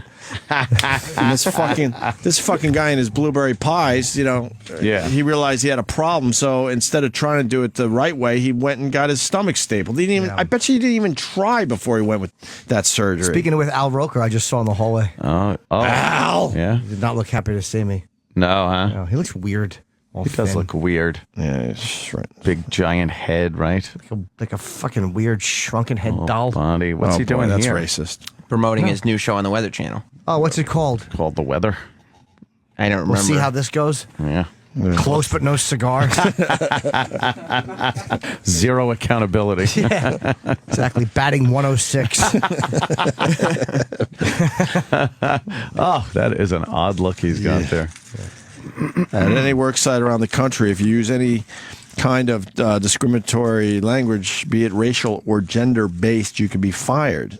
Leave these fucking athletes alone. It's a different fucking thing. Yeah, they also think better kill you from concussions and other fucking jobs, too. And this fucking asshole, if he's going down this road, why don't you start tackle music first? Yeah, how about that? Yeah, labels drop you fucking people for using that word. What is he talking about?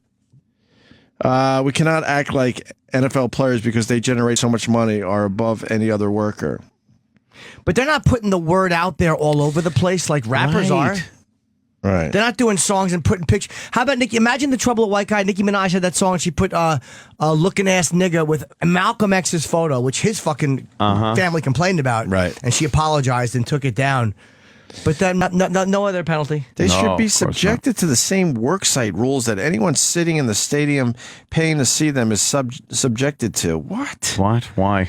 Just because they could sell tickets shouldn't mean they don't have to live by the rules. Then go after music, you stupid fuck. Yep. Yeah, what do you think where do you think they're making their records? Live by the rules that everybody else does. If athletes can discipline their bodies and minds to do extraordinary feats, then they certainly have the capacity to discipline their tongue to control their words. Any excuse is unacceptable. Shut up. I say. All right. See you later. Oh, Jimmy, need a plug? Oh, yes. I have this February. That was a good out right there. It was. Fuck, it was great. That would have been a good out, right? Would have been a lot of Shut fun. up and then boom. Well, I didn't see that coming. Yeah. He shut up. But Jimmy got. Oh, no, we got a better one. I'll get you out, believe me. Oh. February 28th, this Friday, I'm in Pittsburgh doing one show at the Carnegie Music Hall, and then March 6th through 8, Ontario, California, at the Improv in Virginia Beach. The new dates are March 20 through 22nd, and my Boston date will be announced very soon. Boston. Yeah, I got a whole bunch of dates. What am I out with a fucking bunch of girls? No, you're not, Chip. Wait a second, I was gonna go out on a laugh. Oh, sorry. When was Go that ahead. coming? It was coming fucking soon. The Opie and Anthony Show has drawn to a close. Stay tuned to reflect, relive, and get the story behind the story of the finest moments of today's show. Sam Roberts' Opie and Anthony Post Show begins in moments. Unfortunately, the Opie and Anthony Show is over. Fortunately, we have a hard time letting go. The stories behind the stories. The backstage drama. Everything that made today unforgettable. Call 866-WOW-1-WOW now. And look back on another legendary day of broadcasting. This is the Opie and Anthony Post Show with Sam Roberts. Here we go. Time to call the show. 866-WOW-1-WOW. 866-969-1969. And I tell you this. I wish the Opie and Anthony Show had the kind of power that the Todd Show obviously does. Who would have thunk? The Todd Pettingale Show becomes a number-wide United States nationwide trend on Twitter today. Good for Todd. Good for Todd as he debuted today. Without Scott for the first time. And I'll tell you something, we play What Did You Learn on the O&A show. I'll tell you something I learned. I was a little worried about Jocktober. Every October we do Jocktober, and what we do is we take shows that we think are lousy, and that everybody thinks are lousy, and we mock them. Scott and Todd used to be every Friday. Every Friday we did Scott and Todd Fridays, and I was worried. I'm going, oh no, what's going to happen without Scott and Todd? Scott's leaving the show. We're not going to be able to celebrate like we used to. Well, thank God for Todd Pettingale, because I think Scott and Todd Fridays just became Todd Fridays. Lady Trucker. Good morning, Sam. Good morning. I'm going to use the hashtag The Todd Show for my masturbation material today. Oh, that is disgusting. I don't know what's more disgusting, looking at the photos that were tweeted under the hashtag The Todd Show or thinking about you masturbating. Either way, it's revolting. I'm sorry, I guess I hurt her feelings. One in Pennsylvania. Hey, Sam, Troy Kwan, please. Troy Kwan is unavailable to accept this call. You can call him privately, but not on the air. What are you laughing at? Our big boss was just walking down the hallway. Tim Sabian? And he was talking about how we do a good job with social media. Yeah. But we're no Todd Show. He was impressed then. Yes. Yeah, that's right. Number one trend in the country. You must have been in little... Number one now? Maybe not number one, but definitely top 5. Do you know he made a little Instagram video? Todd did? About trending on the United States thing? Can you pull it up real quick? Yes, I can. You must have been in little obsessive radio nerd heaven today, getting to do all your Todd stuff. Yes, because it just doesn't happen anymore. There's not much in radio that you could actually give a shit about. Yeah, because there's nothing happening. So it becomes a thing where it's like it's not even anything to make fun of. Sal? Yes, Sam. Are we ready with today's line of the day? Let's do it. Here comes line of the day. Line of the day.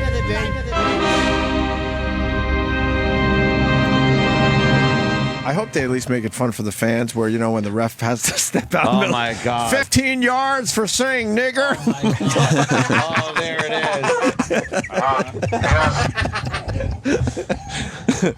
Number 23, defense, 15 yards, nigger. Opie really snuck it in at the last minute with that one, but it worked. but it counted. Oh yeah. All right, we got the Todd Show's Instagram. If you didn't hear the show today, and if you're on the West Coast, and so it's a little early for you, tune in as soon as this nonsense that we do here is over, because we gave the Todd Show, which is what the Scott and Todd Show has become, the biggest bashing I think we've ever given a radio show. We spent 2.5 hours on the Todd Show today. Yeah, this was a lot of time invested. Were you happy about it? I was. I thought he would deliver, but by 8 o'clock, it wasn't even bad material that we could goof on. It was just entertainment news. Well, I mean, traffic. There's no way that reasonably spending 2.5 hours was okay, let alone spending more than that. You wanted the whole 4-hour show to be about Scott and Todd, or about Todd. It could have been, because I knew it was going to be bad. My God. And then it just stopped being bad and got boring. So some of the fans of, I don't know what show, I guess of the Todd Show, got their hashtag, the Todd Show, trending nationwide, the United States. It was a top 5 trend only under the Today Show this morning. But it wasn't tweeting pictures of the Todd truck, like Todd had asked. It was tweeting their big promotion. Yeah, their big promotion. It was tweeting the most horrific photos you've ever seen, from prolapsed anuses to World War II era Nazi photos to pictures of Anthony's cat with racial slurs on his T-shirt. Now, picture with the hashtag that everybody's been participating with, all the action that it got. So this is one extreme, right? Yeah. Now, picture we didn't address this at all. No. There were no truck photos. No. There were no location photos. It would have been the other extreme of there's nothing there except them posting on their own hashtag. Yeah, whatever the negative trend is, like whatever hashtag that somebody writes and nobody follows along with it, that would be this. Let's listen to Todd's Instagram video from earlier today. Hey, Sheila, what's trending right now? I don't know. Let's look. Todd Show. Todd Show. And they were showing just close-ups of computer screens that said the Todd Show. But that's how stupid Todd is. Like, he's bragging to his listeners about the Todd Show trending, when if any of his listeners did a search, because when your favorite thing is trending, the reason trending topics work is because other people on Twitter click on the trending topic, and then you can see what everybody's saying about whatever it is that you're tweeting about. So if the Todd Show is trending, you'd write hashtag the Todd Show in your tweet. Somebody else would click that so they could see all the tweets that wrote hashtag the Todd Show. So what happens? He advertises that he's trending. Everybody's going to go find out, what's everybody saying about the Todd Show? And what happens? Prolapsed anuses and Nazi deaths. Do you think with this new direction, this new re-imaging of himself and his program, and with WWE being in the PG era and bringing back a lot of these old guys, do you think we might see Todd come back to WWE? No, of course not. WWE thinks that he's associated with anti-black people, homophobic, docking, shit-eating, because of his trending topic. We ruined that for him. Let's go to Austin on Long Island. I think we got a better chance of seeing Sam on the network. What's that supposed to mean?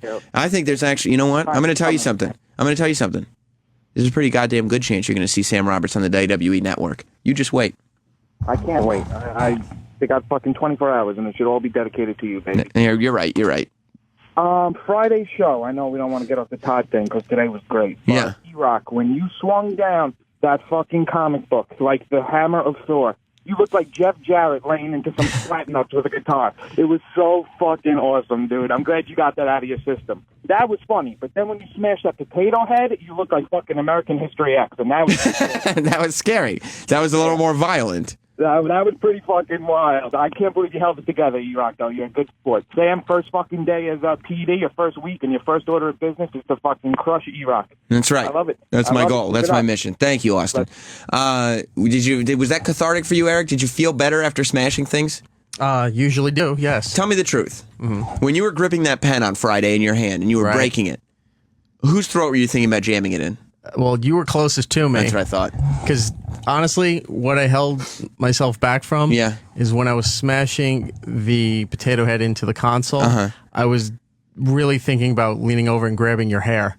Yeah, and just smashing me. But that wouldn't have been good for my career. It would have been terrible. Yes. I would have seen to your firing. It would have been great for the day, just not for the future. A lot of people would have loved it. I'm sure they would, but then it would have made a hell of a video. But you know what? It's radio. Monday's a new day, and then you got to do something new. Right. Yeah, I would have been in the hospital, and you would have been at home I don't know, watching wrestling and listening to Todd Show. Not affording the WWE network. Yeah, you'd be trying to get the job as Bacon Bits or whatever Todd Pettingale's stunt boy's name is. Todd's Meatballs. Meatballs. Scott in Boston. Fucking Bacon Bits. That's hilarious. Yeah, so you rock Army nigga also. So, dude, there is a huge war happening with Todd and Jack FM. You're missing the boat.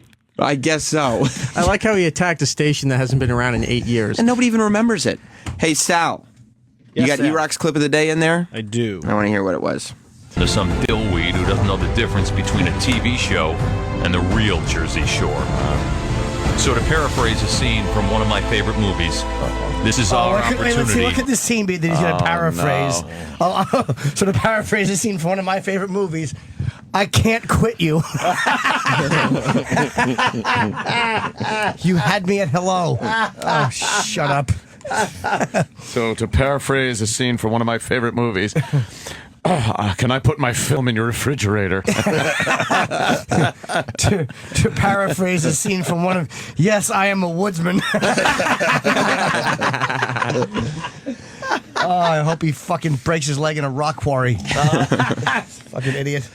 Was that not the worst intro you've ever heard? Yeah, but it also, I pulled that clip because that's one of my favorite things this show does. Whenever there's a news story or some audio, where they go pause, and then they just try to make up their own conclusion of where the audio is going. Right. We're always wrong, but it's always hilarious. Right, and who knew? I thought today would be right about that Woodsman quote. I was very surprised. Sal, when you hear what we heard today, a clip like that, Sure. How old are you? I am 23. Okay, so you're just young, fresh face starting out in this thing. Are you thinking to yourself, I can't believe radio is the business I'm attached to right now? Yeah, sometimes I think when I tell someone that I'm in radio that they automatically think that I work for something like a Scott and Todd sort of world, you know? Because that he did this intro to his show that was so dramatic and devoid of any sarcasm or humor. Like, specifically, he tried to make it as dramatic as possible. It was really embarrassing. Yeah, everyone gets that awful douche chill, and it's just, you can't even listen to it. It's awful.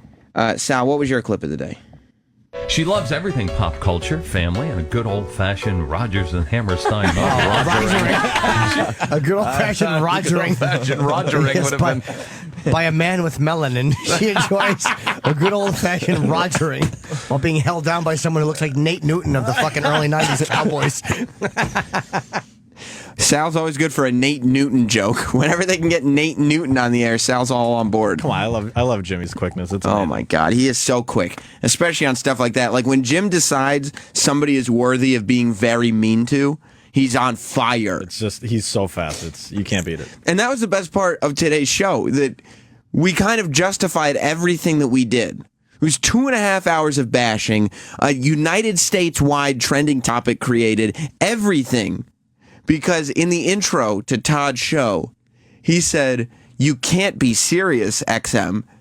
And the show that has shown probably the least company pride of any show on this platform in the history of the medium, now all of a sudden is offended that Todd has come after satellite radio and decides we must destroy him. Dude, I was thinking that exact same thing. I was like, they're going to sink their teeth right into this now. And they wasn't even, it's like, they just need an excuse. Like, once you give us an excuse, we're going all in.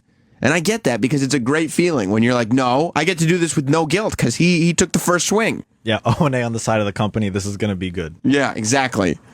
Let's go to Ron in Wisconsin. What's up, Ron? Sammy, are you ready for an E-Rock ready for the immortal Hulk Hogan to return to WWE? Well, we did mention this on the show a little bit. I don't know if you heard it, Eric, but yeah, Hulk Hogan is returning to WWE. He was in the network promo that ran during the pay-per-view. Are you, as a Hulk Hogan fan, are you sad to see him coming back? No, I'm glad because then he'll stop doing other things.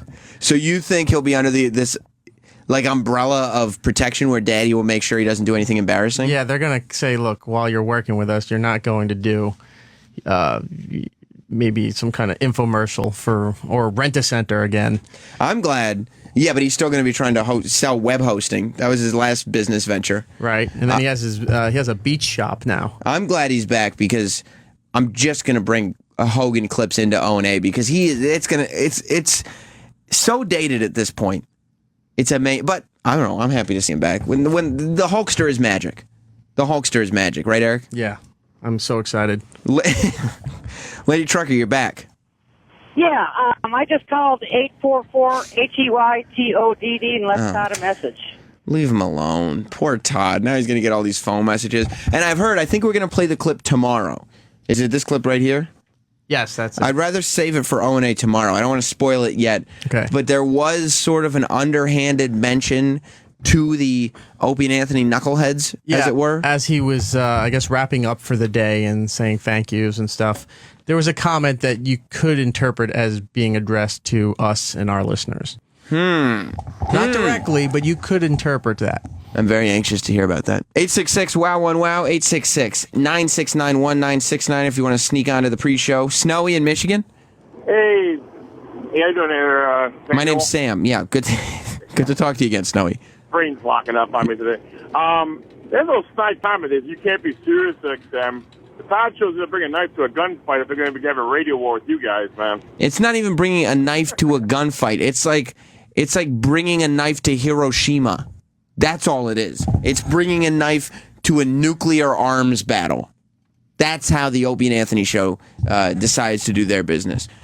E-Rock, are you still looking through... looking at the hashtag trend here. Hashtag the Todd Show. And Bob Levy posted a photo of a passed out lady surrounded by beer bottles on a picnic table with Lady Di's face. Yeah, that's not a passed out lady. That's a passed out Lady Di. Oh, my God. I saw some photo with Lady Di with her bubs out. Bubs? Her bubs. I hate that she says that. Lady Di calls them bubs. Sal, you got Travis's clip of the day in there? Yeah, I do. You want to hear it? All right, let's hear it. The whispers of... I got a tree on my house. Sun's coming. I got a tree on my house. I want to see the boat movie. Yeah.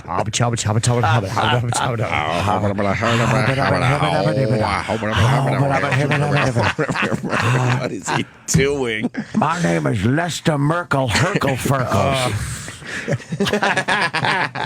Just start the new fucking show. Will you shut up? Get Prince Albert in the can. Oh my God! It was just it was the most dramatic intro to any show there's ever been. And we have a ridiculously dramatic intro. Eric, you came from that world. You worked for Scott and Todd for a little bit, correct? Mm-hmm. When you signed up to do O&A, I remember your first appearance on O&A. You said something to the effect of, "I'm just here to do whatever nobody else wants to." Is that correct? That is correct. Did you think that you were going to be like the meatballs of the Opie and Anthony show? Because you come from this world of radio. Right. That's why you get so almost autistically obsessed. Okay. With these topics. With this industry. Yes. And when it's like, Eric, we need some info on the Todd Show. You're like, okay. And you're just Rain Man for the rest of the day. You're Todd Show, centered. Since you came from that world, did you think that was going to be... You were going to be meatballs on the Opie and Anthony show? Well, they need a meatballs. No. But I figured I had to do something, but never to what this position grew into. Well, you became kind of the meatballs of our show the way Opie and Anthony would do it. Like, not pretending we're outside celebrities' houses. No. Not like, let's see if we can kill him today. Yeah. Is that true? Yeah, pretty much. It's not like, let's go try to buy the big hot toy for Christmas. I'll stand online at Toys R Us trying to buy it. And it was, how much can you eat of this before you black out? Before you're dead. And maybe we'll give you $100. Yeah. Like, let's see if we can make your eyeballs bleed again. Right. Because they have major Opie and Anthony, they have major eyeballs bleed before, yes? Twice. Where are you at with Dr. Ian Smith? We played the clips on the pre-show this morning. Yeah. Of Dr. Ian Smith saying he was going to give you half the 500. Right. Because you only lost 11 of the 20 pounds. Oh. And you responding with, you will not be receiving $250 back because I'm throwing a pizza party. Right. We did. Yes, we did throw a pizza party. Where are you at with the money in Ian Smith? There's no connection to it. So he won't be receiving the money back. You threw a nice pizza party and the rest of the 500 you're keeping for yourself. It's going to sit there and maybe invest. Invest in Simpsons paraphernalia? Possible. You know what you could do? I have bills to pay too. You could use the money that Ian Smith gave you to get a replacement Homer Simpson potato head that you smashed. I could. Were you happy with the way the video came out? Yeah, I thought it was an accurate representation. I think so too. Of what I did. The video of E-Rock smashing Sean F's gifts from Friday is up on Opie Radio on YouTube, and you can see. And somebody left a comment on the YouTube page or on Twitter somewhere. Anthony looks like he must have when he was a kid, when the spaghetti got smashed against the wall. Yeah, I saw Anthony that was comment a so uncomfortable. Did you see it? Did you watch the video? Yeah, I saw it. Ant was like burying himself into his hands and turning towards the wall. Yeah. And Jim was just upset because he almost got plastic in his eyes. Were you surprised at, like, looking back on the video, were you like, wow, I was really pissed, or were you in your right mind the whole time? No, I looked at it, I was like, yeah, I was really mad. Yeah. Like, I was... I could have done something stupid. You ever have that feeling if you're, like, laying on the couch or in bed and you feel like you're awake, but you feel like you're lifting out of your body? Mm-hmm. That's kind of what I felt like. I was leaving my body and looking down at myself at what I was doing. That's angry, E-Rock. You don't know that, man. Yeah, that's not good. And did the anger set in because you had no idea it was going to happen, the Sean F thing, except you seemed to take an immediate shift because after we were done with Ian Smith, Opie said, I think we have one more guest. And you threw your headphones off and said, well, let's get this fucking over with, or something like that. Right. And you kind of immediately, it all clicked in. Right. Because something you said on the pre-show kind of was circling around my head. And what did I say? When you were addressing Sean F, and you said, yeah, we're going to be hearing a lot more from him today. Oh, and that's the me. You were like, and then I sat there and I'm like, at first I thought, oh, there was songs. Yes. And then I was like, oh, fucking par for the course, I guess. This thing goes, we're going to play songs. But then when somebody said mystery guest, I started to, like, I was biting through my tongue. Because you were like, so mad. I was going to spit blood at you. Oh, that would have been hilarious if you spit blood at me. Listen, we got to go. Stay tuned for the replay and get all that Todd stuff out of our system and into yours. We'll see you tomorrow. Goodbye, everybody. Thanks for listening to Opie and Anthony and the Opie and Anthony Post Show. If you missed a minute, get it later today at SiriusXM.com/on-demand. Or stay tuned. Today's replay starts in minutes. Here on the Opie and Anthony channel. It's real. This show was brought to you by Afro and Friends. You can get other high-quality Opie and Anthony-related audio from the website afroandfriends.blogspot.com.